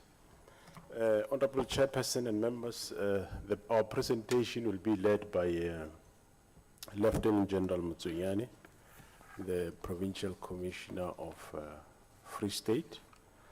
We'll do our best with regard to giving the information, Honorable Chair and members. It's unfortunate that there is still a lot of work that is being done. There's a lot of work that has been done. There's still a lot of work that is being done. And some of the matters are still under investigation. And there are matters that were mentioned which we might also want to put disclaimers forward because they're gonna catch us with us up at court at some point. The first one that I will want to put a disclaimer on is the matter around the alleged doctor's visit to the G4S Correction Center. The date that has been given as the last date, would want to put a disclaimer on that. We might have a different date in the future, but we want to say we don't agree with that date for now. I will then hand over to the Provincial Commissioner to give a presentation. Honorable Chair, since this matter came on board, just a brief background, we appointed a team in Free State that worked closely with the advocate from the National Prosecuting Authority. So it was a prosecutor-guided investigation from the word go. And as we went along, we did engage the services, worked with my colleague, the National Commissioner of the Correctional Services. And I'm sure that the Provincial Commissioner will allude to the fact that you have seen in the G4S presentation that they said that we didn't give them certain information. As you are aware, this thing as it started as a pure inquest. And when we start realizing that it looks like there is murder here, we then, of course, work with officials of G4S, which they were not cooperative at all. But we didn't know that they are also suspects at that time. And as we proceeded, we encountered the problem as to we don't know how far in G4S can we go. Can we trust the ones that we're working with? We realized that we can't trust them, but how far do we trust as we go along? Hence, you would see that there is certain information that we couldn't give them, just as they were difficult with us in giving us some information where we had to resort to other processes. But let me leave it there and allow the Provincial Commissioner to give the brief. I will come back later. Thank you, Honorable Chair. Maybe since they're sitting together, trust will develop. Over to you, Commissioner, Provincial Commissioner. Thanks, Honorable Chair, honorable members, Minister of Police, Minister of Justice, colleagues, good afternoon. Honorable Chair, as you all know, that investigation is a systematic search for the truth. That's what we did, and I want to say that this was never an easy investigation. It started just with inquest, but we'll see during the presentation that it ended up with so many charges added. And I have been listening that there's a concern to say that we took long to investigate.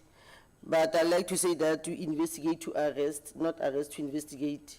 Because I'm afraid that sometimes when we rush to arrest, it's either the case is not going to be placed on the roll or it's going to be provisionally withdrawn. We wanted to make sure that the community, at the end of the day, we are going to give them justice they deserve. That's why we wanted to make sure that we are going to investigate and ensure that the docket is ready for prosecution.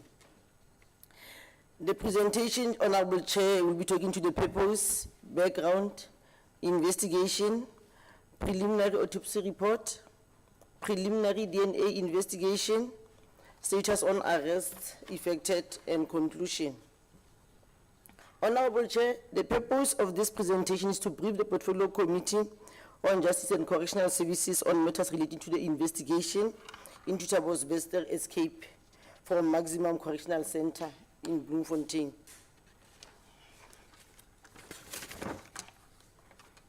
It is alleged that on the 3rd of May 2022 at 3 a.m., a fire broke out at the cell number 35 of G4S. Although the incident allegedly occurred approximately around 3 a.m., the complaint was only reported by G4S to the SAPS at 6:10 a.m. on the 3rd of May 2022, and SAPS members were subsequently dispatched to the scene. The caller had indicated that there was an inmate who had committed suicide.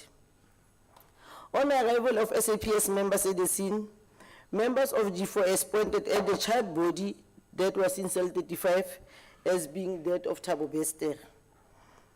An official from G4S informed SAPS that the alleged deceased Thabo Bester was initially accommodated in another block of cells. However, on Friday the 28th of April 2022, he had requested to be moved to another cell, citing that his life was under threat. The initial investigation resulted in the SAPS conducting an inquiry into the person who claimed to be the customary law wife of Thabo Bester. The investigation revealed that the alleged wife, who was known to be a doctor, came to claim the body of Thabo Bester. A member of SAPS noted that this is not the first body claimed by the same doctor in the Free State. This necessitated further investigation and an additional inquiry was registered. The investigation further necessitated that SAPS stop the burial, which was intended to be a cremation, and send the body for forensic tests. The preliminary autopsy report. The report suggested that the cause of death as being a natural death caused by a blunt force trauma to the head of the victim. The report revealed that the charred body that was of an adult male which has suffered a skull fracture. The autopsy also revealed that there was no smoke inhalation in the lungs. Therefore, indication was that the deceased was already dead during fire incident. Based on the autopsy report, the case was converted from an inquest to a murder. The SAPS also registered the following charges which regard to the incident: fraud, perjury, violation of the dead body, aiding and abetting escape of a convicted person, and defeating the ends of justice. On the 1st of July 2022, the first DNA analysis conducted on the body believed to be that of Thabo Bester, and the person known by the investigators as Thabo Bester's mother did not match. The DNA analysis on the mother of Thabo Bester was essential in establishing whether or not the body was that of Thabo Bester. The results further necessitates that the comparison of the DNA for Thabo Bester, taken during 2011 when he was previously arrested, with that of the child body that was found in the cell, be compared.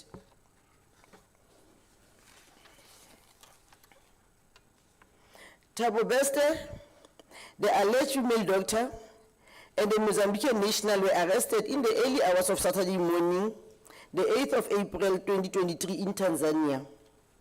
A delegation of senior officials traveled to Tanzania to oversee the repatriation of the suspect to South Africa.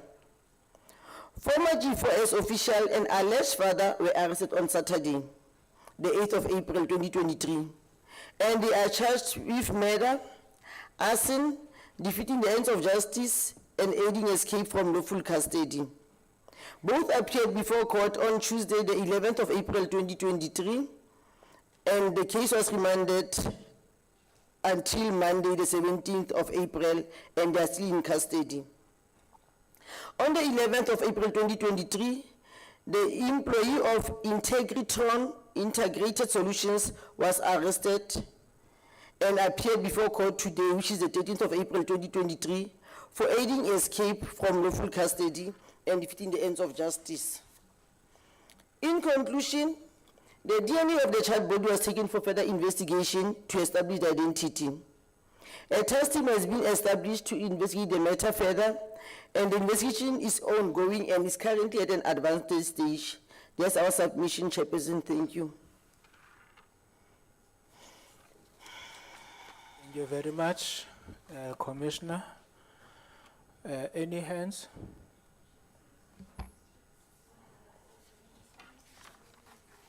Oh. 1, 2, 3, 4, 5, 6, 7, 8.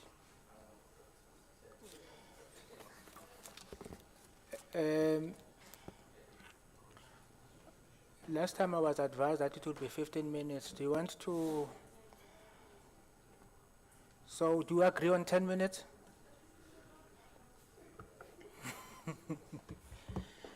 And that, of course, 10 minutes, ne? Everybody 10 minutes. Ish, Chair, thank you. Thanks for indulging us. Sibonge ngale sethulo no my presentation ebekwe laphayana isikhulu samaphoyisa ngalolu daba. I would want to just ask a few questions. It has been brought to attention that the SAPS conducted the DNA test on the body purported to be that of Thabo Best, and the results came back negative. Now, what I wish to find out is how is it that when the DNA was conducted and Thabo Best's DNA was never found on the database, DNA database of the police? Because in terms of the law, every offender that is sentenced for Schedule 8 cases, that includes rape and murder, they need to take their buccal test, test, yes, and have their DNA stored in police database. But that of Thabo Bester was never stored. We wish to find out how was that done. Number two, I want to check. Oh, yes, all right. Maybe Yeah, for so an prefer to pose a question to totally answer. Okay, Ibe ngiyabonga, more Chair. interactive. Thank you. Sure.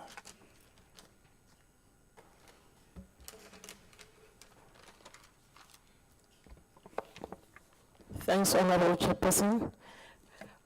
All protocol observed. Good afternoon, colleagues. Chairperson, the DNA of... Sorry, can you introduce yourself? Okay, sorry for that. I'm Major General Motsepe from the Office of the Division Detective and Forensic Service in Pretoria at the National Office. The DNA of Thabo Bester is in the database of the South African Police DNA database. Let me go historically when it comes to the issue of the DNA. Thabo Bester was arrested during the year 2011 on a rape and murder. The sample was taken during a death period of the victim of rape. Sorry, don't be too violent on the mic. Minimum force. Okay. The sample was taken, which is a standard procedure. The sample was taken from the victim of that rape, and it was sent to forensic for DNA. During those years, when the suspect was denying the charges, the NPA will give us a letter so that the DNA can be run there. But we all must remember that the definition of rape is not all about DNA. So what transpired during that year, Thabo Bester confessed to the crime. And then he was solely linked with the case through the cyber investigation and through his confession. But the DNA was there. And then there was no request to make the linkage of his DNA, like the blood sample, to the sample which was the the sample which was taken from the victim, which is the sexual offenses kit, which when you take it, there are DNA samples there. Thank you. My second question, Chair. When this body was discovered, this victim of murder, for now, let's say by Bester, was discovered, a sample was taken, again back to the mother of Bester. And we are told that it was matched and it didn't match. I understand that because this victim was deceased. So you had to do a familial sample. When we visited the forensic laboratories... Apologies, Chair. Can the member just go back to... if you can just go back to the question again, when you're talking about the sample was taken from Okay. the mother. I am saying, for the police to prove that the deceased was not Thabo Bester, they had to go to the mother, take the sample, try and match it with that of Thabo Bester. For them to do that, they needed a software called CODIS. Well, that's what we were told when we visited the forensic laboratories, that you've just acquired this technology from the FBI recently. Is it my understanding that in 2022 you did not have this technology? How did you then ascertain that? Because when we questioned why would you use this CODIS from the FBI, you said no, you are unable to do a familial analysis without this technology, this software. Now, then it was not there. How did you ascertain that this DNA of the deceased does not match that of Thabo Bester's mother, because you had said to us only this technology that you acquired recently would enable you to do that? If we can get clarity on that, please. Thank you. Chair, let me go a little bit about that one of the 2011. During the era of 2011, as I've explained that we didn't do the DNA because Thabo Bester was confessed to the crime, and we also link him through the cyber investigation. During 2013, the Forensic Amendment Act of the Schedule 8 offenses was passed as a law in Parliament, which was implemented during 2015. So Thabo Bester was arrested during 2011, and then we didn't, that act was not enforced by that time. And then 2013, the law was passed that we must usually do the buccal samples. So all the inmates, the law says all the inmates or every person who's arrested on a Schedule 18 must be subjected to a buccal sample. So the project which we put, or the program which we put in place together with a correctional service, was that all the inmates or all the accused who are supposed to be released on parole, we prioritized on them. Then 3 months before the release of the parolees, then they will send us a list of all those parolees, then we'll go and buccal sample them, and we put them under the database, starting from 2015. So most of the inmates who were sentenced for life sentences, we are still on the project of rounding all the prisoners to take the buccal sample on that one. But the one of CODIS that we acquired CODIS during 2022, of which we have already started 2015, taking the buccal sample and putting them in the system to run. That one, I'm not aware of that one, Chairperson. Chairperson, my question is not answered. My question is, how did you analyze the sample of the deceased body against that of Thabo Bester's mother? Because you did not have this FBI software to do that. How did you do it? Thank you. National Commissioner. Thanks, Honorable Chair and Honorable Members. We do DNA continuously every day, all the time, Honorable Chair, where we compare people's DNA. The CODIS is a software that just makes the job much more easier in the search. Currently, you are aware that we've been doing DNA all along, and we've been successful. So here it was about taking the DNA of that chartered body, compared with the mother of Bester. That capability, we have it, we have been having it all along. But the software you talk about, as soon as we finalize it and put it on the system, it's going to make the work much more easier.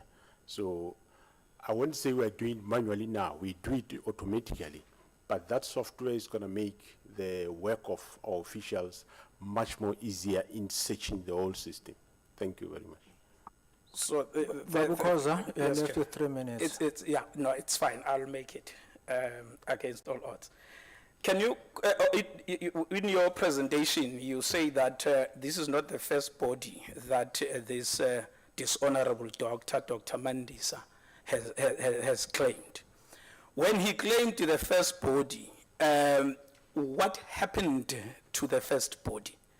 Because our understanding is that the body was handed over to her. What happened to that body?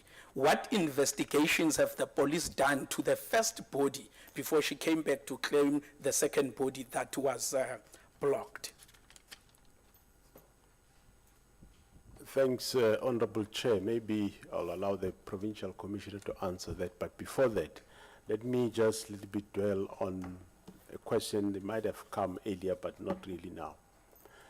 One of the reasons why, after having had the DNA of the chartered body not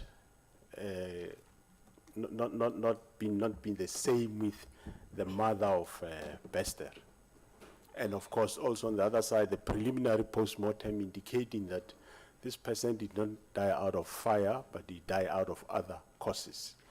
One of the reasons why we had to not conclusively say yes, it is Bester's mother and this body does not match, so it means it's not Bester. But there was also a question whether, is this really Bester's mother? There was that question. And it took long to investigate because you have to get to relatives and so on to really come to a conclusion that it is indeed a Bester's mother, because we had to go as far as getting to hospital, find, your records. So that also had to play a role. We could not conclusively just say this is Bester's mother based on the DNA. We had to go on relatives and get collaborative evidence that will confirm that. Thanks. You can proceed.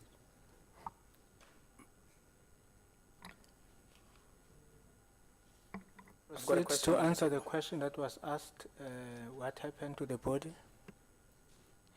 Thanks, Chairperson. What I can say is that the body is still in the government mortuary, because if I can just explain what happened, the body was found floating on the 29th of April 2022 in Kopanonoke, Bloemfontein.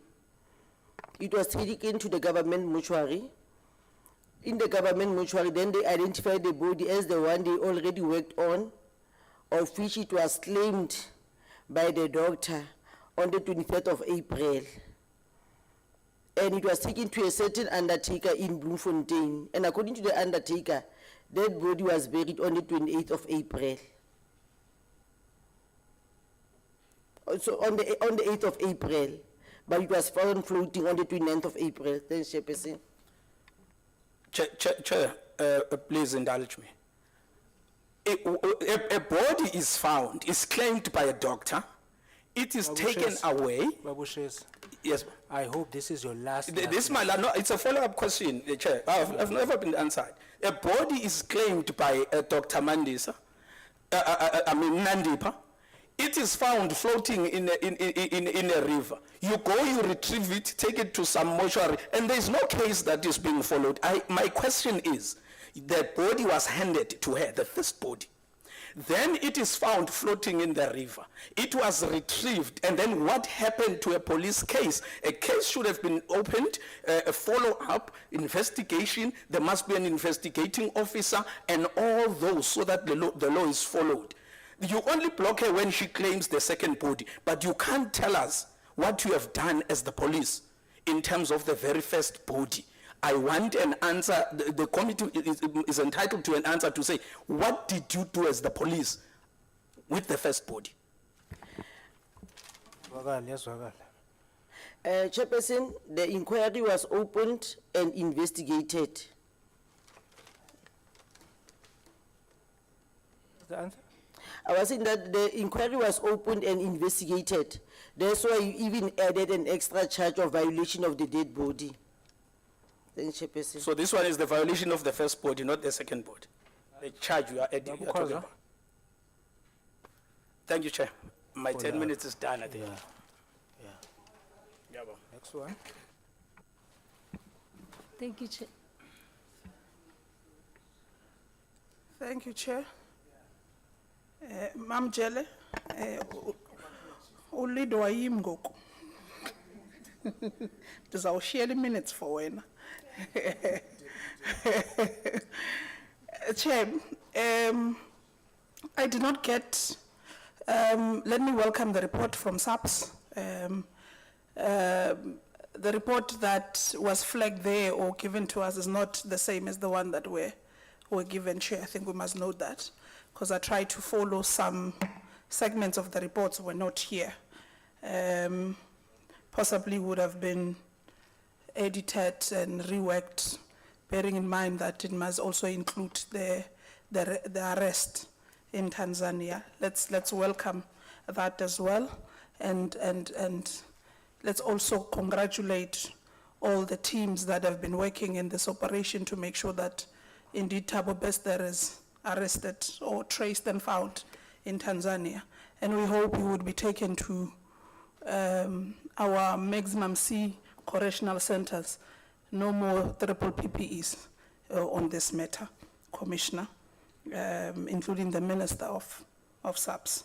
Chair, and also let's take note of the person responsible in making sure that Dr. Nandipa gets to be investigated when she tried to claim whether it's a second body or a third body, so that an inquest gets to be put on this matter. Possibly wouldn't find herself here.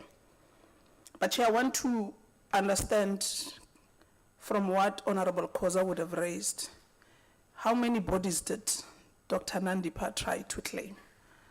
Is it 2, including the one that got burned, or is it 1 plus the one that got burned? I'm just confused there. Thanks, Honorable Chair. Dr. Nandipa claimed the first body, which she said that it's her father. Then she went and claimed the second body, which she alleged it was the brother of a friend. Then the third body is the one when she claimed it's her husband, a customary law husband.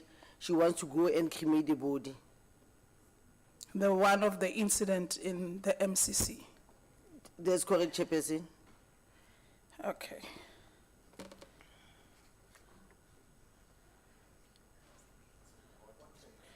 Yeah, Maybe no. just a follow-up, Honorable Chair, with regard to, I understand the Honorable Member is asking as to where is Bester. I handed him over, Honorable Chair, to the Department of Correctional Services. Where he is, I don't know, but I gave them. Thank you. No, I was not asking where he is. I was just congratulating the efforts, the team that has been tracing, working together. That joint operation, I was congratulating. I'm well aware where he's currently at right now, or who takes over that process, and we can't put it on SAPS. It would be unfair on that.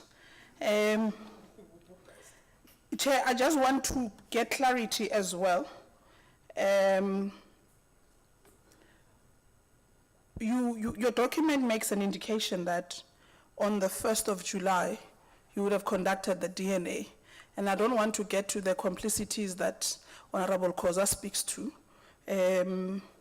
After realizing that the body, after DNA, they did not match. In actual fact, let me start with this one. When did you open a case of escape?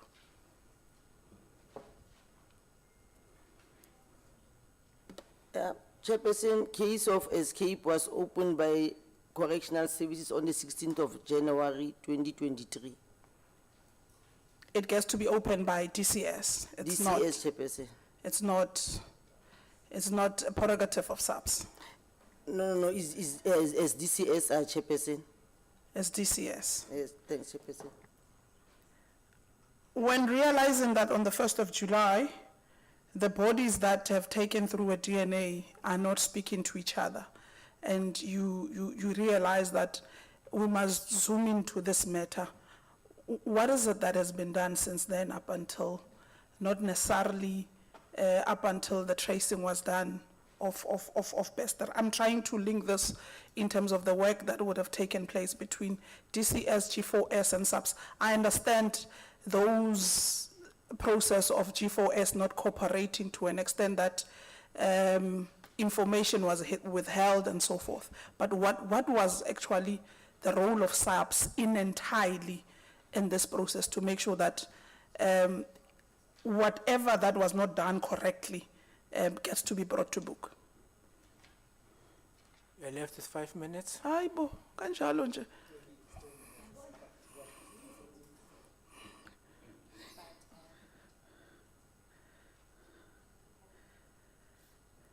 Okay, Chair. Dr. Nandipa, when she came to claim the body, there was an affidavit that she had. And in that affidavit, there's a stamp that it's from Polokwane. Can we confirm that? Brigadier Ramranadzwai, thank you, Chair. Thank you, honorable members. Yes, when she submitted the affidavit to court, there was a stamp that was made at Polokwane. We did investigate also, it's part of the investigation. No, I just want you to confirm. Yes. The stamp was in Polokwane. Correct. And then coming to Bloemfontein to use that affidavit. Yes. And the officer that would have signed that affidavit is Officer Moremi. Correct. And it is found that Officer Moremi was dismissed in January when an affidavit was written in February or March. Correct. Or April. Yes. Was dismissed in January. What steps did we take after realizing that the person would have authorized an affidavit was dismissed from service?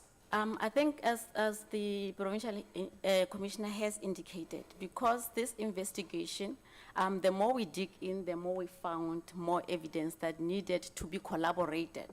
The issue of Moremi, who is dismissed with the stamp that was attached on the affidavit, is also part of the investigation. Like we indicated, the investigation is broader than just the escape. Because it also involves issues of the documents that were also received from court that need also to be verified, that we feel that there was some fraudulent document that we received in court. So like we indicated, it's a very broad investigation that is involving a lot of stakeholders, a lot of people. So hence, we still continue the investigation so that when we start effecting arrest, everything comes to full force, so that we don't have a case whereby it's been withdrawn or null prosecute based on the gaps or loopholes. So that is basically what is happening with regard to that investigation of the affidavit that was signed in Polokwane. Thank you, Chair. The controller in TCS that is assigned or stationed at the MCC would have opened a letter to open a case of an escape on the 14th of January, which then a case number would have been issued on the 16th. Is this correct?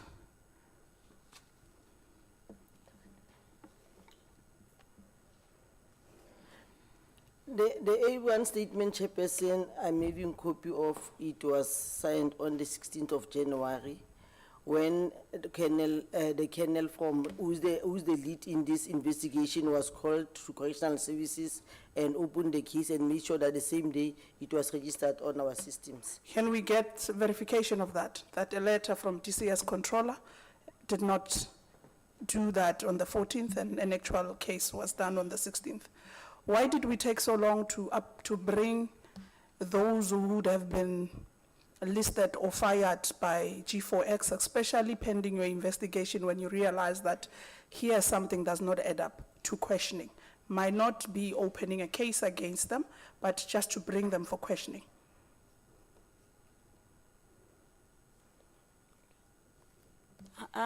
Chair, as indicated earlier, there has been a struggle in terms of cooperation from DCS. Even employees were not willing to talk with regard to this case. Hence, we needed to engage also JICS to say we are struggling. We are also struggling with regard to the data of the IT equipment. So we needed also their intervention so that we can be able to access those. The other thing, Chair, is that because members, employees were not willing to come to the party and talk, because we already from the first day I think there were red flags to indicate that this was not a suicide. So based on that, because of the time delay, if you look at the whole thing, it was, they alleged that the fire started at 3, but they called the police at 6 o'clock. There was also a lot of issues regarding the extent of the damage. Can I with regards to cut the you because fire. I'm only left with a few seconds? Okay. Upon arriving at the scene, cell 35, Sorry, Honorable Jele has instructed me to give you 5 minutes of your Yes. time. Thank you, Chair. Then after Honorable Jele, it will be Honorable Yako. Thank you, Chair. It's good to be groomed in this house. You get such privileges without expropriating anyone's time. Upon realizing, upon the call time, a fire broke at 2:30 a.m.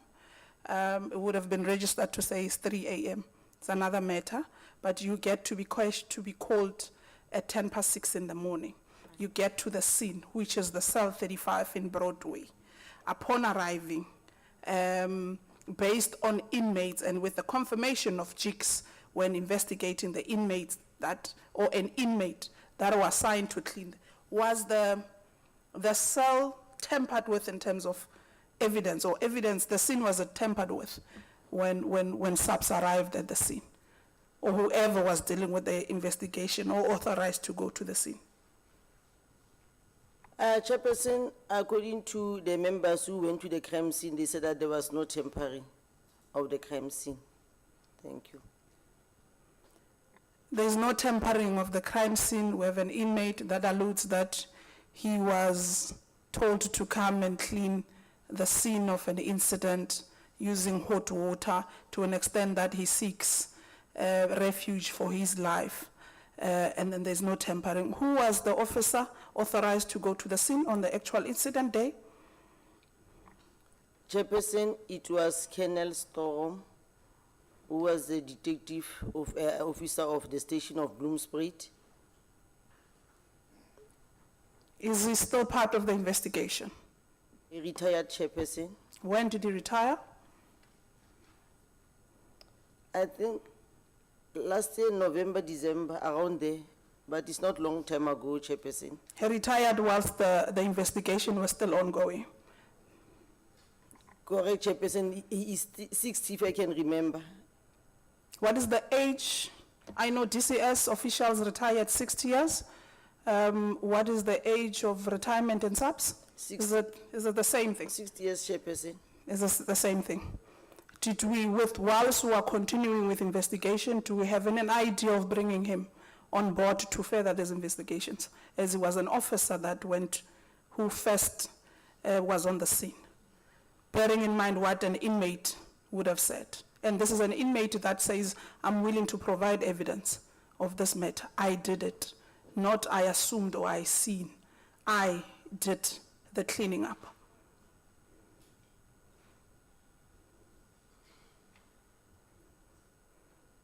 Thanks, Chair. To answer that question, Chair, the crime scene, we do have crime scene photos, which was conducted by our local criminal records. You are not center. answering me. I don't want photos and crime scene. Do we have any chance of bringing the retired Yes, Chairperson. official that Yes. went to the scene to further assist us in these investigations? Yes, Chairperson. Thank you, Chair. Chair, just one correction Minister. on the retiring age of the South African police. It's 60, but the decision was taken that they can retire at 55, trying to save some money, and indeed quite a big chunk of them, they're retiring between 55 and 60. Thanks. Thank you very much, Minister. Honorable Jele, you have 5 minutes. You decided to donate. No problem, Chair. In your fact, other- I still wanted to give her more because I wanted her to get that information. You still want to do Unless that? she's done. As long as she's No, done. I'm done, Chair. Thank you, Thank Chair. you. Thank you. Okay. Chair, my first question is that there is what is it? time, I don't want to say it that it's a discrepancy, but I wanted to say time that the fire happens or broke up, it was 3 a.m. And then the police came 10 past 6. Is it normal?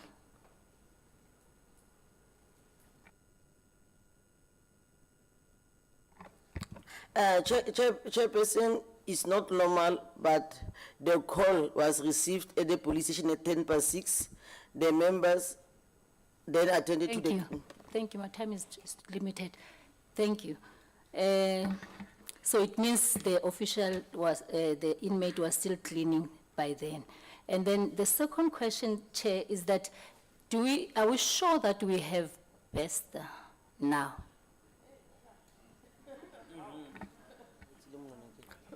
Thanks, Honorable Chairperson. Let me assure the committee, firstly, that all inmates from Mangaung Correctional Service who are involved, we have got their affidavits as part of the investigation. Coming to, are we sure we have Bester? Yes, indeed. We do have Bester. While he was in Tanzania, we ran his fingerprints.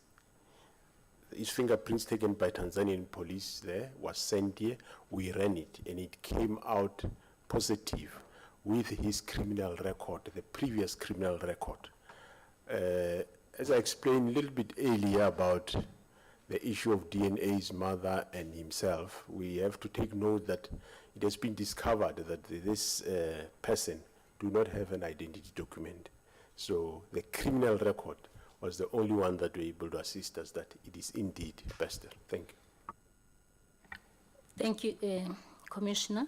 My other question, Chair, would be, how easy in your investigation did you maybe find out how easy it is for a civilian to be able to claim the body from the mortuary when he's not an insurance company or anything?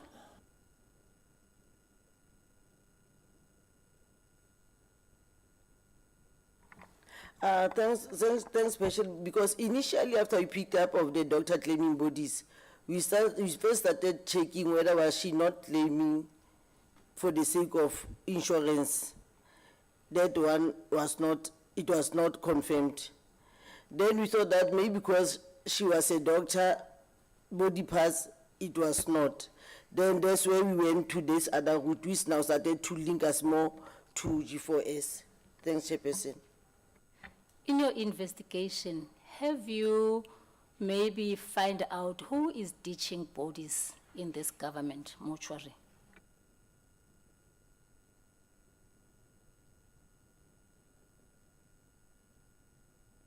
Chairperson is part of the investigation because the first body she claimed at the government mortuary, the second body was from National Hospital because the first body died as a result of culpable homicide, the second body they said it was a natural cause. Thanks, Chairperson.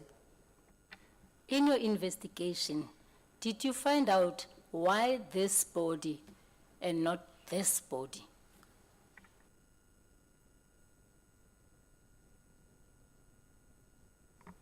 I mean, That not be part of the ongoing investigation? yes, that's what I wanted to find out, that have they noted that they still has to go and find out why this body and why not the other one?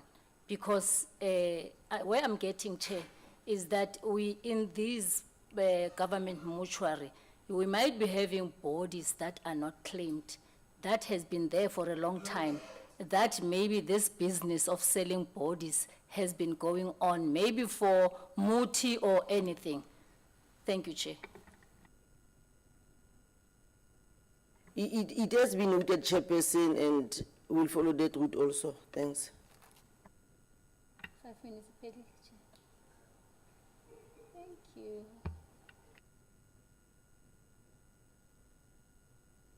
Just one issue, National Commissioner. You said Mr. Bester does not have an ID. Correct, Honorable Chair. So we don't know if he is a South African or a foreigner. No, he is a South African by criminal record. the person who served at Mangaung Correctional Service Center is the same person that was arrested by Tanzanians. As I said, the Tanzanians took fingerprints, they sent it to us, and we ran it through the system, and it was confirmed it is him. And as he arrived here again, we took Bakal Swabulu, going to do the second DNA, but he is South African. He is Thabo Bester, Honorable Chair, even though, as I said, on the ID part, there is a problem, because there is other 2 Thabo Besters with IDs that are out there, and this one, of course, he doesn't have ID, so you won't find him there. Thanks, Honorable Chair.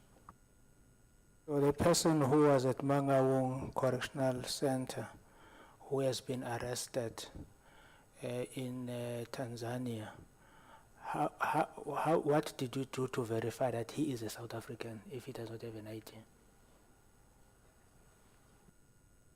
Honorable Chair, we verified him through his criminal record of the previous crime that he committed, that he was saving at various correctional service centers in South Africa.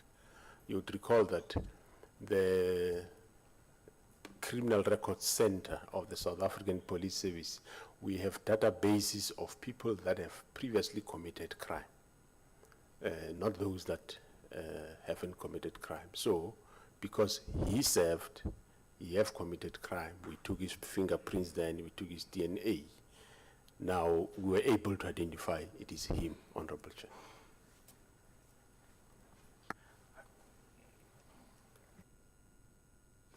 Ngosi Chair, for indulgence. I think SAPS has been a passive partner in this whole investigation. And I think we're missing the key role you should have played as the main investigating space. Firstly, you have someone who's claimed 2 bodies. Those bodies are claimed 3 times. One of those bodies is found floating. One of those bodies is confirmed to not be the person claimed to be that person. 2 bodies claimed 3 times. And yet, the SAPS did not bring the person into custody, and yet there's no record of the SAPS arresting that person. There's no record of the SAPS charging that person. And you even have the nerve to tell us that you suspected of a body parts syndicate, but yet you did not bring that person to SAPS to say, we are suspecting that you are involved at a high level of moving human parts. Can you explain to us how it is that Dr. Nandipa, who has claimed 2 bodies, was not brought and charged and arrested based on you finding those 2 bodies under her name?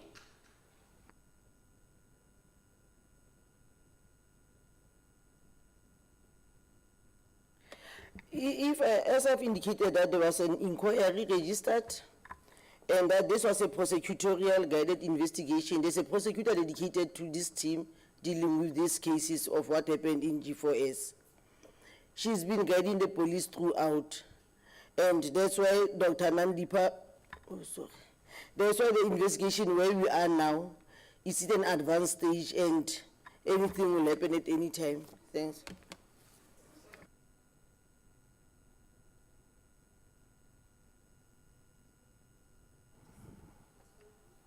One more question. No, I don't have a question, I have a comment, Chair.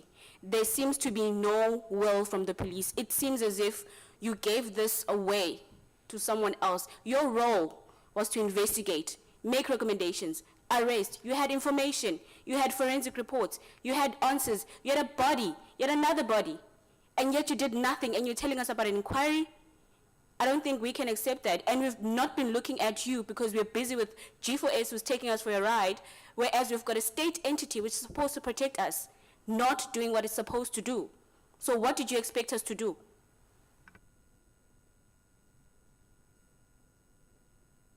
Seems to be a question. Okay. Honorable Chair, thanks. Honorable Chair members, the brief I got is that this was discovered on the body that is claimed to be Thabo Bester. That was the last body. And thereafter, they went court fighting for funeral and subs fighting to keep the body not to be cremated. And in that process, they were still there, and that's when they were still investigating whether the previous bodies, is it the same person? And after that, the alleged doctor vanished, and that's when he was wanted. The PC can add on that. Thanks.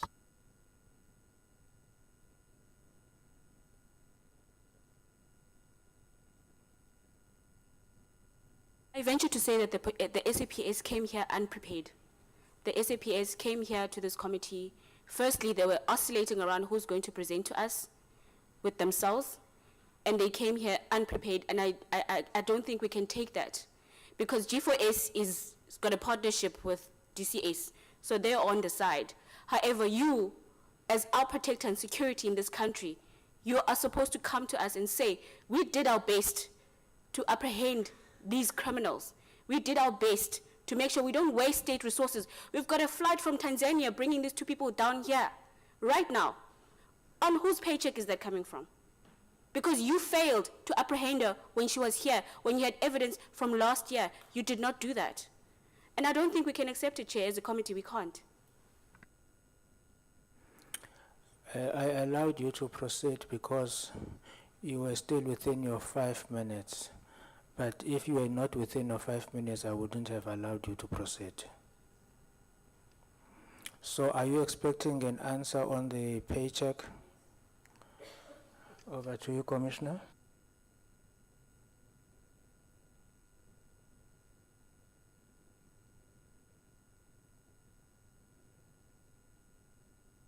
Chairperson, can the question be repeated? Please. I'll do so very slowly, Chair. We have two bodies that were found to not be the people. There's an investigation by the SAPS finding that those people are not the people that were claimed to be by one person. They're claimed 3 times. Your timeline tells us that. Yet you did not bring that person into your space to say, we have suspicion that you have done this, we have proof. You did not say that. You did not apprehend, you did not charge, you did nothing. Wasted all this time. A year later, even with DCS's incompetence and G4S's lack of cooperation, you did not do your part as SAPS. And now we have criminals that are outside of the borders of South Africa, who we must then fly into the country for us to then charge again. Go through all that process on whose monies? On South Africa's paycheck, who's going to take that person and bring them here? So I'm asking, how did you allow that to get to a stage where it did not happen in the timelines that it was supposed to happen in? Chairperson, it was not an easy investigation. Each and every time we investigate, then something out comes more. As I said, that there was a prosecutor who was guiding us. We were presenting the cases before her, and then she will give us advice, she will ask questions, we'll go back. And as I'm stating now, the charges now have been added, and the relevant people will be charged. Thanks, Chairperson. Thank you. I think this side, I forgot the sequence. Can you raise your hands? Honorable Niveau Trochen, Honorable Swart, Honorable Engelbrecht. Okay, 1, 2, 3, okay. And then Honorable Janj will be the last.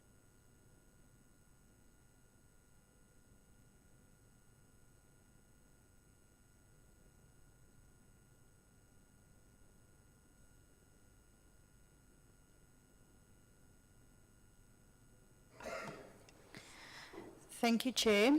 On slide 6, the charges are listed there, fraud, perjury, violation of a dead body, aiding and abetting an escape, and defeating the ends of justice. I just wanted to know, these charges are to who?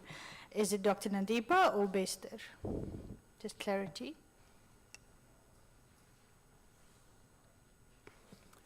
Thank you, Chair. As indicated, because the investigation has been done with the prosecutor, those charges are against the current suspect that have been arrested, that appeared in court, I think it was yesterday, as well as the one that, which is the employee of G4S, the father.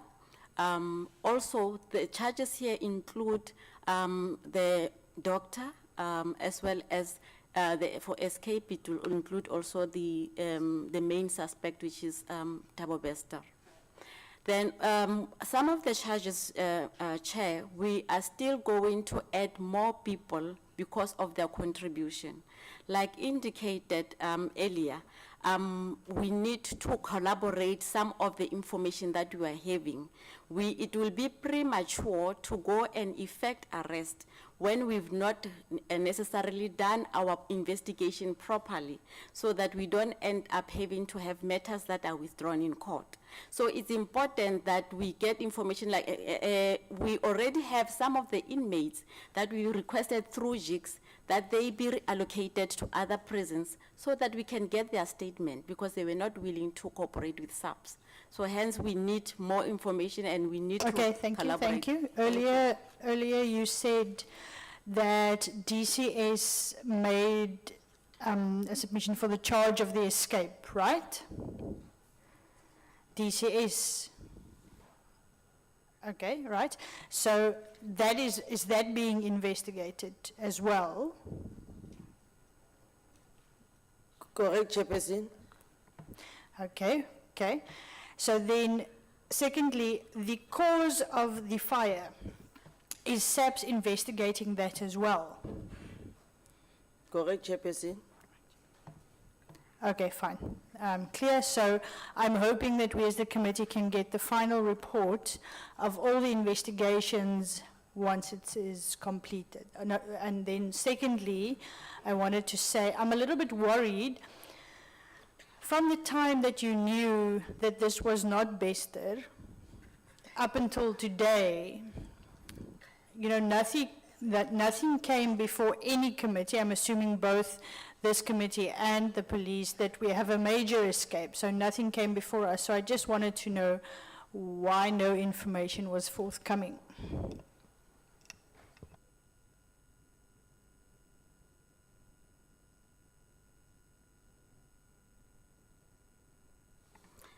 Thank you, Chair. Like I indicated, because of the fact that there was that preliminary or red flag that we've established, also there was that post-mortem report that shows that the cause of death might not have been through burn. Also, the fact that now there was this court application whereby our suspect is also claiming the body.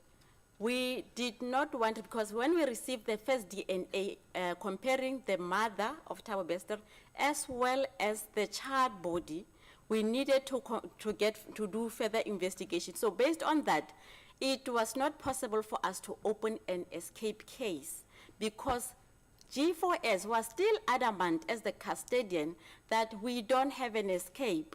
The dead body, the child body that is in the cell is that of Sorry, Chair, I'm going to interrupt you there. I just wanted to say I don't know why you left it to G4S with their adamancy or whatever the case may be. I mean, it's up to you to investigate that there was an escape, because you knew the DNA proved that the body was not pasted. But I'm going to leave it there for now. Thank you, Chair.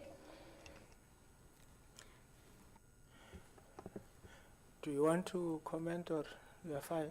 Yes, Chair. I wanted to indicate that despite the fact that G4S was not opening a case, SAPS was still continuing with its investigation.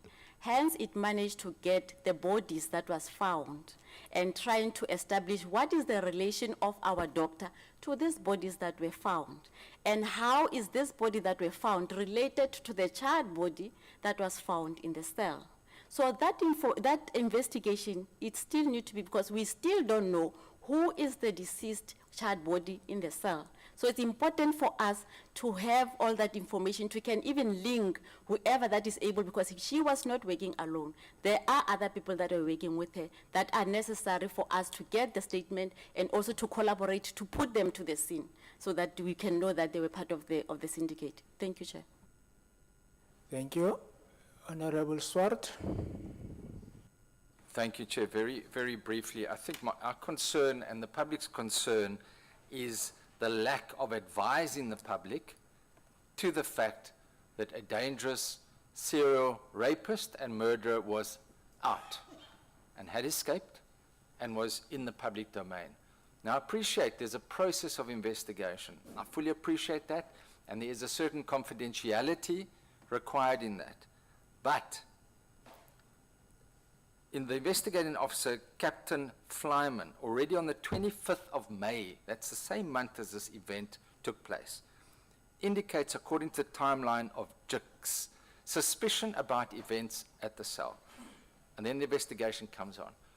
And then the Brigadier does incredibly good work with that High Court application in Gauteng, which is opposed and blocked.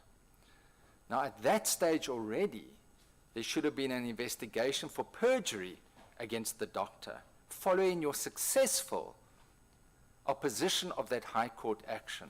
Why was there no investigation then already against Dr. Nandipa for perjury that was very clear in that case? The Judge Cameron pointed out he said there were a number of inconsistencies with the affidavits that were filed.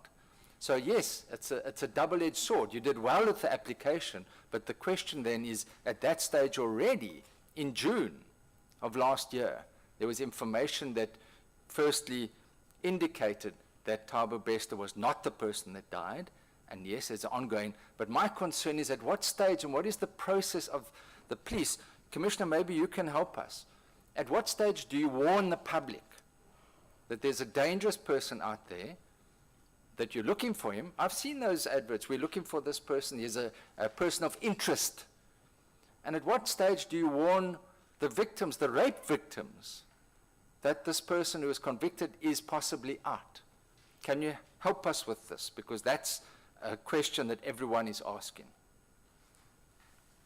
Thanks, Honorable Chairperson. Yeah, I think we will take responsibility as subs to say maybe we did not warn the public in time. But Honorable Chairperson, what made a bit of a trick around whether is this Thabo Bester? Initially, the mother was uncooperative. She said she will talk us through a lawyer, which is a right. And we struggled to get those affidavits.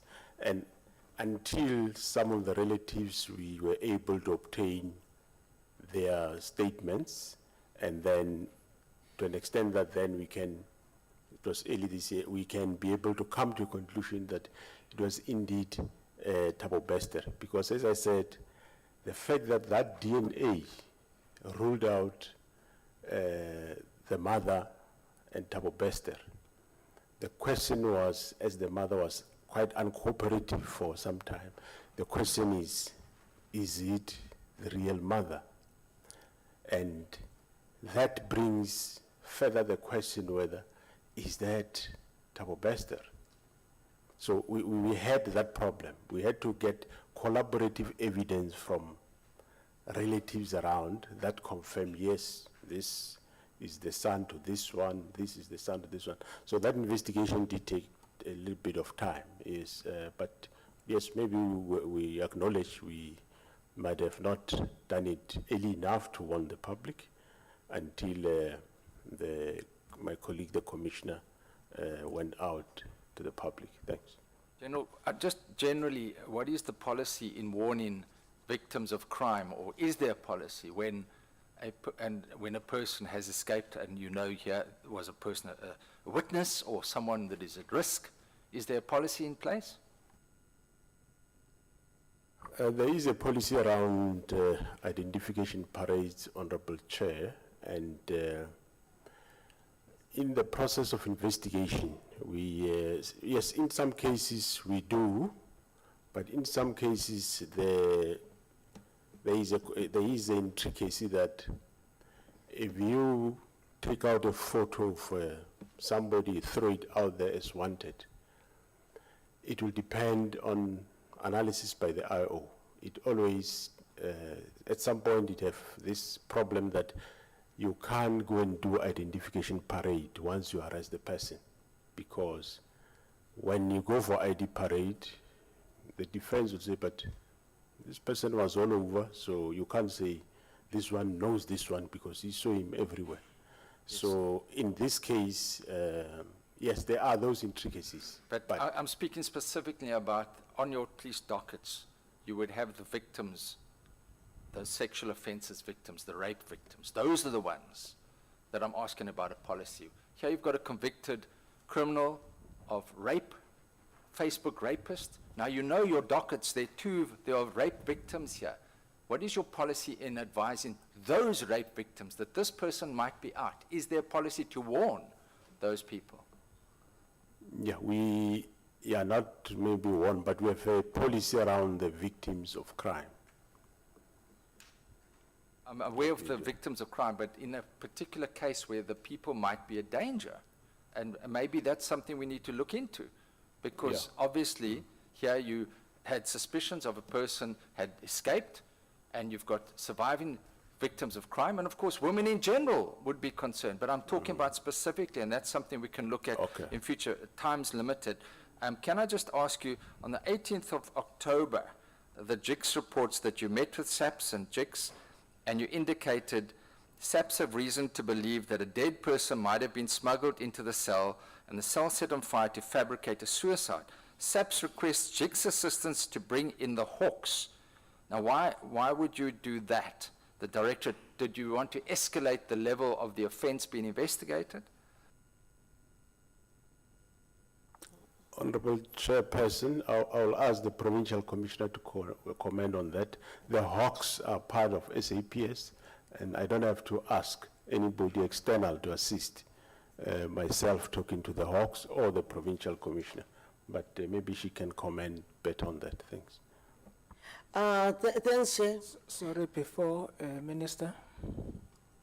Chairperson, on two things.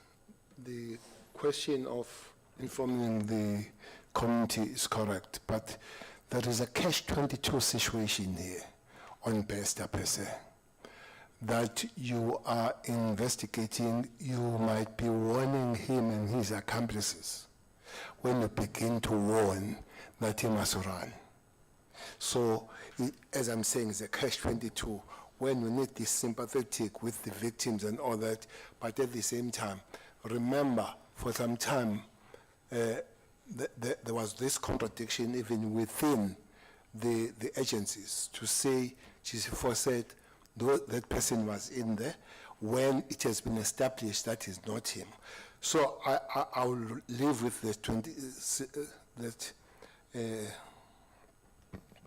problem of when is it, but the policy to be developed, and there are two kinds of escapees.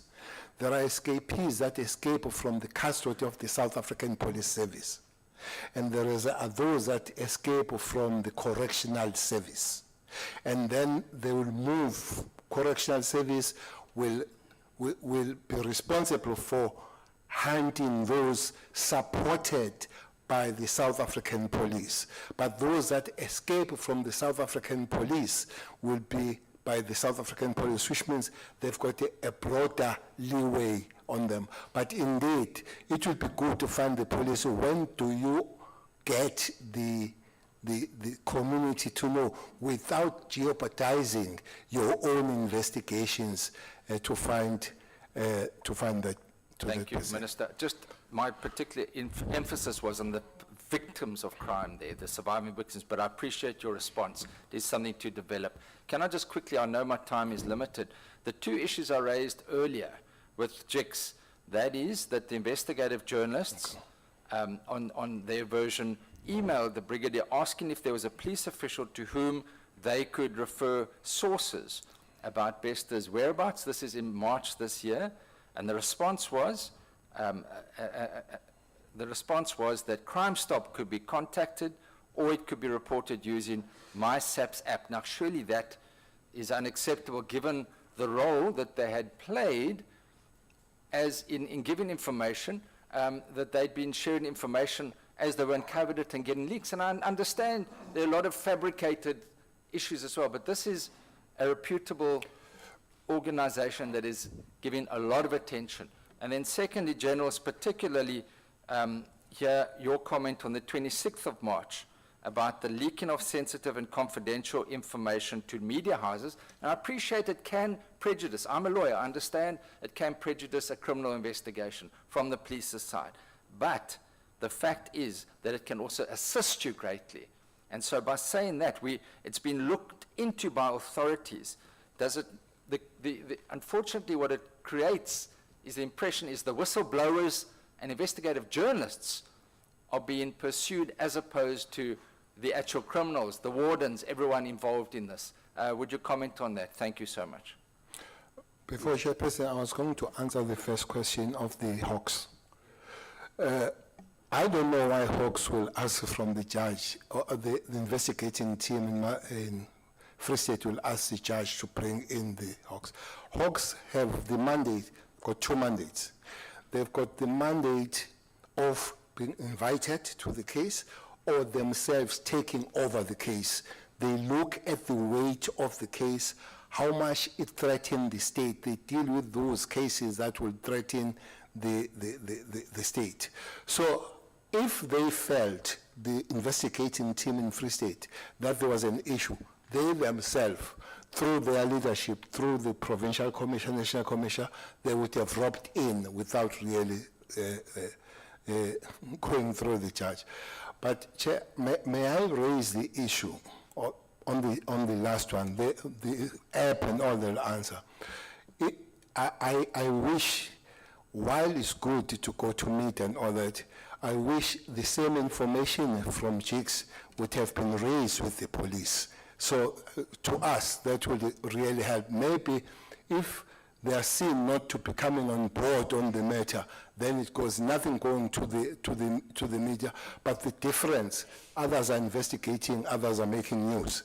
So it will be good that by the time it goes there, but it also shared so that they go on a thorough kind of investigation. Minister, yes, and I agree with you, and the judge did make that concession as well. But maybe there was an incorrect reflection there of that note, because it does make sense to me, the SAP's asking JICS to go to Hawks. Clearly, you would, as the General, you would instruct the Hawks yourselves.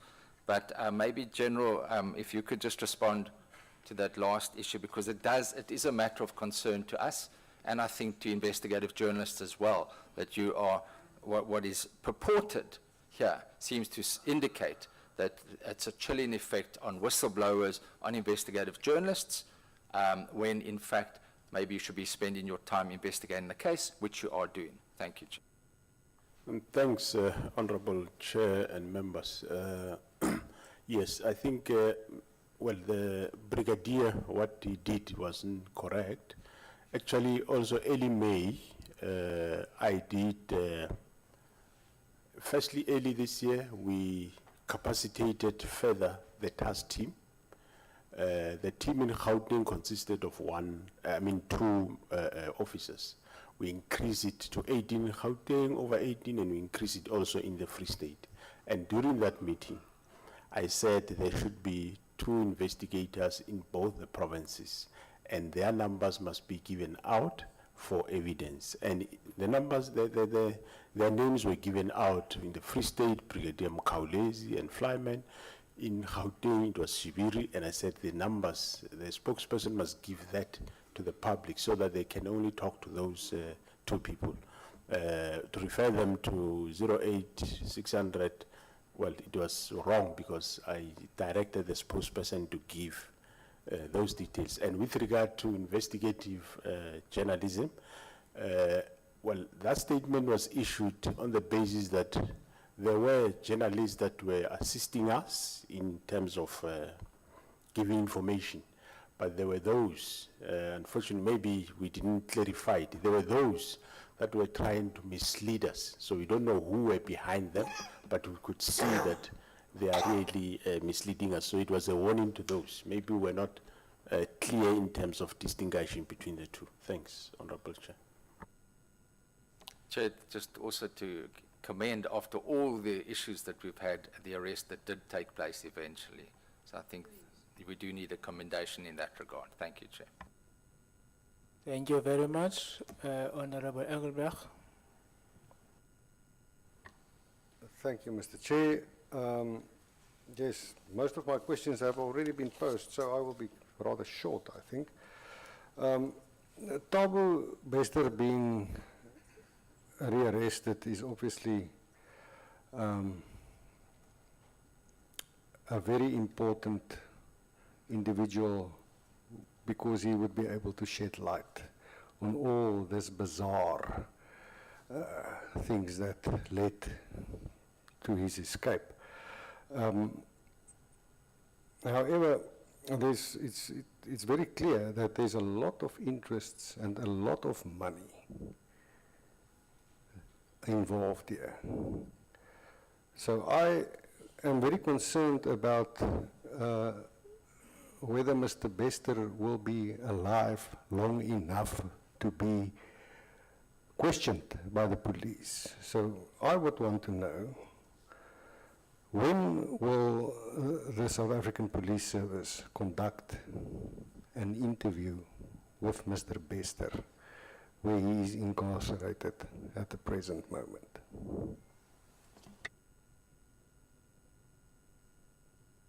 Thanks, Honorable Chairperson. The investigation have started. Yeah, what format, where, but the investigation have started with the investigating officers of both the provinces. Thank you very much. You are done. Honorable Jancha.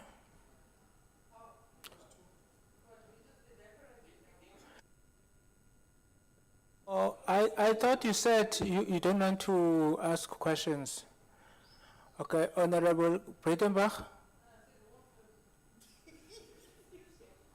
Are you going to answer, ask question after Honorable Horn? Okay. Honorable Horn. Please, Honorable Horn, just do us a favor.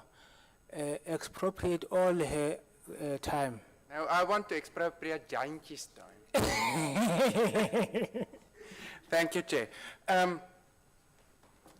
The one thing that's not quite clear to me, and maybe given what Justice Cameron also said this morning about the lack of trust in all role players and stakeholders in the criminal justice value chain, we can slowly start building trust again if the answer is yes. Can we at least get a confirmation that Dr. Nandipa was questioned by SAPS before Ground Up ultimately middle of March published the report that brought all of the wheels of the justice system into action seemingly?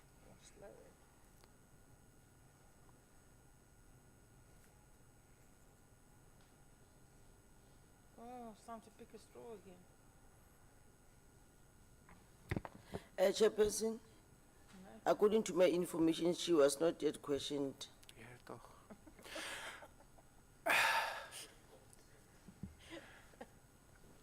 Yeah, maybe I must just leave it there.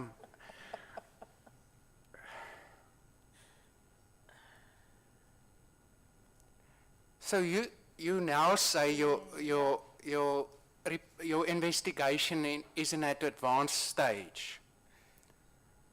When Ground Up published their expose on the 15th of March, followed, I believe, by what really convinced you to get into action, the photos on the 16th of March. Where were you with that investigation then? What did you believe happened? And who were your suspects?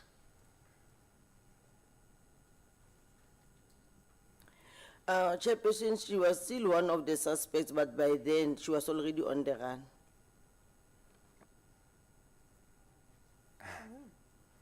Yeah, so maybe at the risk of just repeating myself, I mean, the minister now gave us the assurance that the decision not to go public was really all informed by the risk of warning suspects.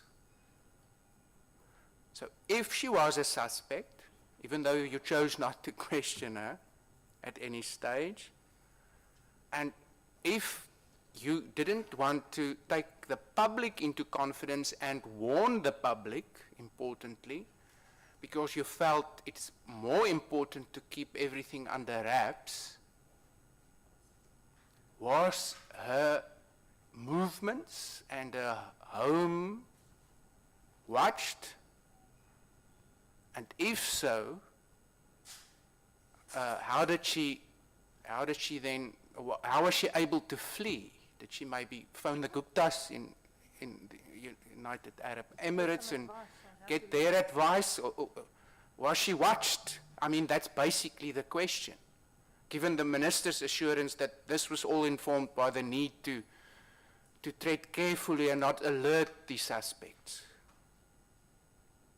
Chairperson, before the answer, my statement is on Bester. Oh. Yes.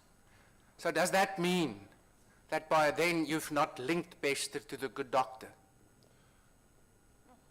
My issue of responding to the question by Honorable Swart, that is a catch-22 situation. Remember, we acknowledged that it would have been good that especially those individuals that were victims previously would have been warned. But at the same time, we would not have warned Bester that we know that you are out there. So this statement is based on Bester per se. Yeah. Thanks. But Bester obviously, well, I don't want to say obviously. To my mind, logically speaking, would not go into hiding as an individual.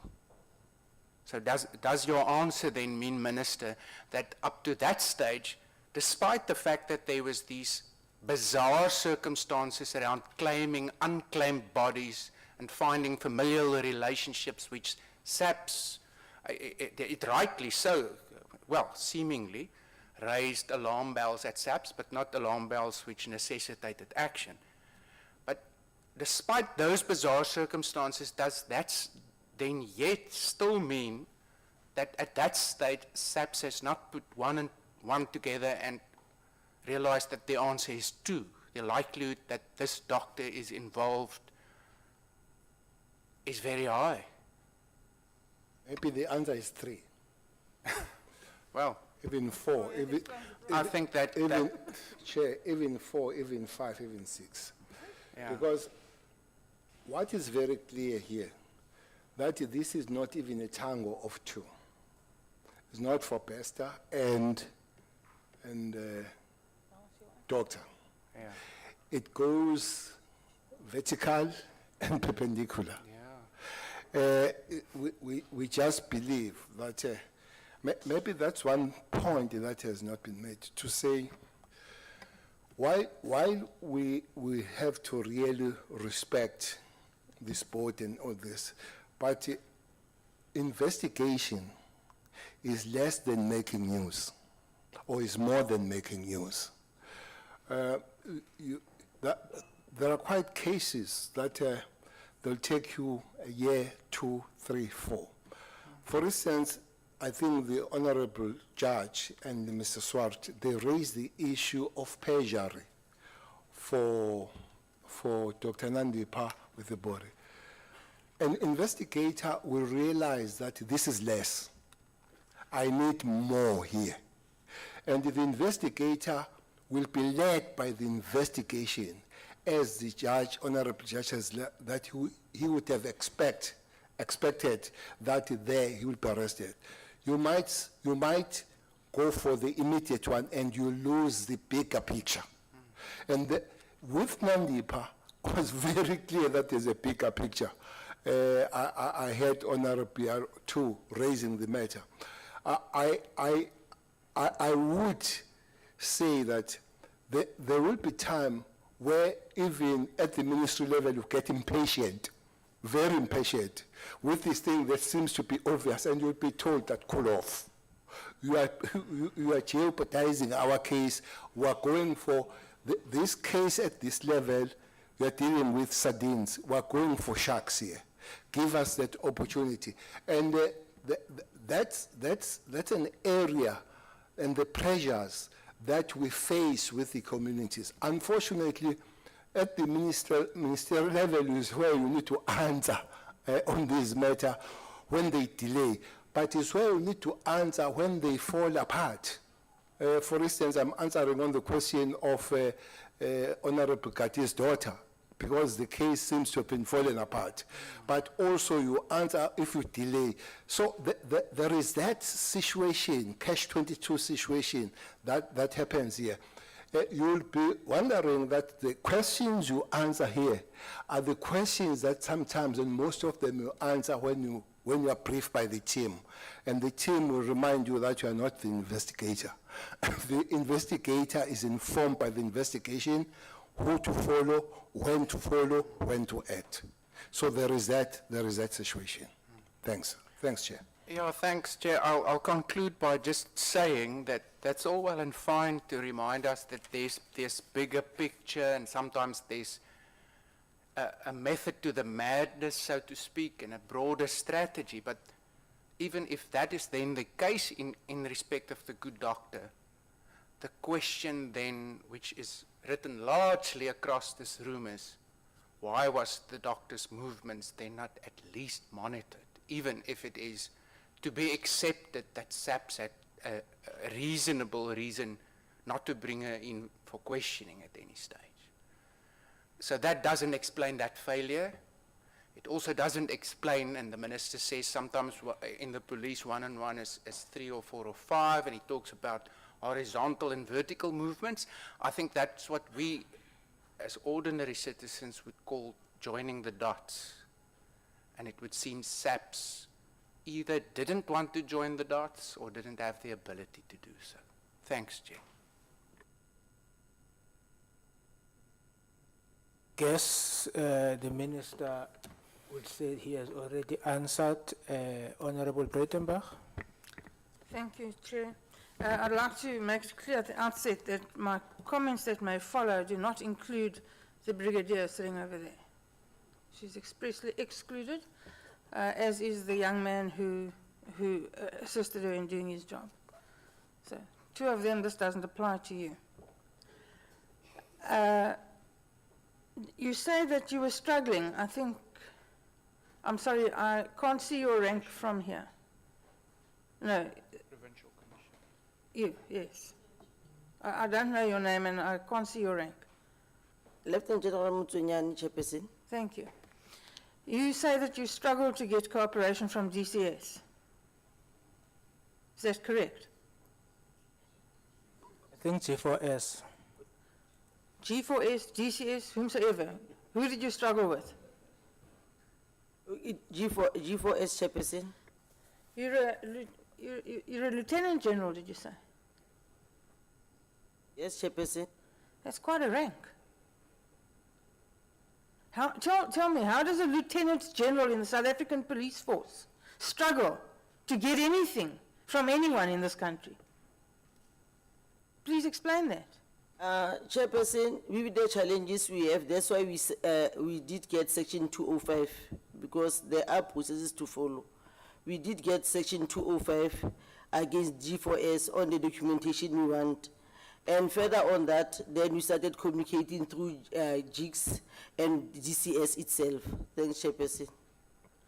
You needed to get a Section 205 subpoena in order to get information from G4S. Is that what you're telling us? We needed those documents for investigation, Chairperson. Then we sectioned them so that we can get those documentation. Yo, I wish you told me that yesterday. Who is the prosecutor who's leading this prosecutor-led investigation? Advocate Amanda Bester, Chairperson, From where? from Bloemfontein Court. Good.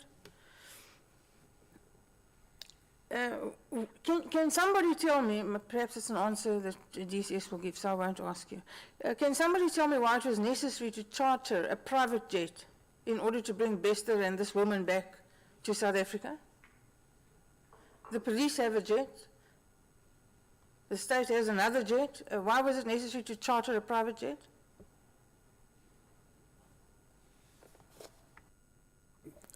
Thanks, Honorable Chairperson. If the police had to transport all the people from that side to here, after the team met the Tanzanian team, they established that for any deportation does not involve the police. When you deport anybody from a country, you deport the person, probably people that are responsible for immigration are the ones that come on board, but you don't deport through police. Police can assist in the process. I'm sorry, that doesn't answer my question. Why do you need to charter a private jet? Chairperson, simply put, it was part of negotiations with the officials on the other side that it would be their pleasure if it's done the way that it was done. So we had to respect those negotiations with So the Tanzanians wanted to fly to South Africa in a private jet? Is that what you're saying? It's a yes or no answer. No, I'm not going to answer that way. No, not at all. Then don't answer. You can tell others to answer yes or no. No, don't answer. Absolutely not in court here. It's fine. We sent a team to negotiate. The team left on the 9th.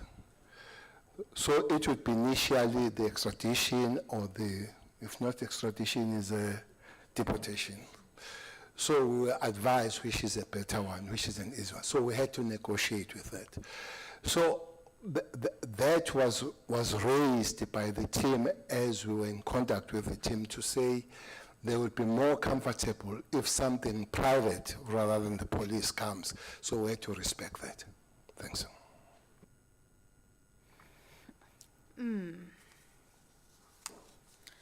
What is the case number of this particular investigation?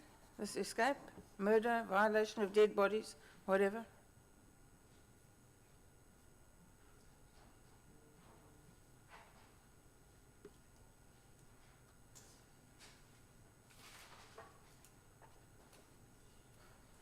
How?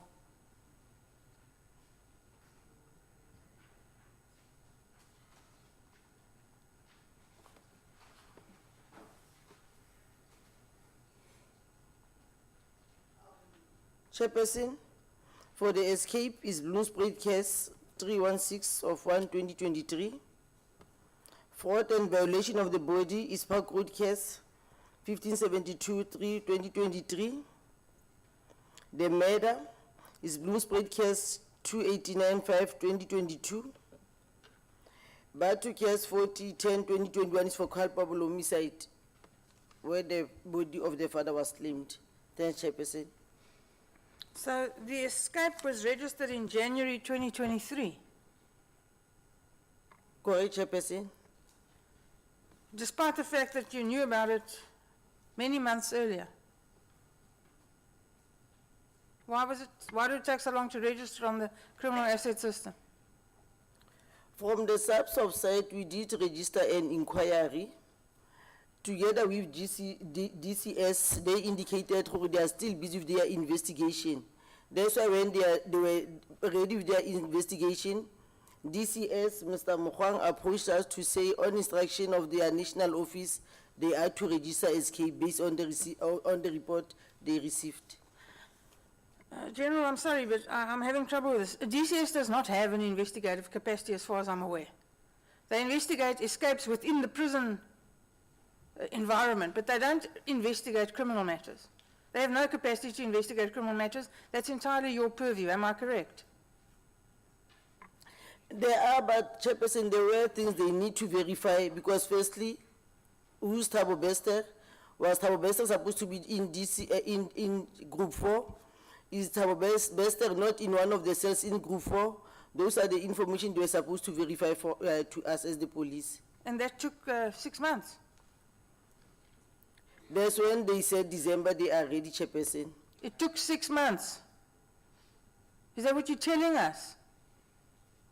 Yes, correct, Chairperson. So when DCS came to us to say they are ready with the A1 statement. The police sat on their hands and did nothing for 6 months so that DCS could run through the prison in Mangaung and see if Thabo Bester wasn't in another cell. Chairperson, I think even as it was indicated by Judge Cameron, or he indicated that they must finalize the report so that the report can be submitted and we take it from there. Thanks, Chairperson. I listened quite carefully, and this is directed at the Minister. I listened quite carefully to your explanation of catch-22s. You're fond of that You're phrase, left with 3 catch-22. minutes. Sorry, how many? You're left with 3 minutes. Thank you. You're fond of the use of the phrase catch-22, and you sometimes apply it appropriately and sometimes you apply it conveniently. A catch-22 situation, you described to the Honourable Swart that you didn't inform the public of the escape because it was a catch-22. It may have alerted Bester that you were on the lookout for him, and you didn't want to compromise the investigation. Well, yes, but don't you think that the public interest in this instant trumps the investigation of the police that was going absolutely nowhere until January? It also the public interest that when the arrest is effected, that case stands the test of time. But already, I don't know why that question comes, because it has been considered that indeed, in relooking at things, at least the victims would have been taken on board. I'm getting to the victims, General. I'm getting to the victims. But now we're talking about the public, the South African public, citizens who live in this country are entitled, because your job is to make sure they're safe living in this country. That's your job. And you allow a serial rapist and murderer to run around doing as he pleases while you know that that's the case, and you don't inform the citizens of this country. And you say it's a catch-22. Well, Chairperson, let me repeat. We're not making news. We're investigating. It is important then, now, and forever to say the police, they investigate and they put those people out of circulation. To say you'll announce that, be careful. People, they say, now Tele is mad. You go and get that person, and we have been on that track. That's why today, at 2 o'clock, it was expected that the other one appears in court, the other one is at Mampura and all that. It's the work that has been followed, including, there is this famous one, maybe I can come to it, including to say the arrest in Arusha towards Kenya has nothing to do with the South African authorities. It's got a lot to do. Maybe those are things that will be kept there until the case comes and all that. The major work of the police is very defined. Is very defined on 205. Investigate, prevent, and indeed, I fully agree with you. At this one, it would have been on the limited way of talking with the families, the victims. Indeed, that point is taken on board. But broadly, it would be good to say, this has happened, and we've arrested those people of South Africa, as it has happened. Minister, I would like to say 2 things to you, because I probably only have a minute left. You don't. I don't. Yankee, give me a minute. You give me a minute. Give him I will 5. give you that Give minute it 5. so that you assist the committee going forward. Just say 2 things to you. 1, please don't lecture me on what the police do and don't do. I know what they do, I know what they don't do. I did it for years. You can teach me nothing about police investigations, with respect. Secondly, and I'm glad you take the point, and I'm glad that you concede it, it's an absolute disgrace that the victims of this man were not warned, were not prepared, were not protected. It's an absolute disgrace, and you should hang your head in shame, all of you. It's no way to treat people. But the most important thing is, answer me this. If while you were so busy protecting the secrecy of your investigation and deciding not to warn the South African public, who incidentally expect all of us here to protect them, and we've all failed, all of us. If Bestard had murdered another woman, had raped another woman, what would you have said then? Well, I'm not a speculator. That has not happened. Yes, it did not happen. And secondly, I know you are a prosecutor, a vintage one for that matter.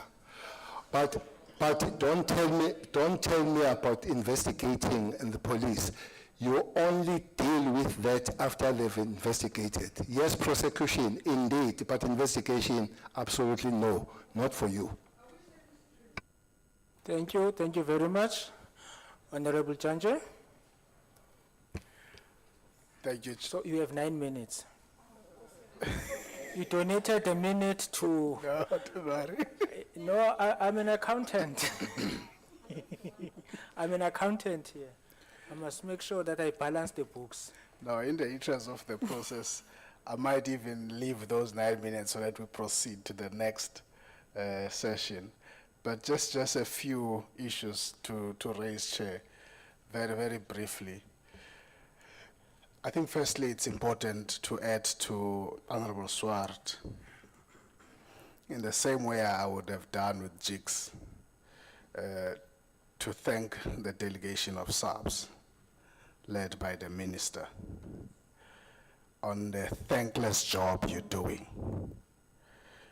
I normally say this to DCS, that their job is a thankless job, that they must never expect us to say thank you, or sometimes even appreciate. For the work that they have done up to this point, because yesterday in the morning we were told, and I want to just repeat this on record, we were told that Bester is dead. In the afternoon we were told he has arisen. Same day. Now, I don't know who you have re-arrested. But you... Maybe your math is wrong. We are still waiting for the 40 days. Okay.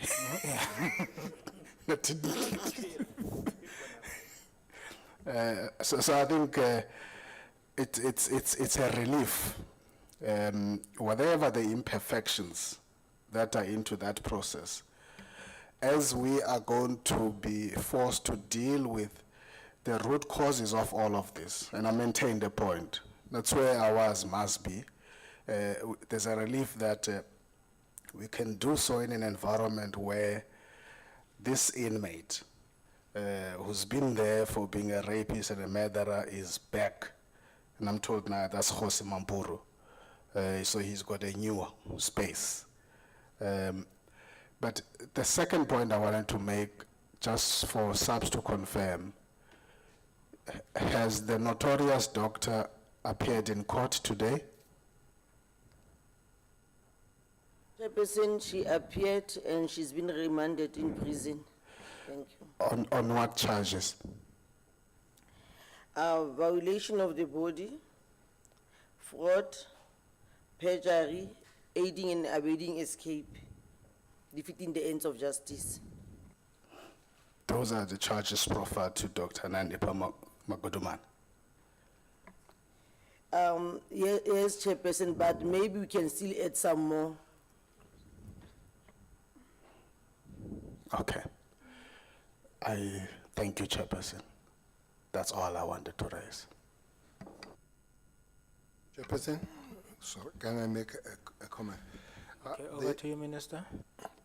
Chair, the point raised about the difficulty that encountered by the police working with the chief was, I don't know what is amazing about it, because you encountered the same difficult working with them.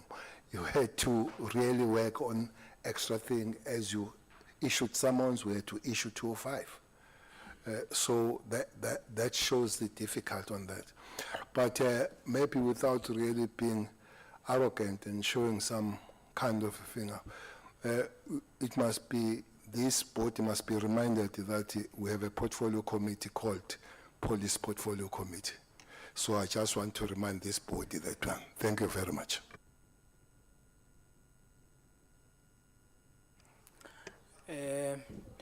No, Minister, there is nothing stopping the Portfolio Committee on Police to invite you, but no Portfolio Committee has got exclusive jurisdiction. So to the extent that there are things that touch us, then we are also entitled to call and to have a benefit of anybody and any entity. So if they want to, they will call you, but there's nothing that stopped us from calling you.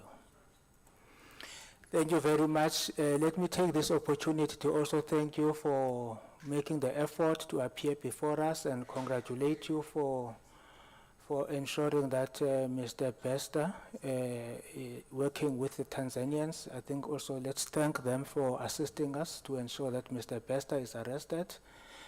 Thank you very much for all the work that has been done. Hopefully, all the other loose ends will be tied up soon.